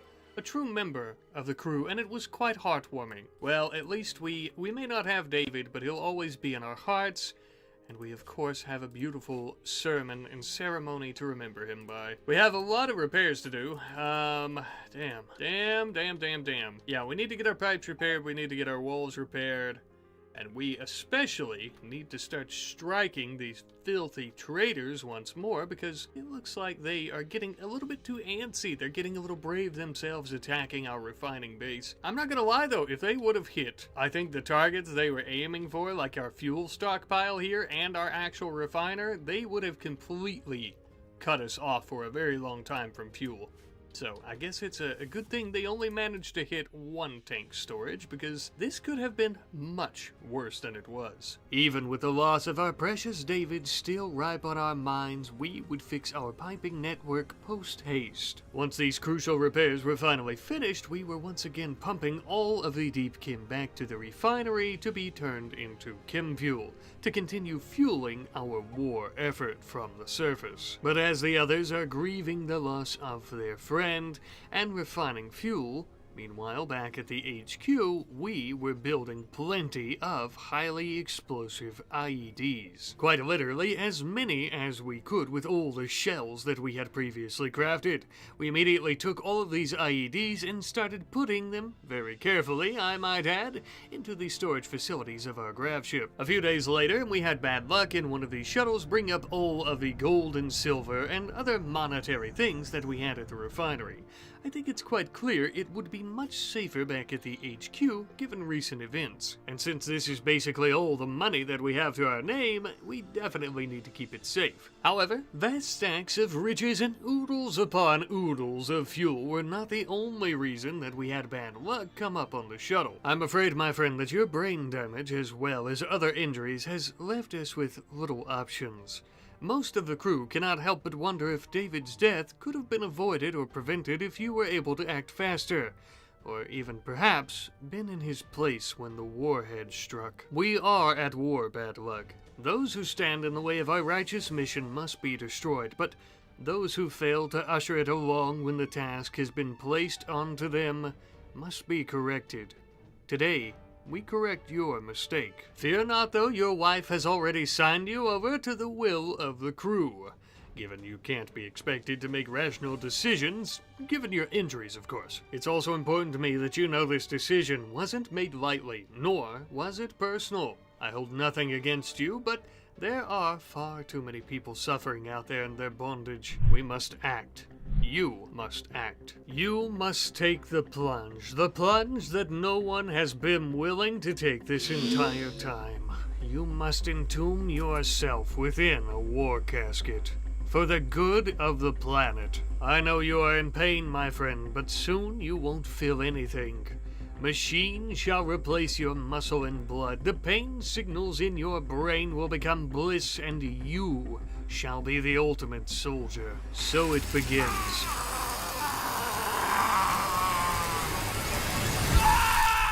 Well, sounds like they're about finished. Oh, bad luck, my friend. I hate to say it, but this is quite the improvement on the original. Say, you still in there, big guy? Oh yeah, that's still you in there. You just can't really talk, or eat, or wipe your own butt for that matter.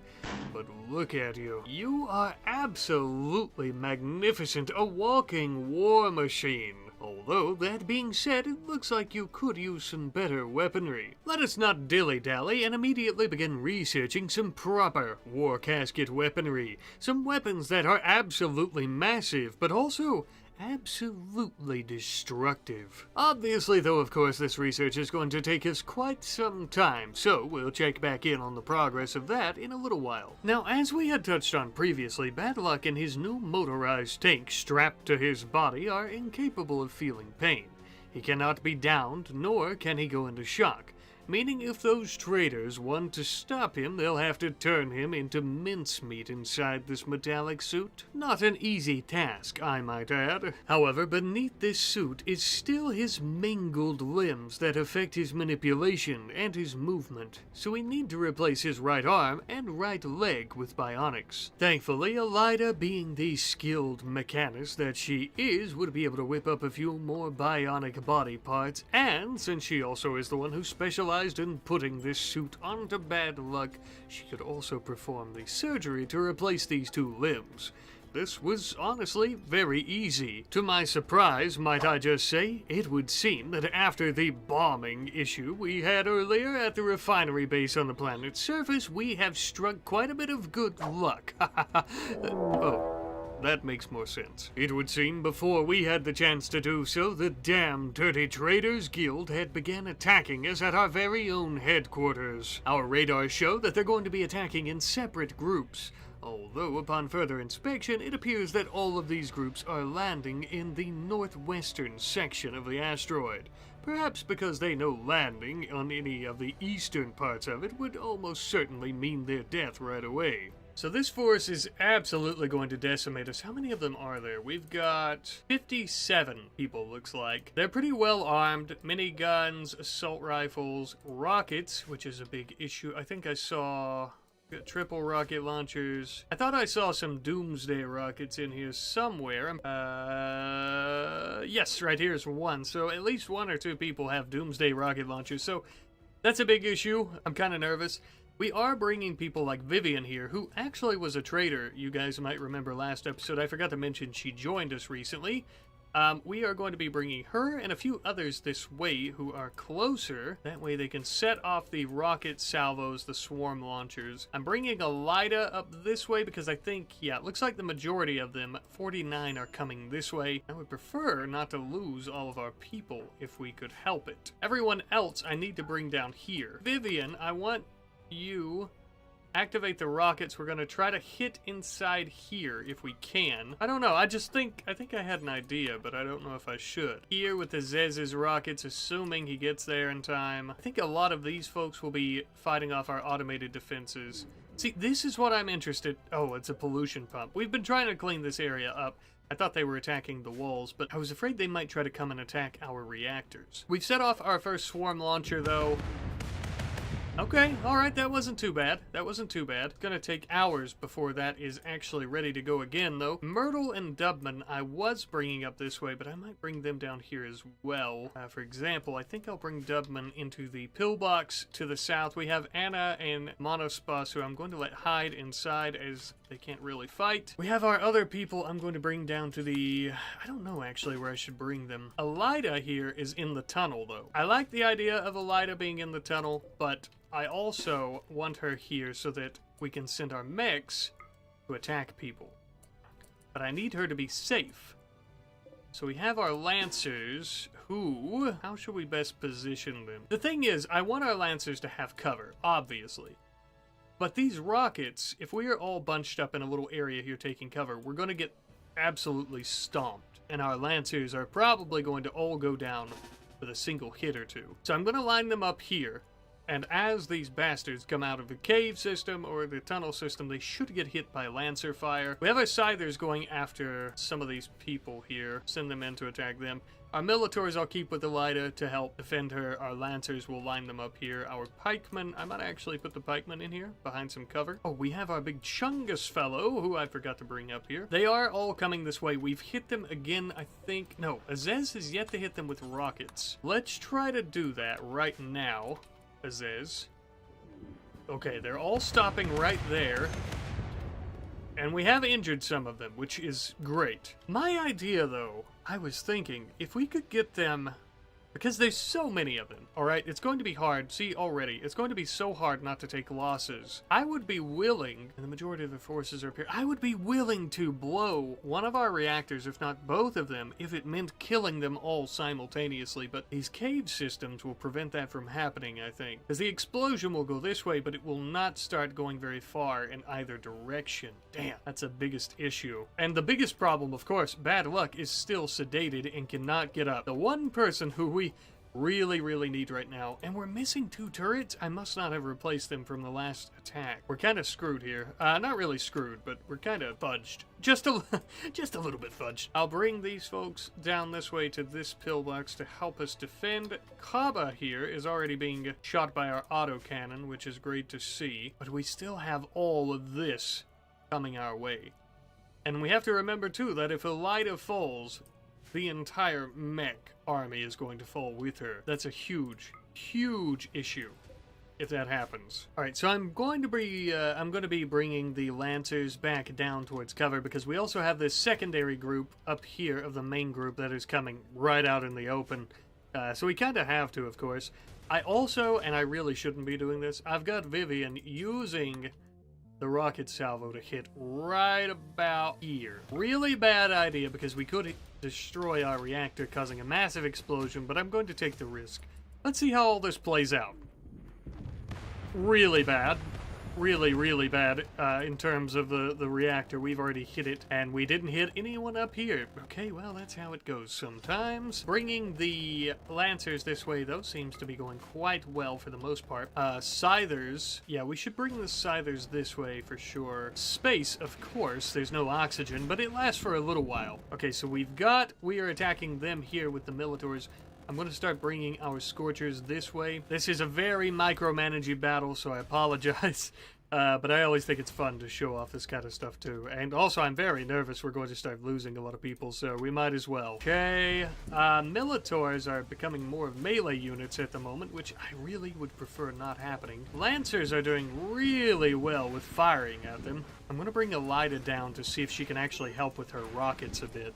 We get hit right here, and it's going to kill some of the Militors, but it has to happen. We've also got some people down here attacking our auto turrets. We really can't afford to pay too much attention down here, though, just simply because everything is going on up top and is much more dangerous. But I will bring my down this way and hope for the best. Oh, Elida, yes, please move. Okay. Come on. The Diabolus is here, but Elida is now in the way of the fire, please. Oh, yeah, come on. Ah, burn them good. I've got Elida inside now, but our Lancers are taking heavy fire. This is an absolute shitstorm and an absolute mess, might I just say. Mai is actually doing pretty well down here, it looks like. Oh yeah, burn. Although the same cannot really be said for our turrets, I'm afraid. I suppose we'll see how well this goes. Come on. Come on. There we go. That helped out a lot, but that's still, we're still getting lambasted here. Oh, we have a doomsday rocket launcher. We have 15 people coming through here at once. So I'm going to have all of our mechanoids make a strategic retreat back inside, I think. I think that's going to be the best thing for us to do. Oh, God, we're losing lancers to doomsday rockets. Oh god, this is very bad though. Even our automated defenses like our turrets are suffering very, very heavily. Thankfully, I will say, it has basically only been our mechanoid army. Which, I mean, that sucks still, but none of our actual people have fallen yet. Our turrets, though, are basically non-existent at this point. We have a singular autocannon. We have some mini turrets, but they are quickly falling. We're basically all forced back to retreat inside. The mechanoids are doing what they can, but it isn't much. And we're losing more and more. Let's pause for a second. I do want to plan this out a bit. I wonder... I wish we could wake bad luck. Do we have any stimulants? We have some stimulants. Some in storage. I don't think that's going to wake bad luck up, though. It would be a complete waste to give him go juice. Do we have more go juice? I'm pretty sure we do, right? Oh, there's some outside. We have some in storage on the ship. The ship. Now that could be interesting. Yeah, let's get Azez up here to the ship. I wonder if we launch and come over this way, we definitely have a better perspective to hit them, at least. Move the ship into position, see if we can get this done. Oh god, we are just getting absolutely mauled out there, though. Soon they'll be inside the base. Something interesting we could do is let them inside the workshop. That could work. So as we're moving the ship into position, which is what we're going to work on, let's go ahead and try to open up these doors. Let's see if we can convince them to come inside the base. Oh, I think we have. Oh, we need all of them coming in, though. This is a terrible idea. We ended up doing it anyway, though. Oh, good God. Elida, get out of there quickly. Go, go, go. Move. So we have some of them actually infiltrating the base now. Oh my God, bad luck. Oh, he's feeling woozy, but he's back on his feet. Holy shit. You couldn't have picked a better time there, friend. Oh my god. Thank God. Oh, we're getting cucked by the ship for our epic bad luck returning, but that's okay. We'll move the ship into position, and then we will open fire on whoever's left over here. We're gonna bring the ship in and prep it. Thankfully, though, with bad luck back on his feet, I think we might just stand a chance. Oh yeah, thank God. We are so back, baby. Get them, bad luck. And we're also gonna start hitting these bastards. I want to see, can we hit these folks? We sure as shit can. Let's hit them right there. We're gonna be destroying our shuttles, but I don't even care. Zez, come down here and chuck some grenades. Oh my God. Let's chuck a grenade up here, and then I'm gonna bring Azez in along with Vivian, because I really don't want them to die. We're gonna break this wall. We're gonna come through here and use this launcher as well. This has not went in our favor like I really had hoped it would. We're basically destroying and cannibalizing our own base just to survive. That's so bad. We are in absolute shambles right now. This is rough. Very rough. Whoa, whoa, whoa, whoa, whoa. Watch, watch, watch, watch, watch. Be careful, please. This bastard's coming right at us with a knife. Might be able to kill him pretty easily here. Come on, Azez. There we go. Put him down. Oh, God. This is so bad. Oh, blood trails through the halls. I don't even know who's injured and who's not. I think, let's look. We've got a lot of people very close to breaking, for sure. But none of our people have died, which is huge. Are they all dead, by the way? Oh, I think they are. I think we finished off the last of them with bad luck here. Damn bastards. Oh, it's a good thing bad luck woke up when he did. Alright, everyone start getting tended to. Mental breaks are starting. That is, you know, I mean, that's probably the least of our worries here. I want to take some of them I don't even know if there is any of them really left that we can take. This one, maybe. Lorenz and Lori. Lori is not very good, and Lorenz isn't too shabby, I guess. But that, my friends, was an absolutely horrific battle. We've lost all of our shuttles, a significant portion of our ship. Not to mention, our entire warehouse was basically burned to a crisp. Which, I mean, look, you have to do what you have to do. Granzier are pretty good. Let's start tending to you. I'm going to take you as a hostage. Red, how about you, friend? Not very good at anything. We're going to let you die. I have no concern for you or the others that do not have decent skills, as you literally just tried to murder us. We've lost every single one of our turrets, and the entire asteroid is soaked in blood. I suppose earlier in the video when I said that it would rain blood onto the planet, I was not joking, as I'm sure much of it has made it out into the vacuum of space at this point. Ugh, absolutely insane. Just absolutely crazy the amount of corpses lying around on the asteroid. Many of our mechanoids very injured. But again, I must reiterate that none of us died. At least not so far, unless we get really bad infections and just completely botch it, which I don't think will be an issue. But now, we have to rebuild. Once we're done rebuilding, I think we're gonna have to take the fight to the orbital traders. Now look, I realize there were probably a few ways we could have gone about handling that better. For example, maybe preparing better before deciding to declare war on one of the most powerful factions and definitely the most resource and financially rich faction. However, waiting would have also meant more suffering for so many innocent folk, so we couldn't wait. I could have also maybe just had better defenses in general, but I digress. Now we lick our wounds and we remount our offense. First things first, rebuilding and repairing our shuttle bay, not only because we require them for trade with the surface and its people, but also because our shuttles are much easier to use for attacks, as they cannot be detected by enemy radar given their small size. In comparison to something like our grav mining ship that we've outfitted with weapons that they would easily see coming, or would notice docking with their station even if we used our signal jammer. But before we can go off and attack, we still have some extensive repairs needed to the base itself, as well as reconstruction to other parts of critical infrastructure, such as our storage room, which we blew up to kill the filth that came in through the airlock, of course. We would also have to start stacking the bodies of said filth. Having their corpses lying around the HQ was a stark reminder of the achievements we had yet to grasp, like finishing this damned war. Soon, though. Sooner than you might think, actually. For you see, we do have a few weapons in storage specifically catered to war casket users, such as Bad Luck. These being from the hired guns we paid last episode to aid us in our crusade against the wicked. But they too are pretty wicked, so we prefer to just copy and steal their technology. This way we can use war caskets to our advantage without having to get too chummy with disgusting folk like pirates and mercenaries. Since these weapons are of dead men, as such they are horribly damaged and soaked in wicked blood. Basically, it'll be much better once we research our own and build them, but until then, these will have to suffice. Alright, Bad Luck, I hope you're ready. You really are our ace in the hole, our virtuous sword against those who would see us and many others in chains. And if I'm being honest, I haven't liked you much throughout our epic journey, so this could be your opportunity to redeem yourself in not only my eyes, but the eyes of our crew.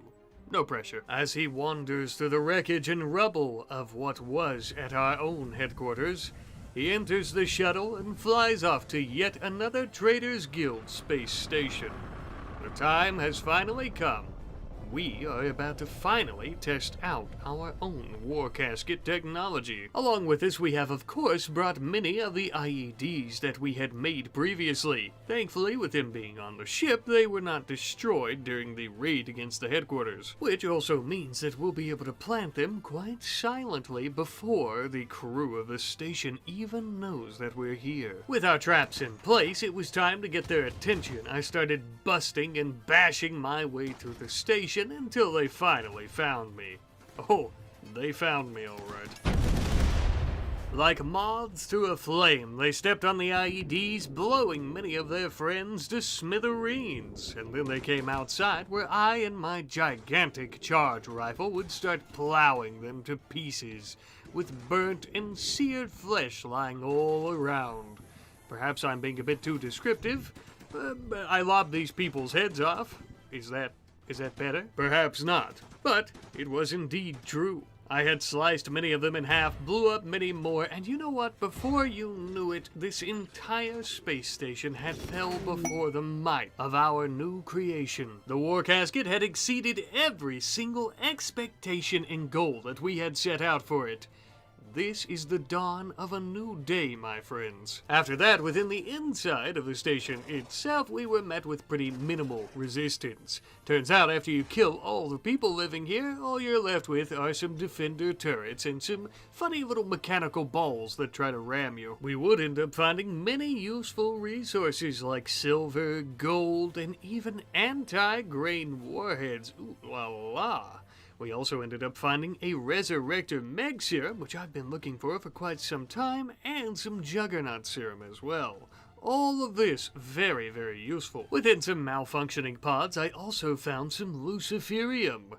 Now, I think I've touched on this before, and you're probably already familiar with it, but this particular drug can actually, over time, heal brain damage. Exactly what we need for bad luck, though it is highly addictive. Within another malfunctioning pod, we found a slave by the name of Vladimir, who was almost sent to the surface to be purchased. Ah, my friend, there are no more chains on you. The masters are dead, your shackles fall free, and this station is yours.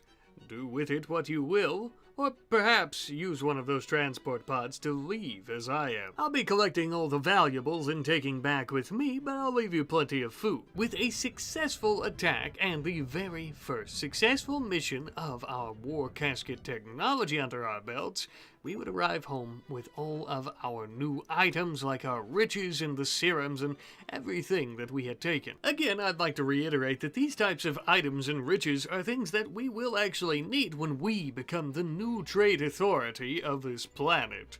So it's not only for our own personal use. I mean, it is, but you know what I mean. There's a bigger purpose for it, I suppose. After some time, we had finally finished up our extensive research into war casket weaponry, allowing us to build our very own. Much higher quality, much more unique, and best of all, much more powerful and destructive as well. As you can see, we have a large handheld cannon and a gravity hammer. With our new weapons in tow, it is time for our next strike against the Traitors Guild. We can't let up now, we're just getting started. We're going to be attacking two of their stations at once. They can't attack our HQ if they're too busy redirecting effort, resources, and manpower towards defending their own stations. It's genius, it's ruthless, and I, for one, absolutely love it. Bad Luck would be the first to arrive at his own target and would immediately begin indulging in his new favorite substance. Here's hoping that it brings his brain back, because it looks like he's going to be stuck taking it for the rest of his life. Although I must say, all of the mega stat buffs that he gets from taking Luciferium is definitely worth it on its own. Alright, enough talk. Let's kill some people, huh?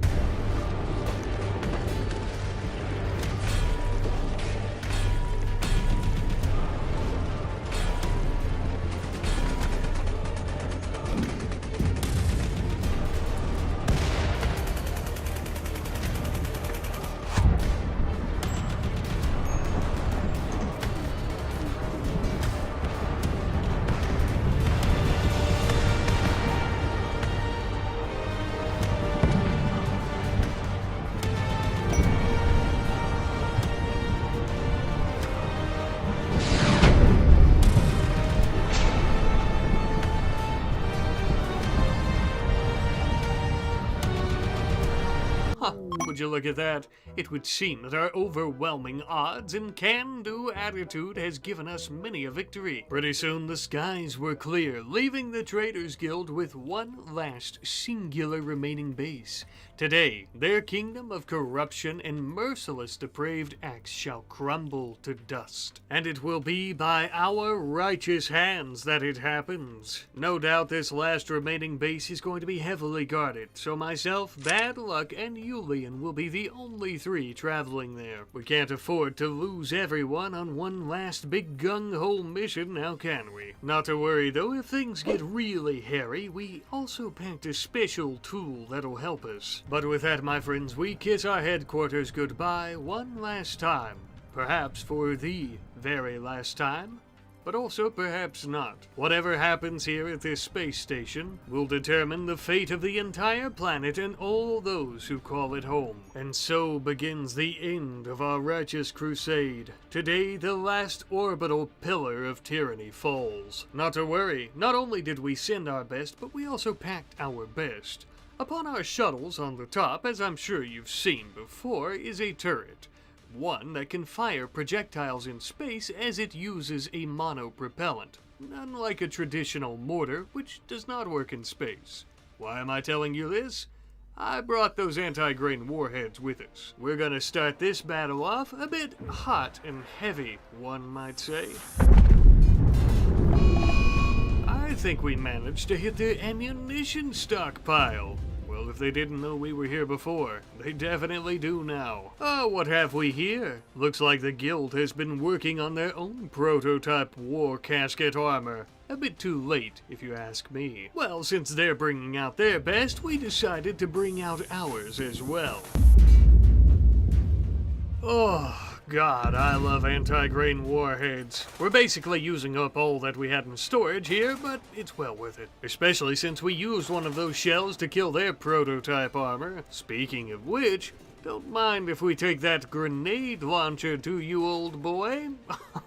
Oh, I didn't think you would. Truly, our new technology this episode has really given us quite the upper hand against the Traders Guild. And so, this station was probably one of the easiest yet to clear out. But even with the majority of their forces MIA now, and I literally mean that, as they're scattered all over the place, bits and chunks and pieces, we still have many a straggler left that must be hunted down and crushed. And because they're all so spread out, we would split up our forces. Bad Luck would go off on his own, as Kefish and Julian would track down others. In one room in particular, I made a horrific mistake. We had this person, they had a triple rocket launcher. I got nervous and I threw out our hunter drone, forgetting that it had an anti-grain warhead instead of an explosive shell. However, thanks to Kefish's specialized privateer armor, she had a grappling hook attached that she could throw out and pull herself quickly away from danger. Oh, yeah. Oh. Oh, shit.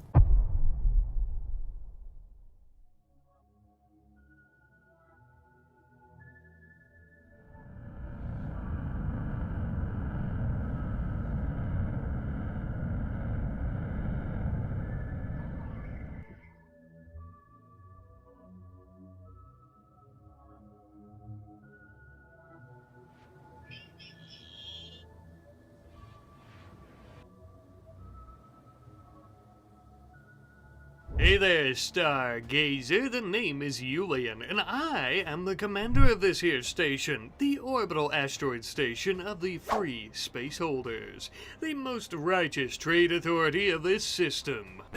Excuse me, Julian. I am the actual commander of this here station, and the name is Kirko. Huh, good one, Kirko. But it is I, Mechanoid, who is the actual commander of the Free Spaceholders. Okay, so maybe we haven't decided who gets the position just yet. See, our old commander recently died in an explosion on an enemy space station during our epic righteous crusade against slavery in this star sector. A most honorable death. We should all wish to be so lucky. Wait a damn second, we have a Resurrector Meg Serum. We don't even have to elect a new commander. We can just bring Kefish back to life. Kefish being our old commander. Here goes nothing. Well, well, well, that seemed to do the trick. Thank God almighty, the commander is finally back. Well, what's left of her? You see, she's alive again, which is amazing, but, the warhead that detonated killing her also seems to have shredded all of her limbs. Her nose. She was also shot in the brain. Oh, and, it looks like it shattered her spine. She's definitely been in better situations, that's for sure. She also has resurrection sickness for the next 4 days, not that it really matters as she can't get up anyway. We'll just put a bucket next to her bed in case she needs to puke. Well then, I suppose we're going to need a new commander after all then, aren't we? I suppose an election might be in order? Yes indeed, we believe in democracy around these parts. But I only trust one group of people to go about electing a new commander, you wonderful people. I have put this poll up on the channel, and I humbly await your results. Don't bother voting now, though, because I already got them. Now then, while we await the results, we have a lot of work to do. The Orbital Traders Guild is gone, and we are the new trade guild. We won the war, but how do we become orbital traders exactly? Thankfully, we can get an expert opinion from Vivian, who just so happens to have been a member of the old Traders Guild before we captured and rehabilitated her. More importantly, she has a social skill of 10, which is exactly what we need to be able to set up a trading outpost on the planet's surface. It just makes sense, a trading outpost on the surface, an old orbital trader to help us set it up. I think having them on the surface is going to be much safer than using the space stations that the old traders had, even though we're technically still orbital, I guess. Plus, we also destroyed all those stations. Anywho, though, here is our very first trade outpost. I'm not going to focus too heavily on this episode, but it is definitely something that we are going to slowly begin building up as we become the new trade authority more and more. Vivian will be operating our very first, and every quantrum she is going to be producing 300 silver. That is actually after she takes her cut. Yes, obviously we have to pay our crew members who go out and run these outposts, but with enough of them, we could be making an absolute fortune. Though, truth be told, the future of the space holders, the future of our trade empire, the future of everything here on this planet, for us, and really everyone else, is going to depend on who you fine folks choose to be our next commander. I have the utmost faith in you. No pressure. Since we won the war against the Traders Guild, we're also able to contact the Orbital Traders Hub now to let them know who the new head honcho is around here. Obviously, they were a little bit shocked to see that we had won the war against this Solar Sectors Guild, but they quickly overcame any feelings of hesitation once they realized cutting us off from trade again would now hit their bottom line, like an orbital freight ship. Our very first exotic goods trader. My oh my, it has been ever so long since we've been making plenty of money. They also just so happen to have plenty of luciferium, 83 pieces of luciferium, I might add. In exchange for some of the gold that we had recently acquired, we had plenty of that luciferium, all that they had, as well as a good chunk of change to go along with it. Good news to bad luck here. Our war casket wearing killing machine, who has a crippling addiction to luciferium because he's taking it to try to get rid of his brain damage. It's a whole thing, but we're working on it, not to worry. And this is going to help us out quite a bit with that. But hold your horses, my friends, because the election results are in. Let's see here. Elida... Wait a minute, bad luck. Oh shit. Guys, I think we're under new management. Well, just like that, bad luck is the commander now. Probably wouldn't have been my first choice, or second, or third for that matter, but majority rules. And his first order of business?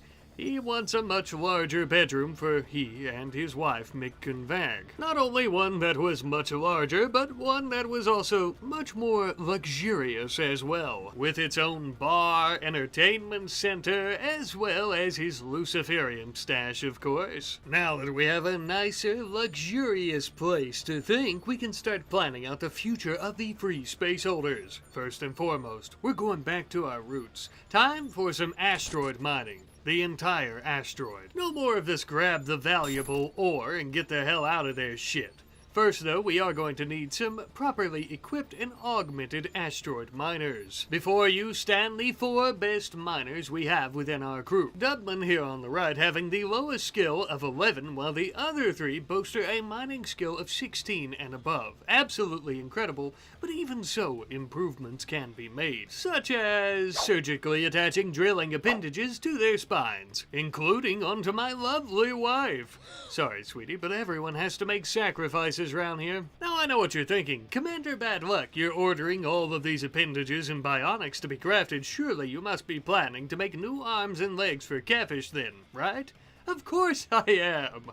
Eventually. The thing is, that's a lot of work. And I mean, she is alive already, isn't she? Isn't that good enough for now? Sure, she would have fixed my broken body before taking care of business needs, but that's why she's bedridden and broken, and why I still stand before you today. She was weak, whereas I am not. She'll be fine. We have much more important things to attend to, like putting those drilling appendages on my wife and Julian, as well as all of our other great miners, just before we prep them to be sent off to the next asteroid.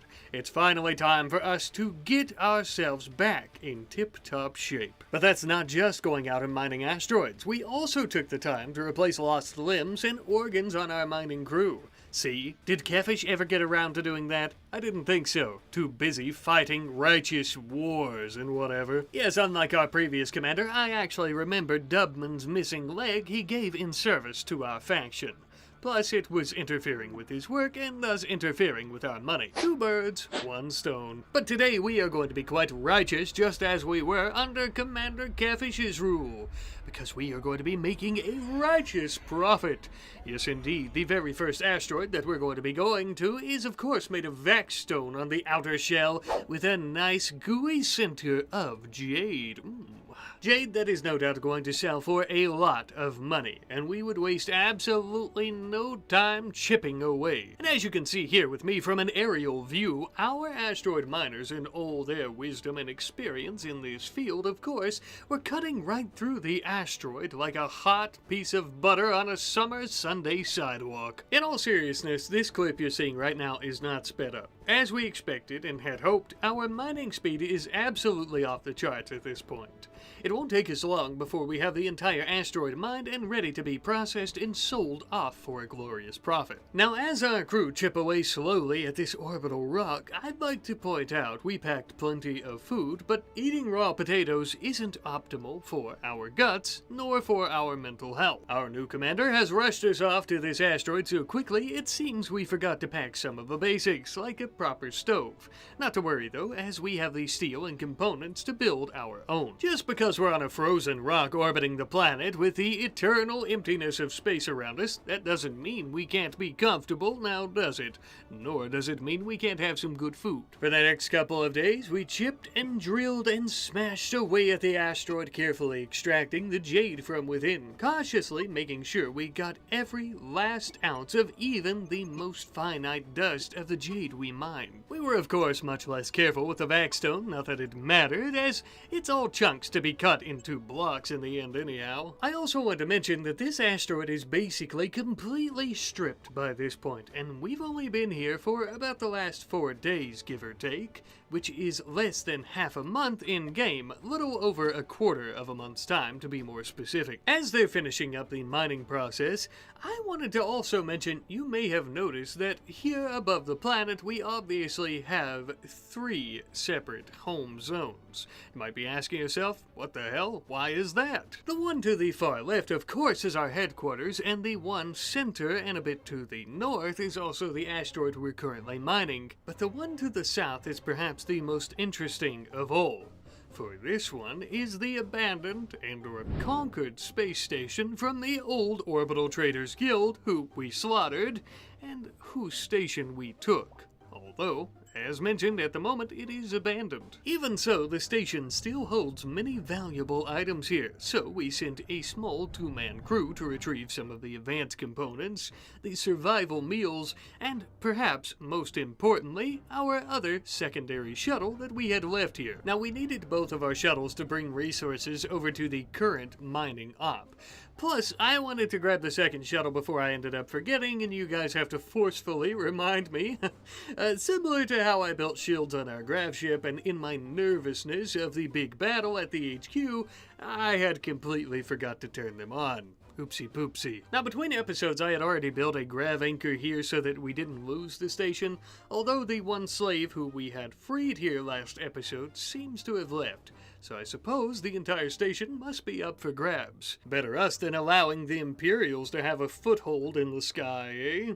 I don't know what we would do with this base, but if you guys have any ideas or suggestions what we should use it for, or maybe if we should just scrap it all for parts, be sure to let me know in the comments section down below. And with that, our two shuttles have finally arrived at the asteroid that we are currently mining for resources, dropping off plenty of steel and components. The reason that we brought these is because we are going to be building inside the ship a few electric stone cutting tables. Indeed, by this point, the entire asteroid has been strip mined, and we have gotten all the jade from it that we could. The rest of the material here, as mentioned earlier, is simply vac stone chunks, which we are going to be cutting into blocks. Probably not every single last chunk, as that would take an ungodly amount of time, but I do plan on trying to cut about 80 to 85% of the chunks into stone blocks. I know, Commander Badluck said earlier the entire asteroid, but listen, I want to move on to other asteroids, and vac stone blocks just aren't worth all that much. We're really just cutting these into blocks to get our money's worth as much as we can while keeping our sanity intact, if that makes sense. But as our crew continues to diligently tackle this task, meanwhile, back at our refining base on the planet's surface, we recently got an intel of a nearby mining site by Tox pirates. Not only was this faction slave owners before we abolished the practice, though they may still be breaking the law, I suppose, but they are also interfering with our trading practice. The cherry on top is the fact they're even attempting to mine resources under our noses. Well, that is bad for business. There is a tithe to be paid, whether it be silver or in blood. We're going to be sending down a 3-person squad to deal with this little outfit of illegal mining operators, made up of Azez, Lawrence, and Nerhesi, all 3 of them absolutely armed and armored to the teeth, with some of the best weaponry that the headquarters had to offer. Not that they'll even need them, because they will be riding into battle against this mining operation in our 3 scythemen that we have parked at the refinery, using their rocket salvos to cleanse the land of this unholy operation. And just like that, the 3 of them would begin cruising down the highway towards the Tox pirate outpost. Although it is going to take them a little bit of time to ride through the desert, so, in the meantime, our very own mining operation is going to be doing some trading with an orbital bulk goods trader that we had requested, selling off all of the vac-stone that we have cut into blocks thus far. Selling off the vac-stone blocks alone would garner us 4,086 silver. We plan to hold off on the jade for the time being. Oh, Commander Badluck is going to be tickled plum pink when we bring all this silver back home to him. He's actually already tickled plum pink because his crippling addiction to luciferium has caused his brain scar to heal. Pretty incredible. It's probably also worth mentioning, not only will he be at full thinking capacity now, but also full fighting capacity. I also want to mention real quick before we arrived at the enemy mining site that we got our first delivery of 300 silver from our trading outpost we set up in the beginning of the video. But without further ado, my friends, our squad of 3 and their scythemen have finally arrived at the Tox pirate mining site, ready to kill. Hard to say exactly how long they've been working this site, but if I had to guess, it's been at least a couple of months, because their base here is quite large. Looks like they've also had some issues, you could say, with their shuttles. Not our doing, but I don't mind at all. Hey, wait a minute. That also means they've been taking to the skies, attempting to really cut us out of the deal. Bastards. On the bright side, though, I guess they won't have an easy escape from our wrath now, will they? So we're gonna start aiming our rocket salvos in here, and hopefully we'll be able to kill them all with one fail swoop. That would be ideal. We have to be careful, though. They have resources down here they've yet to mine, but I think the resources are either being kept in here or in here. One of these is probably where they sleep and eat, and the other is where they're storing their resources. And I really don't want to destroy their resources because I'd rather take them for ourselves. But as you can see with the rocket salvos, we're probably going to end up hitting some of those resources, unfortunately, but that's just the name of the game, right? Let's go ahead and fire off our rockets, though. Here we go. Oh, an absolute massive barrage. That wasn't too bad. We killed quite a few of them. We still got about 10 of them alive, if you could call it that. We are going to be able to recharge, I think, though. They're not really coming after us just yet. Or not recharge, we're going to have a cooldown here. This guy's getting ready to take cover right there, I think. Let's see if we can hit him with some rockets.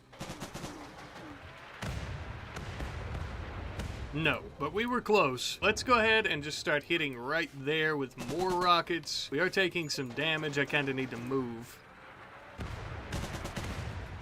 Not too shabby, not too shabby. We are going to be taking cover outside of our vehicle, behind our vehicles, and shooting at them with our rifles, but also we're going to be shooting at them with our triple rocket launcher that we got from murdering some of those traitors during the war. We have quite the stockpile back at the HQ, so we might as well use it, of course. I'm gonna see if I can hit these two right here with it. Fire away. Oh, sweet heavens, what happened? Oh, and we have a little coward here wanting to get away. I'm afraid I'm going to have to run you over. I have to insist that you not run. Here we go. Can we hit him? He's much faster than I anticipated. Come back, wait. Wait, alright, we'll run you over.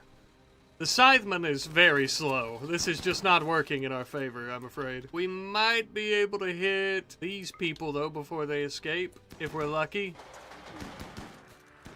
Let's see if we can get them. Oh, yeah. Lie there got blasted into oblivion. We are looking pretty good, though. One of our scythers, pretty badly damaged and ran out of fuel. The engine, the chem tank. Yeah, the chem tank is severely damaged, so we're running out of fuel. Luckily, though, Azez is completely fine. Go ahead, and we are going to dismount. We're going to see what the hell's going on here. We might take a few prisoners while we're at it. We have this person. Zeef, decent crafting, pretty good intellectual, not good mining, which is a big one for us, but a good shooter. I'm also on the lookout for people with a good social skill, as those people could help us with setting up more trade outposts, which neither Mort nor Glorisphere have. Glorisphere, though, has a decent mining skill. That's not too bad. Let's take them prisoner. Assuming they don't die. Azez is a terrible doctor, and yet he's the best that we have with us here. So, they're probably going to die before we could do that. And I guess, yeah, they're the only person that might be worth taking, which is a shame, but okay. I'm gonna start investigating the base, though. Let's see if we can find those resources we were looking for. Oh, I think this is them.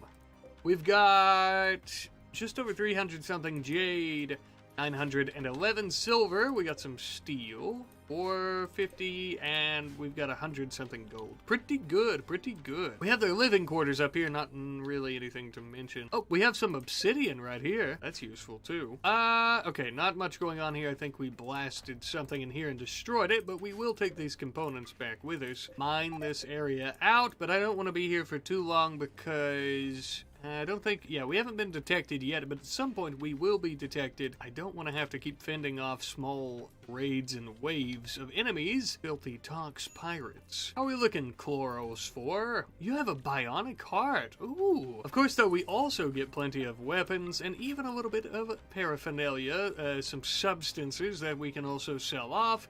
We can also use the weapons, of course. We also have some fine meals. Other than that, and our new potential prisoner here, I think that's about it. Yep, looks like that's about it. So we're going to repair our Scytheman. I think we'll go ahead and start doing that, actually. We'll go ahead and start repairing the Scytheman, and once we get this one repaired, we will take some fuel from the others. We should have plenty of, as chem fuel is also what we have to use for the rocket salvos to get them firing, and that way we'll go ahead and load that onto it. We'll get the others to load the chem fuel onto this Scytheman. That way, once it is finally repaired, we can get the hell out of here. Although it's going to take quite some time, I think. There's a lot of damage going on, so...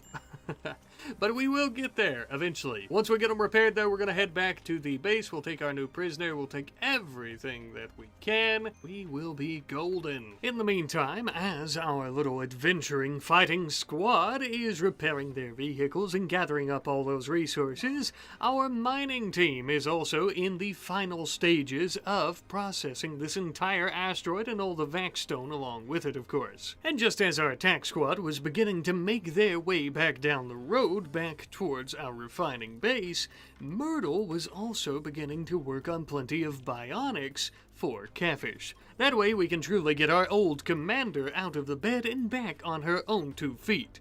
Not her 2 feet, but some metal bionic 2 feet. That will be hers. Personally, I would be more than happy to start on this process right now, but the only good doctor we have who could perform these surgeries at the HQ right now is Catfish herself, and she doesn't have arms or legs. Her spine is shattered. You see what I'm saying. Finally, though, our caravan of Scythemen and attackers had arrived back at the refinery base, dropping off all the weapons and, most importantly, resources that they had acquired from the Tonks pirates, which actually included those gibbet cages that we had saw earlier. Funny enough, these were actually made of obsidian, and obsidian, of course, is worth a lot of money, so we were going to deconstruct those. After doing so, we would ship all of the resources back up to the HQ, including, but not limited to, some luciferium for the commander himself, as well as a very unique item, a piece of pico machinery. Now, if you said, what the hell is pico machinery? Well, you are not alone, because I personally had no idea myself. To be honest with you, I don't even know where we got this from. Apparently, though, the Orbital Trade Hub's experts say it's used in archotechnology,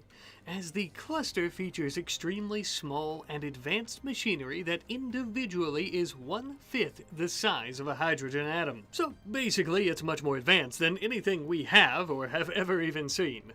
Perhaps with enough of these, though, we could make something pretty incredible for ourselves, so we're going to keep it instead of selling it for the time being. And for the sake of safekeeping, the commander himself has had a special shelf built in his bedroom where he can keep a good eye on it 24/7. Speaking of which, the commander and the rest of our crew would welcome home not only our mining crew, but also the 2 additional crew members that we sent out in the shuttles. Everyone finally home once more. The ship's cargo was loaded to the brim with 9,760 Vaxstone blocks, which isn't even counting the ones that we had already cut and sold many days prior to this landing. Within the ship, we also have 2,504 jade, but it must be noted that most of this jade was already aboard the ship. We still need to sell it all, of course. However, I think from the asteroid, we only got around about 500 to 600 pieces of jade. Still pretty incredible, though. Now comes the most difficult part of attempting to remove it all, as well as many other items that should not be within the ship before we go on our next adventure to mine more asteroids. We're going to be bringing all of this in, of course, to the warehouse on the opposite side of the HQ, which obviously took an incredibly long amount of time, and then I realized that most of the Vaxstone didn't need to be taken out of the ship because we could just sell it with the beacons we have aboard the ship, which we would do, along with some gold, because for whatever reason, this specific trade ship was not willing to buy jade. Even so, this would still fetch us a great price of 6,923 silver. Doesn't seem like much? Well, that's because that's all they had, and the majority of what they bought from us was indeed Vaxstone. Indeed, I think our war, although it was for ending slavery, was also well worth it just for the fact of getting to be the new trade authority of this planet, as we are making an absolute fortune. Filthy rich. And I do mean that so much, in fact, that we, something really we should have done a long time ago, but we are going to begin working on something of a bank here in the HQ. More so of a treasury, just a place to keep it all safe and sound. As you can see, we're actually building some armored steel doors and steel walls all around the inner lining of this treasury, just so we can ensure no matter what happens, whether they hit us with more anti-grain warheads here at the HQ this time around or anything, that our money will be safe. But we've been worrying so much about mining asteroids and taking care of our finances that I almost forgot to mention young Anna, who has been with us since she was about 8 or 9 years old, I think, if not younger, has now turned 13. Which also means that we get to give her a few new minor passions, which we gave her in mining, cooking, and construction, with construction and cooking being things she's already pretty decent at, and mining, of course, because, well, we want to turn her into yet another asteroid miner. Best that she starts mining asteroids at a young age so she can get as much experience as humanly possible. We've also decided to attach 2 drilling appendages to her spine, to help her out with that. And believe you me, with a mining skill of absolute 0, she's going to need all the help and all the experience that she can muster to get. With all that being said, let our next mining operation finally begin. The second asteroid that we're going to be mining in this episode has traces of plasteel. Not exactly something that we plan on selling, but a useful resource for us and us alone. The vaxstone, however, of course, that we end up chopping up from this asteroid we will sell, as we did with the last one, of course. Now, as we enjoy a beautiful time-lapse of our workers mining away this entire asteroid in a very short amount of time, I also want to talk about some of these unique items that we got, like the Pico machinery, I believe it was earlier. Well, we also ended up getting Atto machinery, I suppose is how you pronounce it. It looks pretty damn important and pretty damn interstellar cosmic-like, if you ask me. And we actually ended up getting this as a gift from some visitors. I suppose they're trying to impress their new trade authority, of course. This item apparently forms a psychic bond with whoever touches it, allowing the user to use it for any type of fabrication. Its strength is unheard of anywhere else in the universe. Not the solar system, not the planet, not the galaxy, but the universe. I don't know how the hell they decided to give this to us as a gift, but I'll take it. Oh, and would you look at that, the asteroid is finally mined as well, which took us a total of about 5 days. Blame our slowness on Anna the rookie. That's alright though, as we are still making very good time, and we are immediately going to begin the processing of the chunks. Meanwhile, back at HQ, we had finally finished up all the bionics required for the former commander. We've got legs, we've got arms, and we've even got a bionic spine. Alrighty, I suppose we had better start surgery, shouldn't we? It would seem we're gonna have to take out some trash first. A large group of Tox pirates. No doubt they've come to try to take back their resources. Well, I'm afraid you've poor dumbasses, we've already sold all the resources we stole from you. And also we're going to murder you, of course. This looks like a job for our current commander. Alright, so I've brought the commander down from orbit, and he is landing at the refiner base. Now, I do want to say, as much as I'd love to see him just decimate them, I do have something special in store for them. As you can see, we still have an anti-grain warhead loaded up into the turret of our shuttle. So, I really like detonating warheads. I want to hit them with one as well, so we're going to do that. Here we go. Swoop. There we go, and I'm actually going to get the commander out just because if this doesn't fully kill them, we will bring him down, of course. I have a feeling the one warhead's going to be plenty enough, but let's find out. And indeed it was. Oh, alright, I'll see you guys later. Bye! Any of you still alive that might be useful? This fellow here, by the name of James, had his left and right leg ripped off in this explosion. Holy shit, though. Are you go juice dependent? So we have plenty of go juice. Holy shit. A 20 in shooting, a 10 in melee, 13 in construction. You are the perfect soldier, I think, for another war casket, maybe. Super Bass here. Shooting of 8. Construction 6, crafting 13, intellectual 9. Not bad. You also lost both your legs and we shattered your jaw. You are also addicted to go juice. Damn. Okay, you know what? I'm going to bring some people down here and we are going to tend to them. Flores 4, you can actually start tending to this fellow here. Bring a Zez, but he's not exactly very good at medical work. He does, however, have a jump pack, which will get him there much faster than Chloris 4. Kinda, maybe.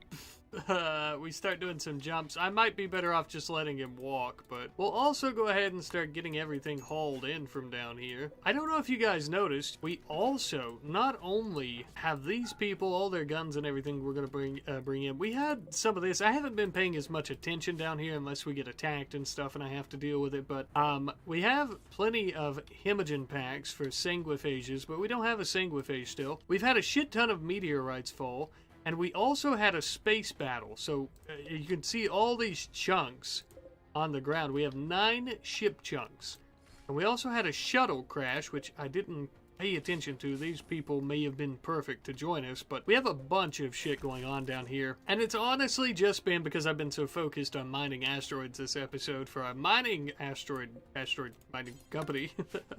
I haven't really focused on it, but we have jade here, we have silver, we have gold, and compacted machinery, which is all already great, so we'll start dealing with that as well. Can you start tending to Super Bass? James is gonna be fine. Super Bass is dead. 1 second, I completely missed it. That was my fault. That's alright though. We are going to go ahead and set up a temporary prison for James, who will hopefully be joining us in a very short period of time. Welcome aboard, James. I suppose all your friends didn't die for nothing. They died so that you could join us. Other than that, though, they did indeed die for nothing, as you can see. Oh, God, I love anti-grain warheads.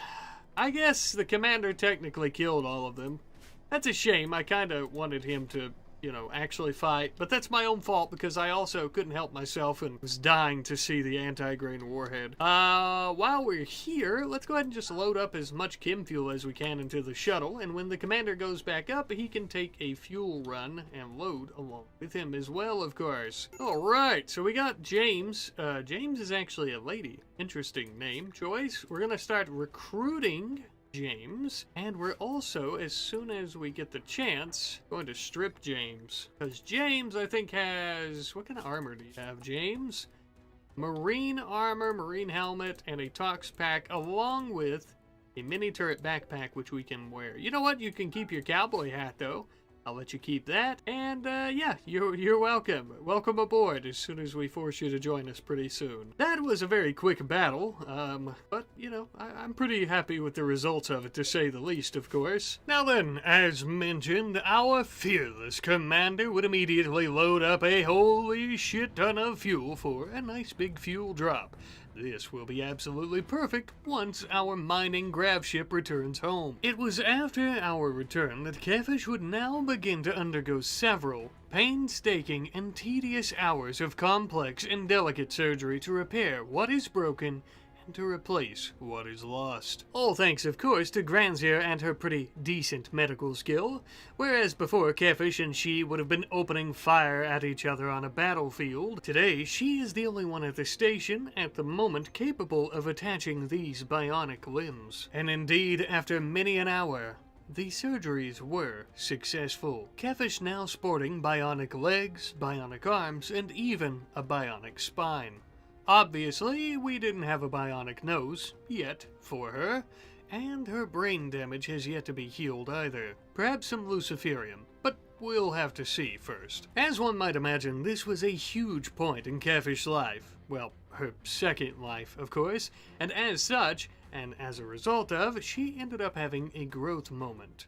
She's done a lot of self-reflecting and thinking since she's been bedridden. Broken and bedridden for months on end, if not longer, simply to gain a few minor passions for some skills and a new trait that helps with crop harvest yield. Worth it?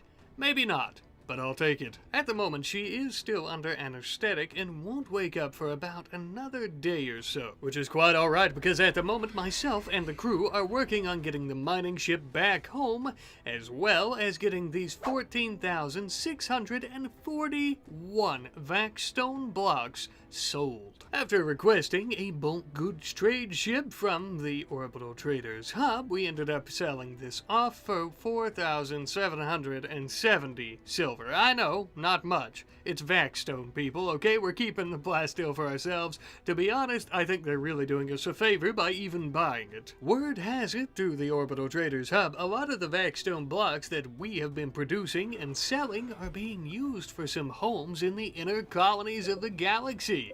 That's pretty cool. I don't care as long as we get paid. Ah, well, what have we here? Look who's finally awake. Hey there, sleepyhead. A lot has changed since you had your little snooze. Howdy, Space Ranger. The name is Bad Luck, and I am the commander around these parts. And today you and I are going to be creating an economic empire from natural resources. In case you're new around here, you might be thinking to yourself, but Commander, what about the Orbital Traders Guild? Aren't they already the economic empire of the planet?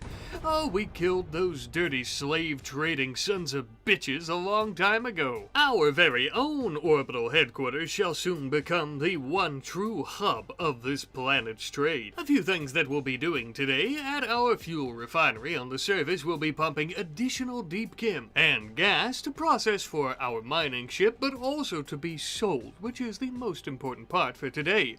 We're also going to be starting mining operations in the area. Yes, no longer just asteroids.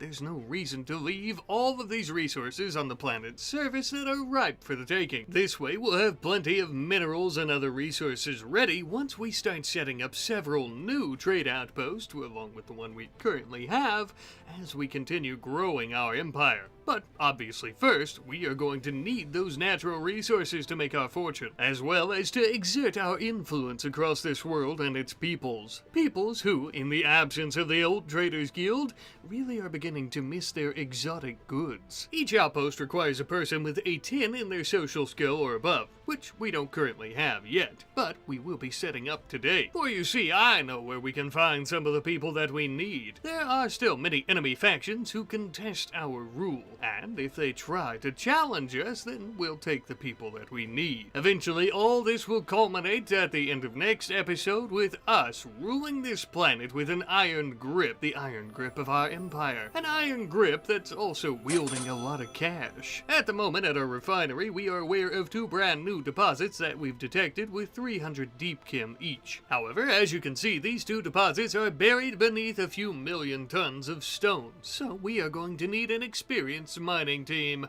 Thankfully, we already have the best in the business on our crew. And so, of course, we would promptly bring them down from our HQ to the surface base, where they will be staying for the foreseeable future. Our mining crew is under the leadership of none other than the Great Kefish, our previous commander. She's back from the dead and not at all that tickled about her new position, but you snooze, you lose, as they say, or in this case, you die, you, lose your commander role. I don't know. She happens to be an old flame of mine as well. It's a long story. I'm a dirty cheater.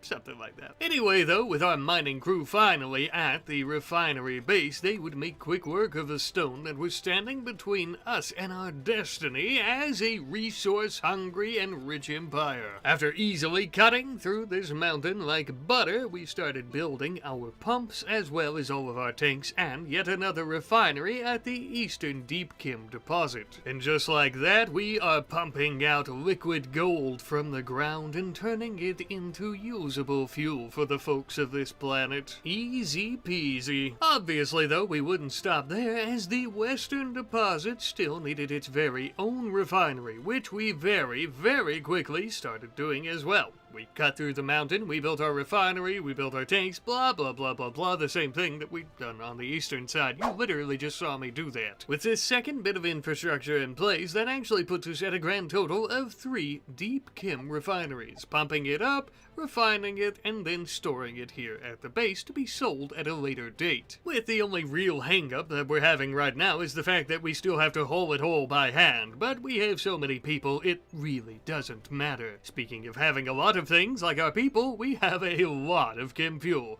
with us sporting just under 18,000 10,000 chem fuel right now in storage. By the time I finish yapping, it'll be up to 20,000. However, with these thousands and thousands of jerry cans of fuel flowing into our storage facility, we are going to need a better place to go about storing literally everything else that we have, like our building materials, wood, stone, our weapons, blah blah blah blah blah.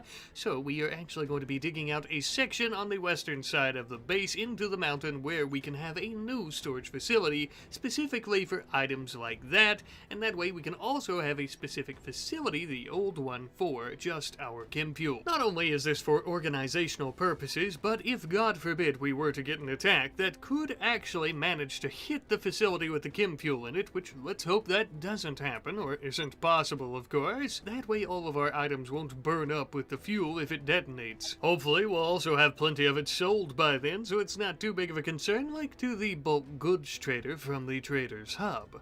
We would end up selling them as much as they could afford, making us 8,635 cold hard silver. But we had also purchased some alcohol from them. The reason that we purchased these strong beverages was to keep spirits and morale high. You see, most of our crew have become accustomed to life on an asteroid, and they get a bit anxious being planetside. Hopefully this will help calm their shakes and nervous tics. We had also bought some extra go juice for our local junkie, James, who has a dependency on it and who has recently joined us. However, she didn't get up. I was a bit perplexed. And then it came to me. We blew off her legs with a warhead. Oh, yes, how could I forget? That makes sense. Well, we radioed back to the HQ in orbit, where we have plenty of resources to make bionics, and we also have Myrtle's wonderful skills at making them. We'll get a couple of bionic legs going stat. Meanwhile, back planetside, since we have so much crew, we need more crew quarters. Up until this point, we've been having everyone bunk together, which they really do not like, because these rooms are far too small to be treated as barracks. So, as with most things we've been doing down here at this base, we are going to be mining out a part of the mountain to make new bedrooms and areas for all the new people who are staying here, of course, within the crew, just as well as any potential new recruits that we might be getting in the very near future. Keep in mind, as I mentioned earlier, we need people with good social skills for our outpost when we finish up next episode. But you know what? We really haven't been paying enough attention to the refiner base here in the last few episodes, or really throughout the series since we built it. It has been serving a purpose, and as such, we haven't really taken the time to build things like a nice recreation area that we have now to keep spirits high, just like with all the alcohol that we're going to be forcing onto people. Oh, silly me. Did I say enforcing? I meant heavily encouraging. Also, it looks like we've self-tamed an elephant somehow. I don't really know what to do with him, so if you have any ideas or suggestions, be sure to let me know in the comment section, and especially if you have any names for him, I sure could use some help. Now that we finally finished up and have many more of our construction and mining projects moving in the right order, Elida is going to be taking James back up to the HQ for her very delicate surgery of having her brand new bionic legs installed onto her person. But of course, Elida's incredible manipulation stat as well as her incredible medical skill would mean that she would also be the same person to install these bionic legs. The operation went incredibly well, and once that anesthetic has worn off, she'll be back up on her feet in no time. Brand new feet, I might add. As she's healing up in the hospital at the HQ, we're also going to have folks like Elida and Kirko as well start working on some research into complex vehicles. These will actually allow us to create some aerial vehicles such as a Cherokee helicopter. A helicopter with a cargo space of up to 4,600 kilograms, which is completely unmatched and will be perfect for our trading business at the planet's surface. However, our refinery base is kind of running out of space for all these vehicles that we already have that are land-based. So, to make room for the helicopter in the near future, we are going to be building a garage within the side of the mountain next to our new storage facility. That way we can keep all of our scythemen as well as other land-based vehicles parked here. Not only that way they're out of the way, but the reason they're right next to the storage facility like this is so that there's an ease of access with loading things into them, of course, like fuel, which is what we have to have for our rocket salvos, as well as just making sure the vehicles have enough to function. Shortly thereafter, we finished up the research into complex vehicles. I was excited to start on the Cherokee, but in order to research this project, we need to find some wreckage of one first. Looks like it's going to be a little while. Although at the moment I think we have much more pressing issues at hand. We have a terrifying and large group of murderous insectoids headed right for us, full speed ahead. The Hive are coming, although they are quite slow. I'm trying to get everyone inside the Scythemen, have them ready, and there we go. Let's go ahead and start bringing them basically just outside the garage. And the reason for this, of course, is because once we have them out of the garage, we'll be able to get them lined up with their rocket salvos like right now, and we'll be able to hit the Hive. Hopefully, I really don't want them to hit our oil refinery. The problem is, we're going to have to repair our own pipeline because we're going to end up destroying it. I thought they were going to start attacking it, but it doesn't seem like they are. Okay, so really dumb idea. I am going to start targeting this area. We are going to destroy our own pipeline in doing so, but we're going to do it anyways.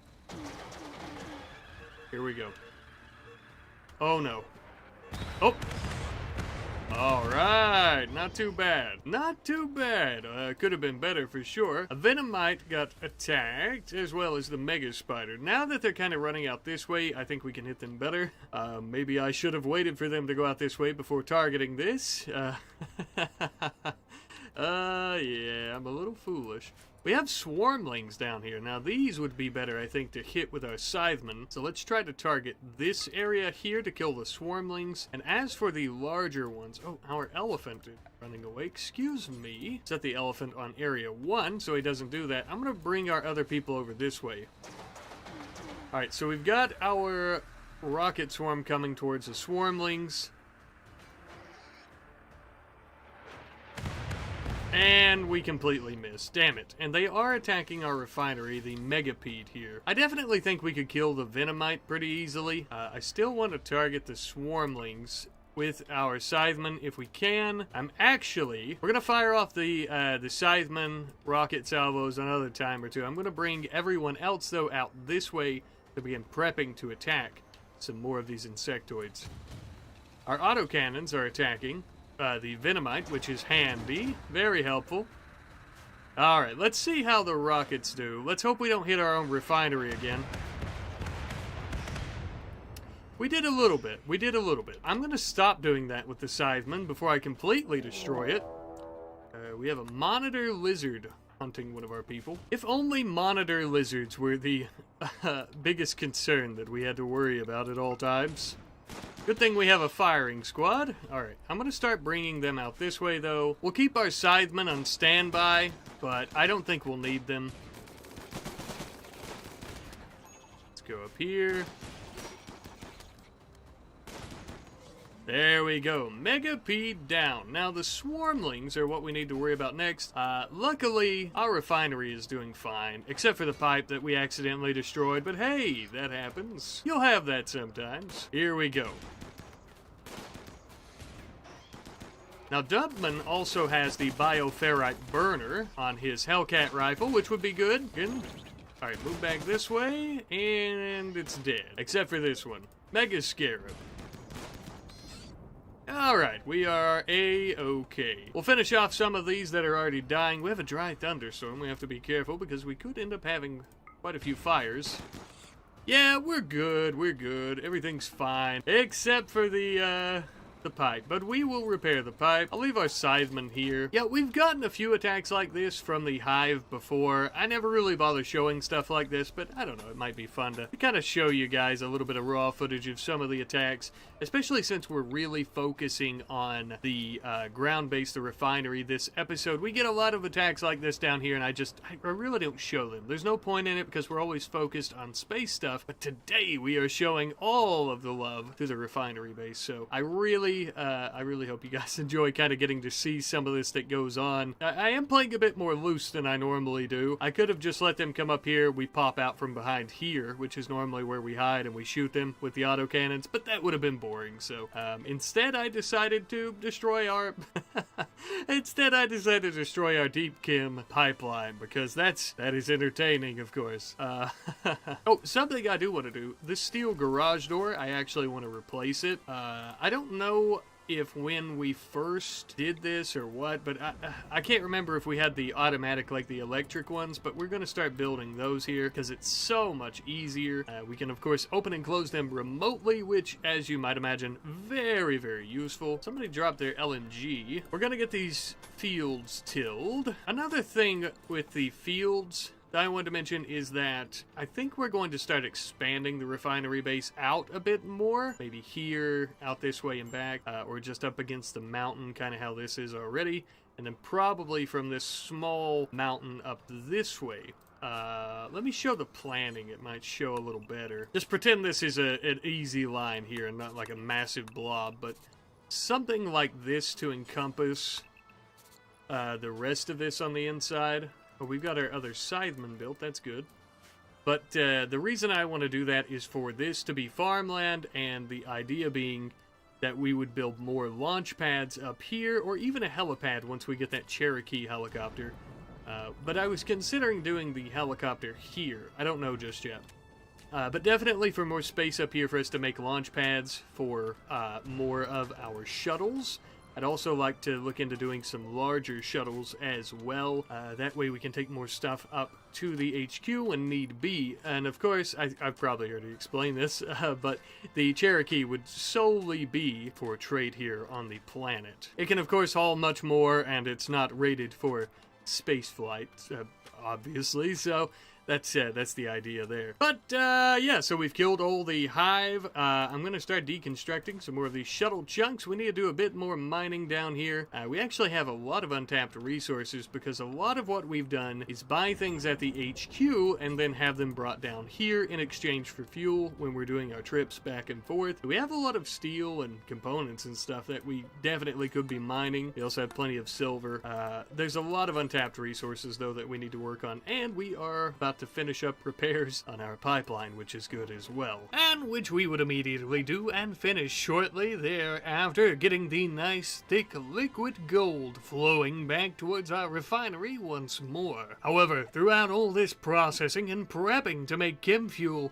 we began having some power issues. It would seem that our recent expansions to pump all of this deep chem out of the ground and to get it processed has been using up all our electricity. Not to worry though, as we have long since created plenty of technological marvels that can easily remedy power issues, such as our nuclear reactors. All we gotta do is build one down here. So we are going to be making some room for it behind our garage. There was just one little issue. We needed advanced components and plasteel, of course. Thanks to the overabundance of resources back at the HQ, though, we were easily able to bring down plenty of both which we needed, and we would immediately begin finishing up that nuclear reactor. Thanks to a lot of our mining efforts down here with the untapped resources I mentioned a moment ago, we already had plenty of uranium. Electricity began surging throughout the base's electrical work like blood pumping through the veins of an ambitious giant. Shortly thereafter, we ended up getting a bulk goods trader from the local Saurid government. We would send Kevish to go and speak with him to get a better deal, as they're much more trusting of people of their own kind. They, of course, would end up purchasing our chem fuel as much as they could carry, and we even bought a few books off of them to better educate ourselves. All in all, we ended up taking all their silver, which was 4,152 pieces. Now, with our trading efforts completed for the day, the crew thought that it might be a good idea to add on to the living quarters of everyone, but only for someone in particular. For you see, Kevish, even though she had died and bad luck was the commander now, had yet to lose the favor of our crew. Elections and death may bring about the changing of the guard, but favor with the people is where the true power lies. Ah yes, even after her death and mutilation at the hands of an anti-grain warhead, her limbs torn off, her spine shattered, her position usurped from her, Kefish still has a burning flame within her, burning eternally brighter than that of our refineries, which were always flaming and smoking 24/7. However, it wouldn't be long at all before we started depleting the first of these 3 deposits that we had already found. Given this, we would also end up building 4 more ground-penetrating scanners to help us locate these deposits. That way we could go about setting up more refineries. However, this was interrupted when we had another trader. Does that say slave trader? Are you f***ing kidding me? We fought an entire war to end slavery, and you think you're going to come here and just do this right in front of our faces? Keep your cool, Kefish, keep your cool. We'll handle this little issue post-haste, but for now, we need to go about doing this delicately. First things first is going to be removing these slaves from the possession of the traders, which we would do, purchasing them their freedom. Not to worry, my new friends, we are going to ensure that your masters can never hurt you or anyone else ever again. Unfortunately, as with most folks who have been enslaved, rehabilitation is going to be a long and tedious road to attempt to recruit them into our ranks or to allow them to go about living their own lives. All these people have known is enslavement. But a life with us as free people is much better than the alternative. Now then, for these slavers, an example must be made of them. The law demands justice and retribution for their acts of cruelty.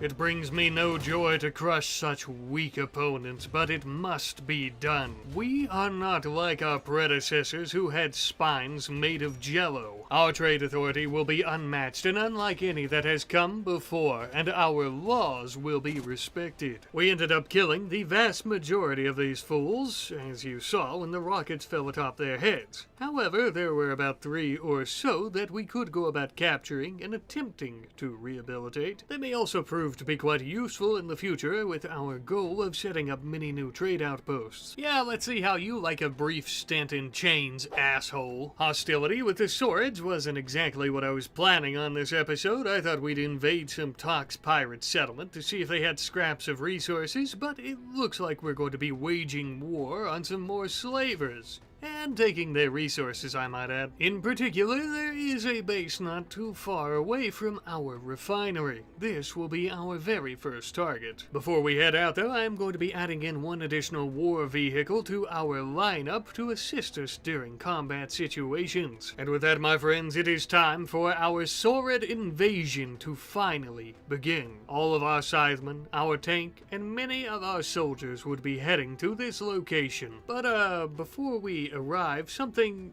interesting ended up happening. An affair. Apparently, Bad Luck tried to woo Mai by telling a story about hauling something, and Mai is now his lover. Just one little problem, of course, Bad Luck was already married to Mechanoid, who is down at the refining base. Well, he did start out cheating on Kefish with Mechanoid, so I guess this was to be expected. Commander, just when I thought that my displeasure and disappointment with you couldn't get any higher. I hope you're proud of yourself, you smug bitch. Well, don't blame me for this. I didn't even vote. Don't worry, we give it another year before he cheats on her with someone else. Anywho, though, our little war caravan is just about to arrive at the Saurid outpost. So we have finally arrived, and we've got a lot going on here. They have uranium slug turrets. I wasn't expecting them to be quite this well armed. So we are up here in the northwestern section of the area, and it seems that most of their defenses are over here, kind of towards their northeastern section of the city. They do have mini turrets scattered all around, though, so that's something to keep an eye out for. They actually have quite a few mini turrets. Not sure what's going on in the middle of their base here, but I don't think it really matters. Of course, something that we have to keep an eye out for are slaves, but I don't see any here. I would guess that us becoming the new trade guild and ending slavery has prevented them from getting more in, but they most likely still have some. So it's just something to keep in mind. We don't want to kill slaves, obviously. We would prefer to free them, obviously. But I don't see any here at the moment. Now, something else. Maria laid an egg. I think this might be, who is, oh, Maria? Oh, okay. It's one of the people here. I thought it was one of our people. Okay, well, I don't care about Maria's egg. She and all her friends are about to get destroyed anyhow, let's go ahead and bring our vehicles down this way. We'll line them up in a bit of a firing line here for our rocket salvos. And the hope is that we won't even have to bother going and attacking them. Now, I am going to bring our roadkill tank down this way, kind of help us out, as I expect that they'll come to try to attack us. And if that is indeed the case, we'll be able to use our main gun to protect ourselves, hopefully. Let's see. We're going to go ahead and set up our rocket salvos to bombard their city. So let's go ahead and do that. I actually want to aim the rocket salvos, of course, in the center of the city, as that seems to be where everyone is hiding. Or at least taking cover. I guess they're not really hiding now, are they? Bombs away, lads. Oh, yeah. Absolute barrage. I'm excited to see how this goes. Oh my god. That wasn't too bad. Do we have... Oh, we have another barrage coming. Oh, oof. Alright, let's pause for a second. They are coming to attack us, so we'll have to deal with that. However, I did find 2 slaves. So we have 2 slaves in here. We have to keep an eye out and make sure that we don't end up killing them. We've already struck them with rockets. Alas, there are issues like this that happen. You know, there's not really any way for us to just come in and kill everyone, one by one with our hands and then save everyone. But we can, of course, avoid hitting them with more rocket barrages and thus killing them. So we have to be quite careful now. Oh, we have another barrage coming in. I didn't even notice. Why do we keep barraging the city? Let's start throwing barrages here, as this is going to be where they are coming to get us, instead of hitting the city. I hope that this doesn't kill people, like the slaves. But it might. I hope not. It almost did. Oh, okay. So we are absolutely blasting them here with the barrages. It's insane. We're also going to use the roadkill to get a shot off there. Oh my god. We probably shouldn't be sitting still, simply because that's probably going to end up getting us killed. But if we're sitting still, so will they. And if they're sitting still, we might be able to hit them with more barrages. Here we go. Alright, actually, I'm going to move the roadkill because I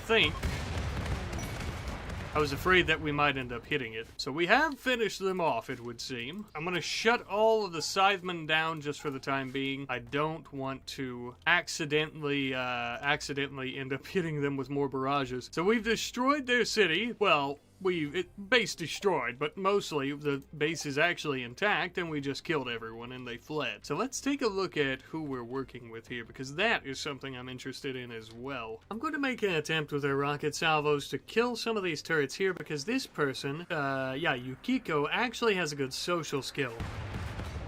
Looks like we destroyed 2 turrets. I need to get rid of this one as well. Gristle here has a good intellectual and shooting skill. We can actually start tending to them. We're gonna bring somebody else over. I forgot Ala actually is not very good at medical, and she cannot do doctoring. So go ahead and see if we can blast this turret with the tank, though, and we'll get over here to Yukiko. Okay, so we are now tending to Gristle, and this turret is gone. Let's go ahead and bring Trev down here. Let's start trying to take out some more of these turrets as we go as well, and I'll bring our other 2 scythemen down towards the city to help us with finishing off the rest of their defenses. And here's hoping they have some decent resources here that we can also take. Here, and we also have the uranium slug turret that must be destroyed as well, which is getting some shots in at us already. Not so concerned with the mini turrets, but that uranium slug one will do quite a bit of damage to the tank. There goes that one. Since these 2 slaves are leaving the area, I'm going to hit the uranium slug turret with some of our rocket barrages, as we have been doing, of course. Here we go. Let's hope we don't accidentally go a little too far to the north.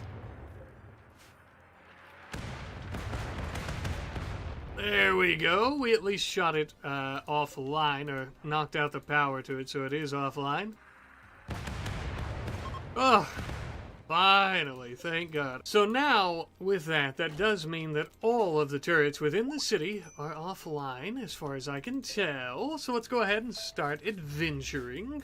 They do have slaves. Do not shoot the slaves. Even if they are slaves of our enemies, we do not want to shoot them. We got some steel and components, which is always very valuable, might I just say. In fuel generators. Let's go ahead and eject this fuel. Not much, but we'll take it. We'll also deconstruct these as well. Ooh, now this is a jackpot full of clothing and some textiles that we can sell. A psychic animal pulsar, that could be good to be sold as well. We also have some gold here in the center of the city, 250. That makes everything worthwhile, of course. I think that is, yeah, that's the entire city. So, some useful stuff. We need to repair our vehicles and refuel, and then we'll be good to go. So, yeah, some useful stuff. Plenty of gold and stuff here in the center. Well worth it for taking their resources and for them defying our laws. We'll also get some uranium for our generators from the turrets, which we will go ahead and deconstruct. And after we do that, we'll repair our vehicles and we will get the hell out of here. And we'll also be taking our 2 new prisoners along with us. Scratch that, 1 new prisoner, because this one ended up dying, unfortunately, from an infection. Oopsie poopsie.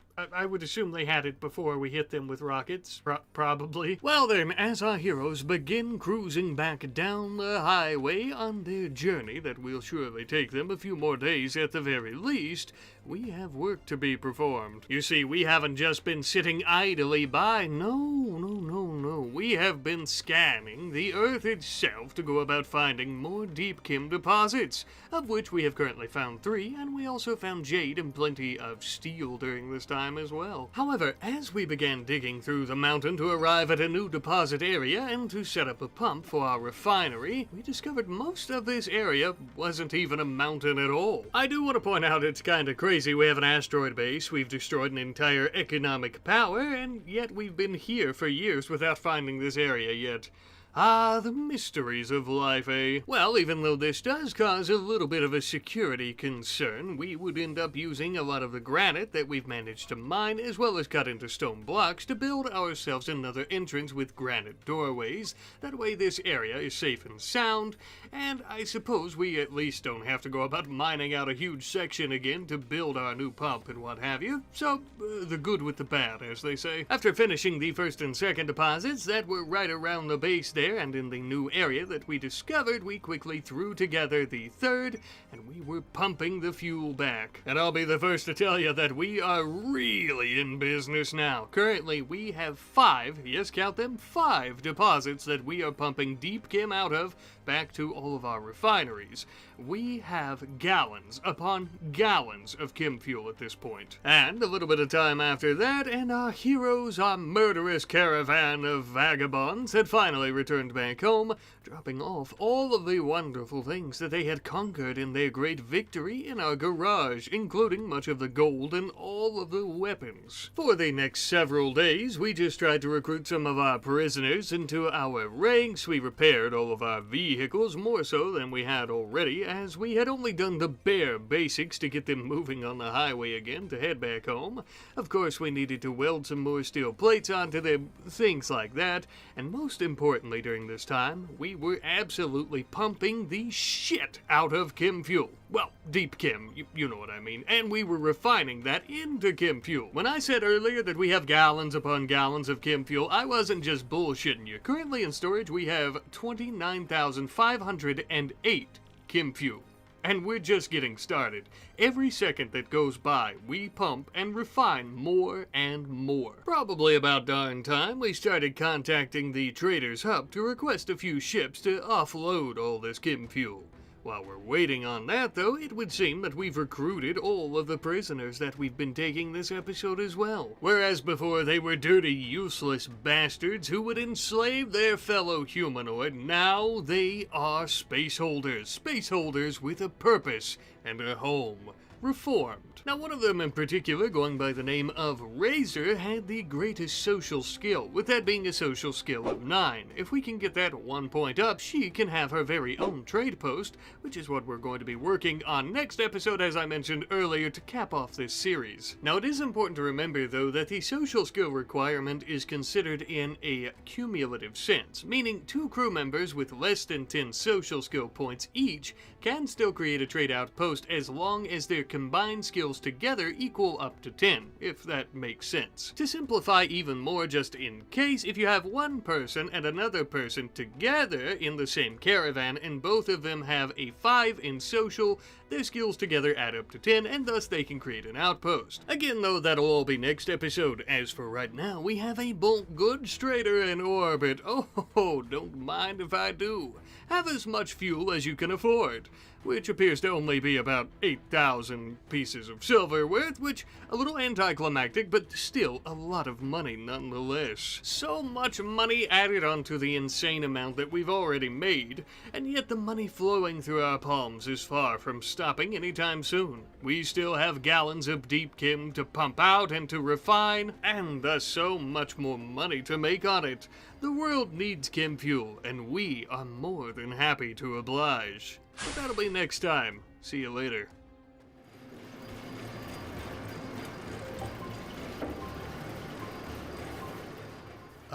You hear that? Sounds like fuel being pumped and refined, right?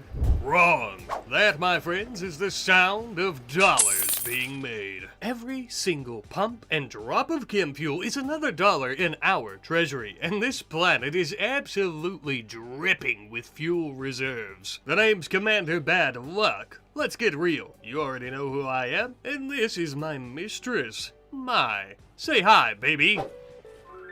She's too busy playing the piano. We are the Free Space Holders, the ultimate trade guild here of the planet.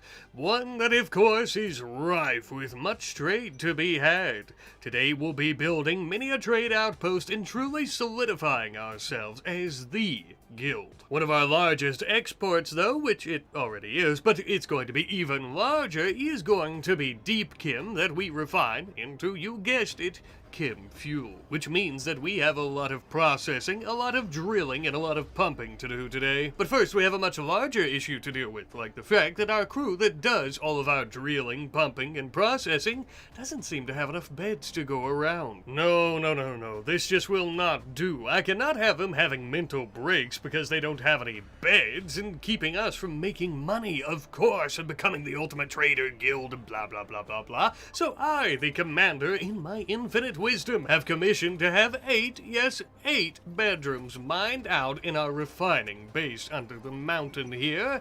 I know, awful kind of me, isn't it? With these new residential areas installed, everyone will be able to get a good night's rest before going out and pumping up the deep chem and refining it and blah blah blah blah blah. You're welcome there, young lizard lady. We would also end up building yet another scytheman, one with a great big rocket salvo on the back, so that we can murder people with him. You see, my friends, I may have misspoke earlier when I said that we're going to be pumping chem fuel. I mean, that's not incorrect, we are. But we also have a few pirate bands and other enemies that we are going to absolutely rock the socks off of, and we're going to be taking their resources as well. First up's going to be a power depot of some of these filthy crimson pirates, some of the ones that we used to hire during our war against the slave-trading orbital traders. Feels like a lifetime ago. Anyhow, though, these folks seem to be using a lot of chem fuel to power their bases, and so this depot issues it out to many of them in the region. What I'm getting at is that we can take all of that for ourselves. Upon our arrival, though, in the distance as we were scouting out the area, we noticed some large animal-like creatures, although they were unlike any of the natural animals that we had ever seen. I think these pirates have been doing a bit of inhumane testing on God's creatures to turn them into ultimate fighting beasts for their pirate band. Yeah, that sounds about right. Though we felt pity for these horribly mutilated beasts, our attention was also drawn towards a large cargo Cherokee helicopter that had wrecked here. Was it the pirates? Was it someone else's? I have no idea, but I'd like to get my filthy little grubbers on it. As the dark of night persisted on, we began moving our tank a bit to the south into position between 2 rock formations, as well as all 5 of our scythemen to the north between 2 small hills, prepping their rocket salvos for their first barrage. streaking across the sky with a whispering hymn like furious angels, before ultimately finally arriving at their base, killing many of their soldiers, and unfortunately destroying a lot of that fuel that we wanted to take for ourselves.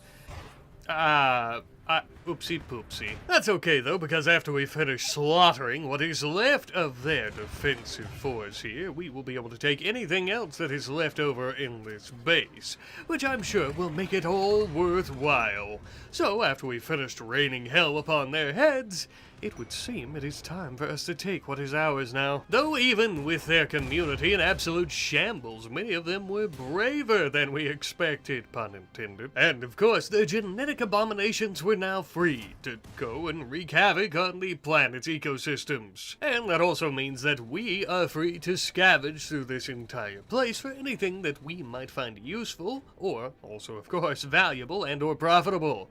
As we began searching throughout all of these facilities, we actually ended up finding 2 more minor power generating areas with a decent bit of chem fuel. Unfortunately, the main one we still blew to smithereens. Bit of an oopsie daisy, oopsie poopsie, but at least we still have a little bit left here. We also found a few crates, one with a reinforced barrel, nothing too fancy there, but another had a biomutation lance, some type of device that forcibly mutates creatures into other abominations.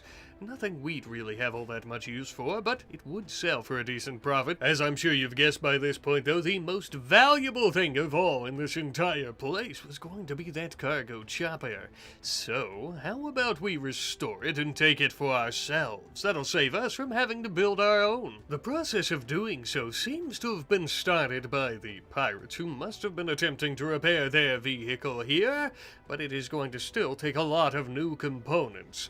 Lucky for us, back at the HQ, as well as our refining base, we have plenty of resources to go about making engines and fuel tanks and anything and everything that we need to refabricate this bird into working order. In the meantime, as we are working on parts to restore this chopper, though, we are also going to be doing the more important task of doing plenty of orbital trading with bulk goods traders from all across the galaxy looking to purchase plenty of the fuel we're refining here, making us a gigantic profit each time, might I add. With every trade ship that would come and go, we would immediately go to the comms console and request another for a small profit of about 400 to 500 silver, depending, of course, and every few days another one would come in, looking to buy more and more. We are already rolling in oodles upon oodles of silver, gold, and jade, is basically what I'm trying to say. After several days of fabricating parts, we also finally have all of the components needed, as well as actual industrial components and steel,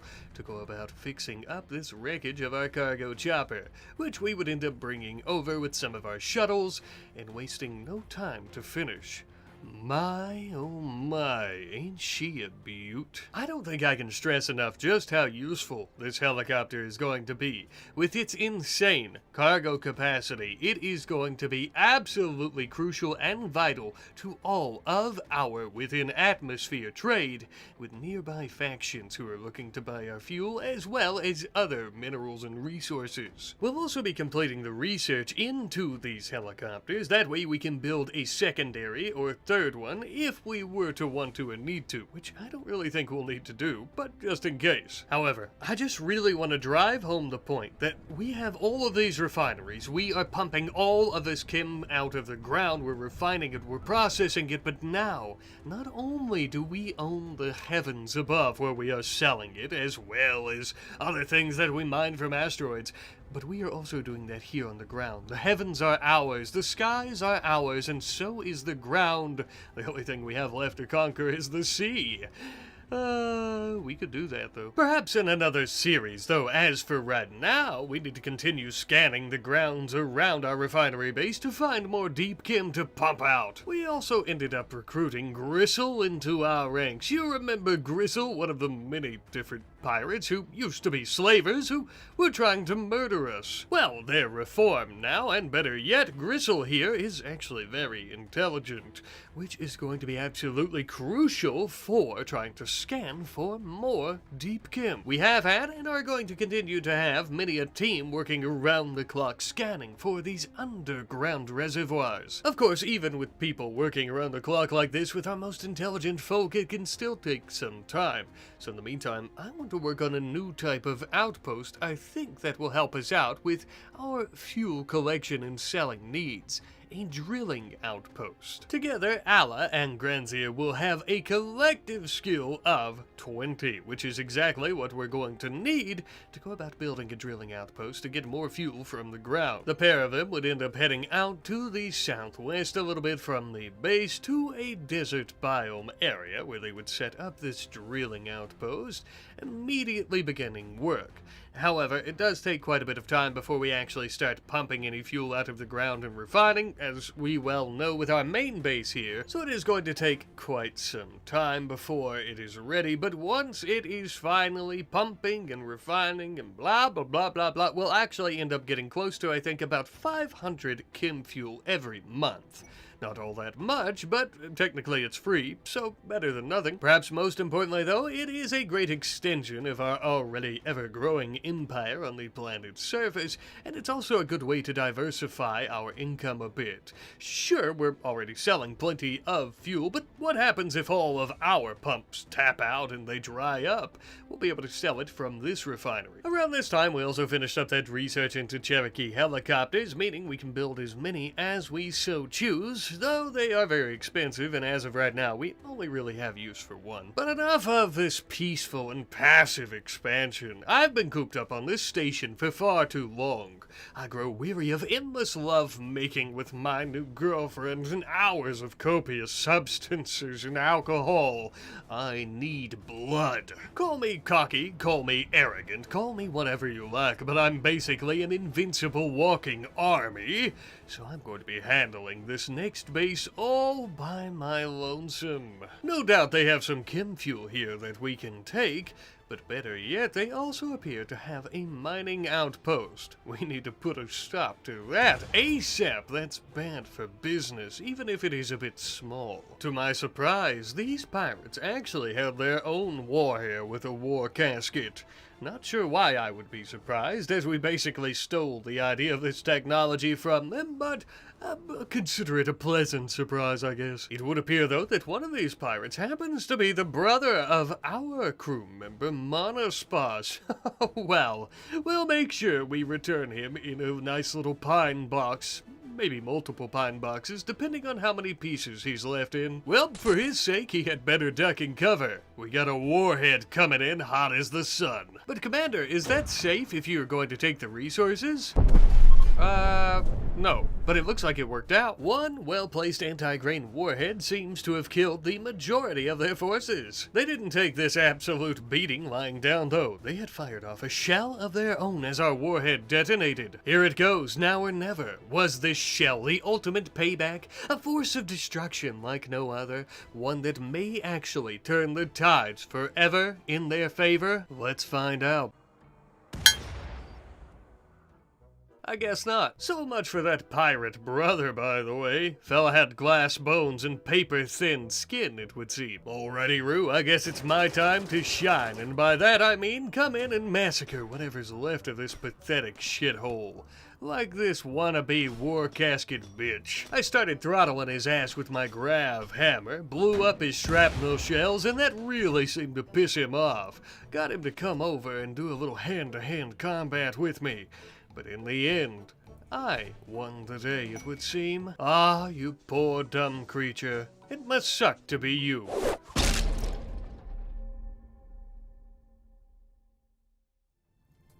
Well then, that was fun, I'd say, wasn't it? I had a good time, at least. not so much for this guy. However, now that everyone's dead, we are free to take all the chem fuel that we like. Most of it, though, seems to still be within these actual generators, and my large war casket stubby fingers that, I can't eject fuel or do much of anything, like feed myself or wipe my own arse, so I had to call in some assistance. Once a couple members of our crew arrived in our cargo chopper, I might add, we immediately would start ejecting fuel. We would also start deconstructing many of the generators and other electronic components and devices. That way we could get other resources, components, steel, blah blah blah. We also deconstructed some jade walls. Kinda stupid that they built anything out of jade, but it's all worth a lot of money. We loaded it into the chopper and then we headed back to the refining base. At which point we would drop off Monospas's brother. Sorry about that. There was no way for us to save him and rehabilitate him. The commander swears by it, and trust me, he wouldn't lie to you. Feel free to bury your brother next to some of our fallen, though. Sure, I mean, he didn't really deserve it, but that's okay. If it makes you feel better, Monospas, that's what really matters. Ooh, looks like somebody forgot to get that out of there. Kefish, fine. You can keep it and study it, Kefish. Bit of a constellation prize for you no longer being the commander, I suppose. Just clean up all the corpse bile when you're finished, please. As for me, my bloodthirst has been satiated, at least for the time being. And all the riches that we've made from all our chem fuel sales have been brought back to the HQ along with myself. Now it's time for us to fill our treasury like a fat hog for a feast, stuffing our coffers to the absolute brim, to their limits as much as humanly possible. And even yet, there's still plenty of space to be filled yet.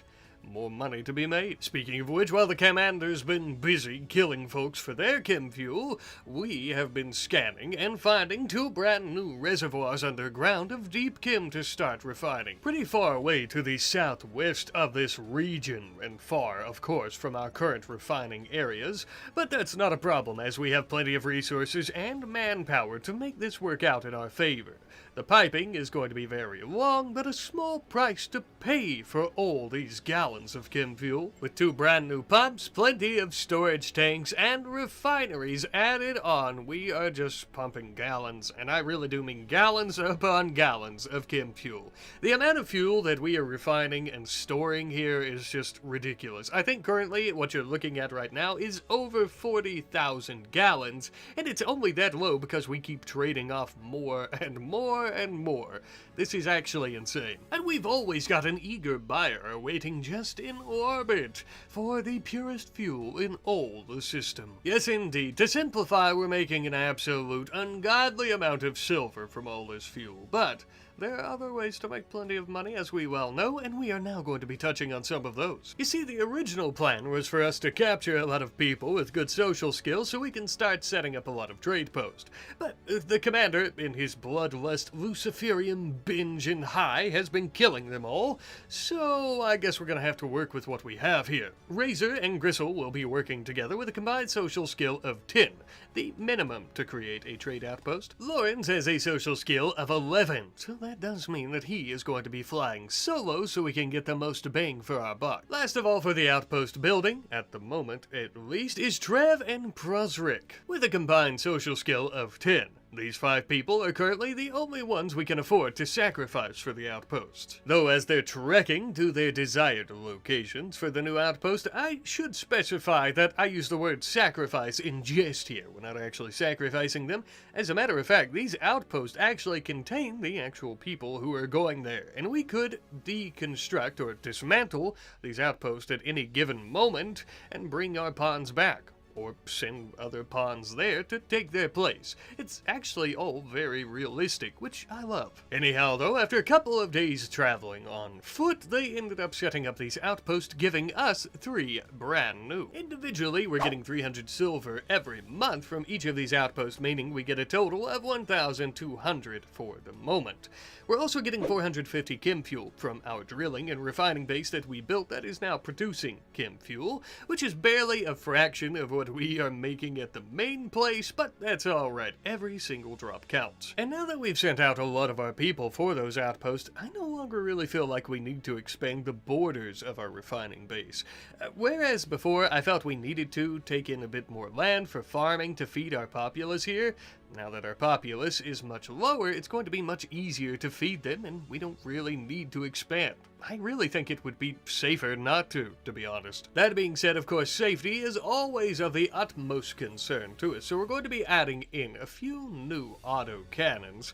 Along with that, of course, we are going to be giving them proper cover behind sandbags. Most importantly, though, and probably most interestingly enough, we're also going to be adding in swarms of hunter drones to help us defend our border walls. And even though we didn't exactly need it, we also ended up adding in a small bit of concrete pathways on the outside of our walls where we didn't already have stone. That way, in case there's a massive forest fire, we won't have to worry about putting it out anymore. Well, unless it starts burning all of our pumps, but that's an issue for another time. And now this next part ain't exactly a defensive need, but we do need to name our elephant. And I guess if we used it as a war elephant, which we probably won't do because it'll die, we could consider it a defense need.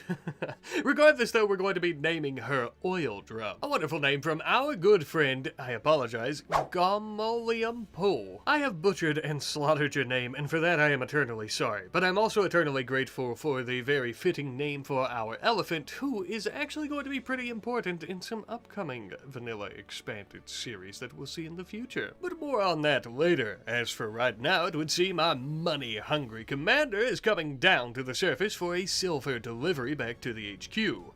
But as this was going on, we began to feel a strange static and pulse in the very air and atmosphere itself. Ah, a psychic storm! We should have known.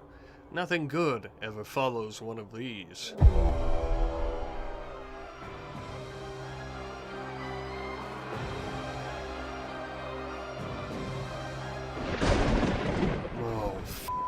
We've got some very serious, and I mean very serious business here. Basically an army, a small army of Archons. Now you might think 18 Archons, that's no army. Well, you don't know Archons because they're insane and insanely strong at that as well. I don't know what to do. I am very scared. I'm going to be bringing everyone out. I need people in the Scytheman ASAP, immediately. I have also brought down the commander. I think he, in all of his, say, glory, and definitely not, arrogance, perhaps, would be willing to take on the Archons head-on as the rest of us prep our vehicles and our defense. I'm actually going to close our gates.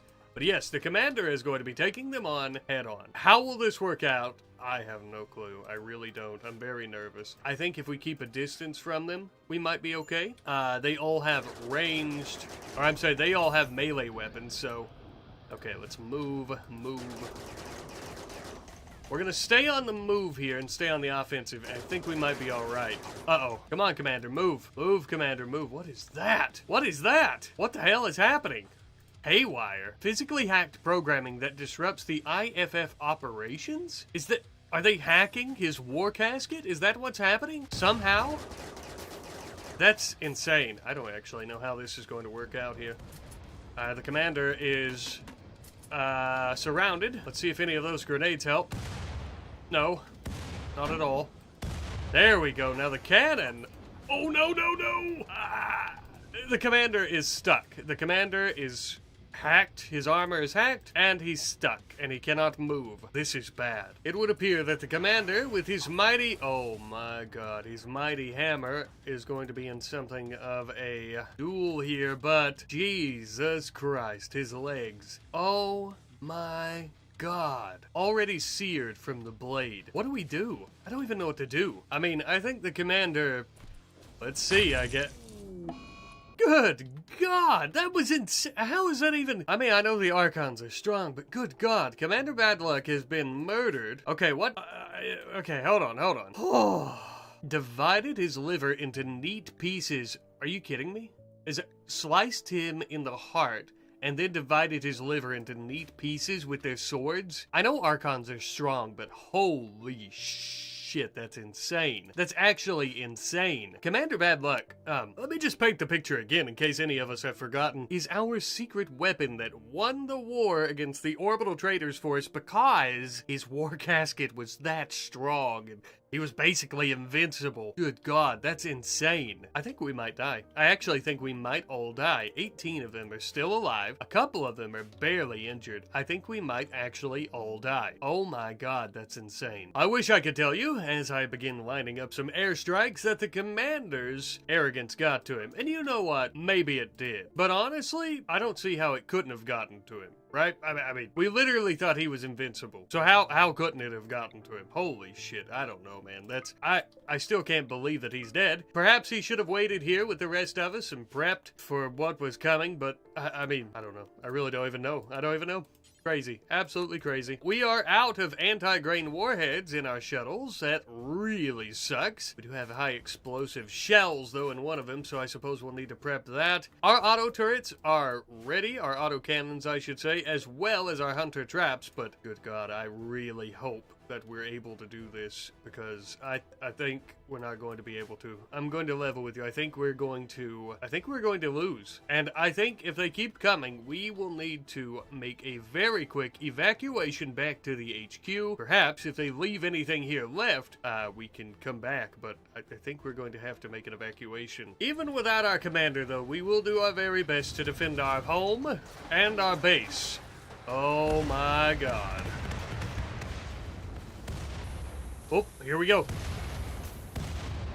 Oh, okay. Not too bad, not too bad, not too shabby. We have still, 14 of them. Son of a bitch. We've only managed to kill 4 of them. And mind you, of course, when we, quote unquote, I'm doing air quotes, kill them, they end up teleporting away, like this right here, back to whatever technological god mind thing that controls them that they're linked to, so... We've got that one there. Now, that might be interesting. If she doesn't end up dying, do you think we could capture her? This could be our chance to do that. That's... I don't know. I feel like we gotta be very careful, but that could be something we're interested in doing. Let's find our fastest person here. Slagek is pretty fast. How about we send Slagek down here? And there's the potential of capturing this person who has incredible melee. They're an Archon, okay? This will be the first Archon that we've ever captured. This Archon is a bit better, though, in terms of stats, but we want to go out there. This person is just an insane fighter. And I would also like to get that damn sword, although it is bonded to this person, so we would have to capture them. Oh, we have this one too? Okay, we don't have any more, oh, they're coming this way. They are coming this way. That's very concerning. Okay, we'll capture some of these Archons. However, they are extremely fast and they're already heading this way. Let's go ahead. We're gonna start destroying our own fuel refineries, but holy, I couldn't care less as long as we kill some of these Archons, because, oh my God, they are strong. And there's far too damn many of them. Yeah, all right. Oh, yes!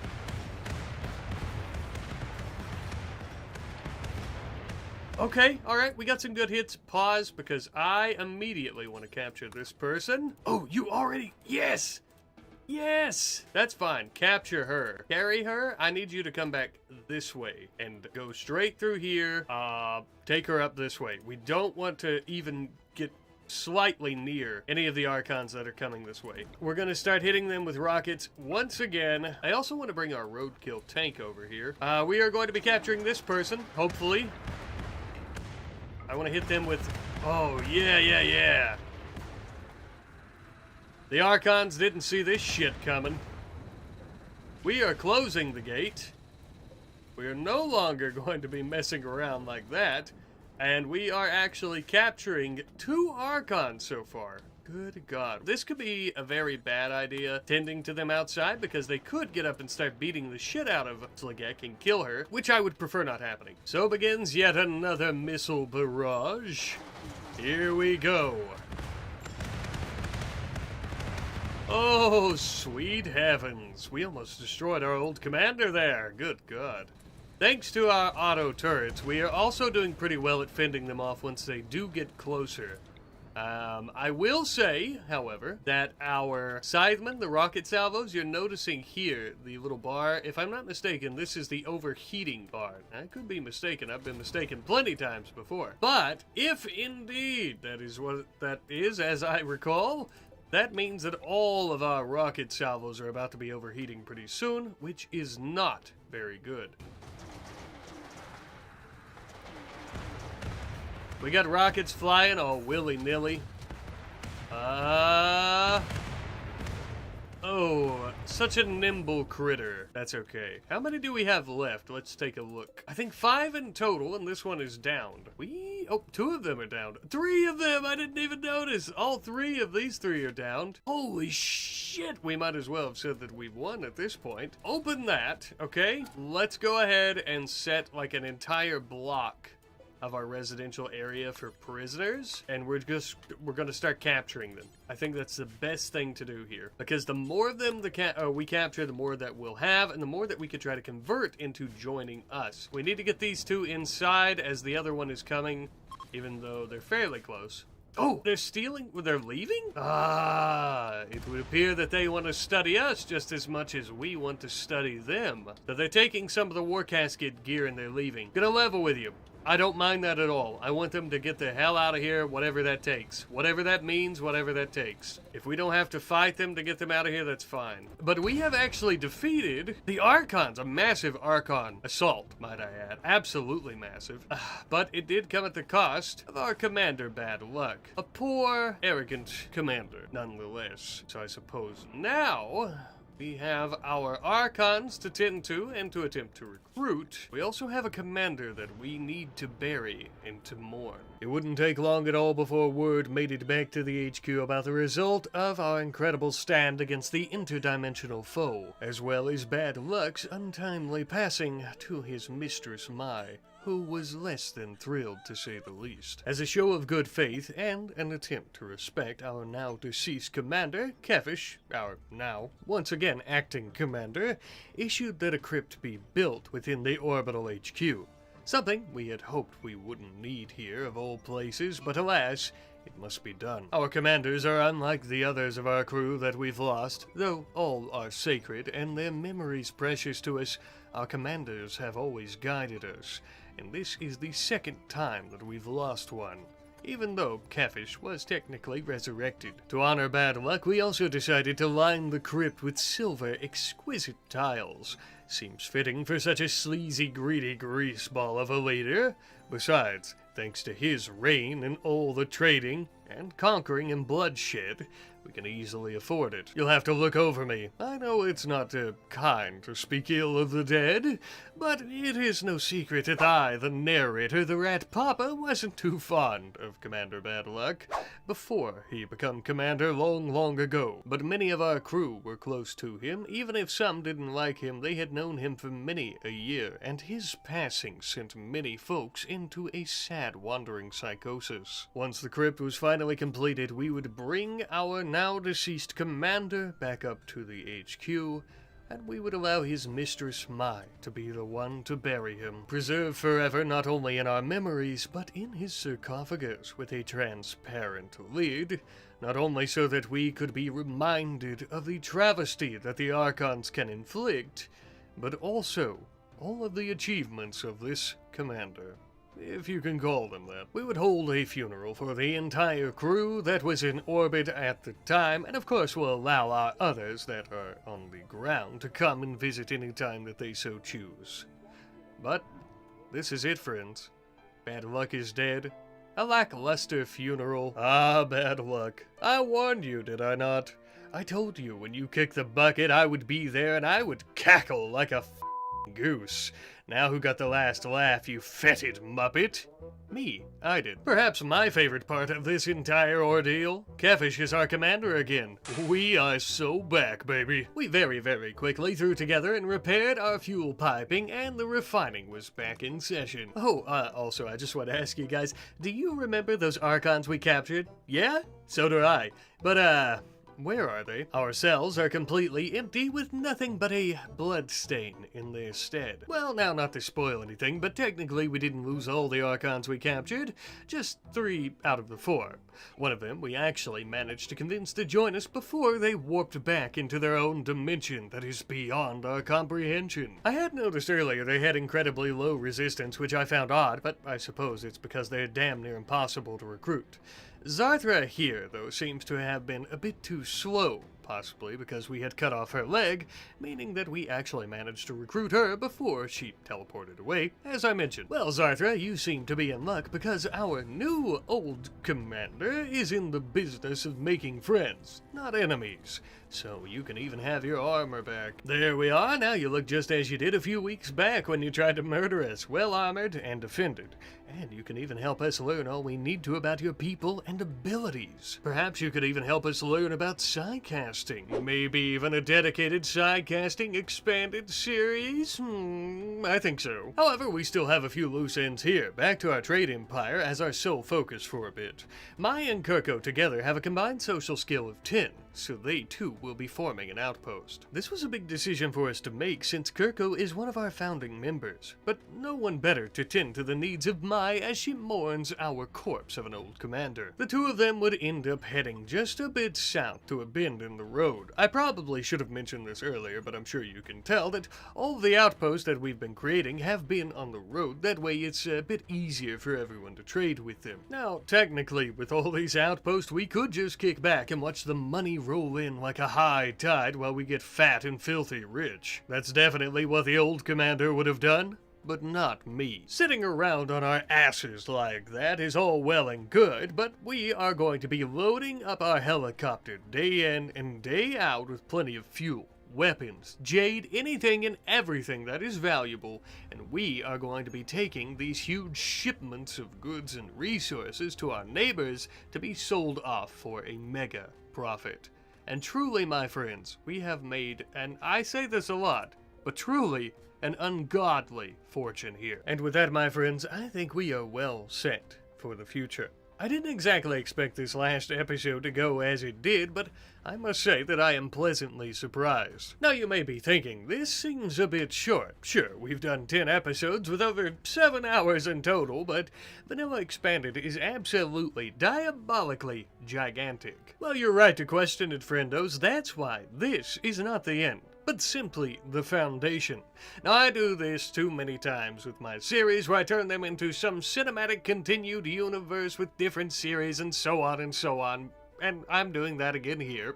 But I kinda have to. There's so much to Vanilla Expanded. There's no way for us to do it in one great big series like this without it becoming a bit too tedious and even boring, really. Once you get to the late game like this, all the fun is just kinda gone. We could quickly, with a few more episodes, knock out every last bit of these other Vanilla Expanded mods that I kinda want to solely focus on, but what would be the fun in that? We're a giant mega empire corporation orbital traders guild. Indeed, even though we've built an excellent fuel refining mountain fortress for all of our fuel and trading needs, as well as an orbital fortress floating high in the heavens with advanced laboratories, a mechanoid army, powerful mining crew, and grav ship for our own asteroid mining company, and revolutionary needs, we still have barely begun to scratch the surface of what Vanilla Expanded has to offer. Many of these other directions really deserve their own series, where we solely focus on them, such as a Psycaster's Expanded series with a well-trained and very powerful hyper-dimensional Archon.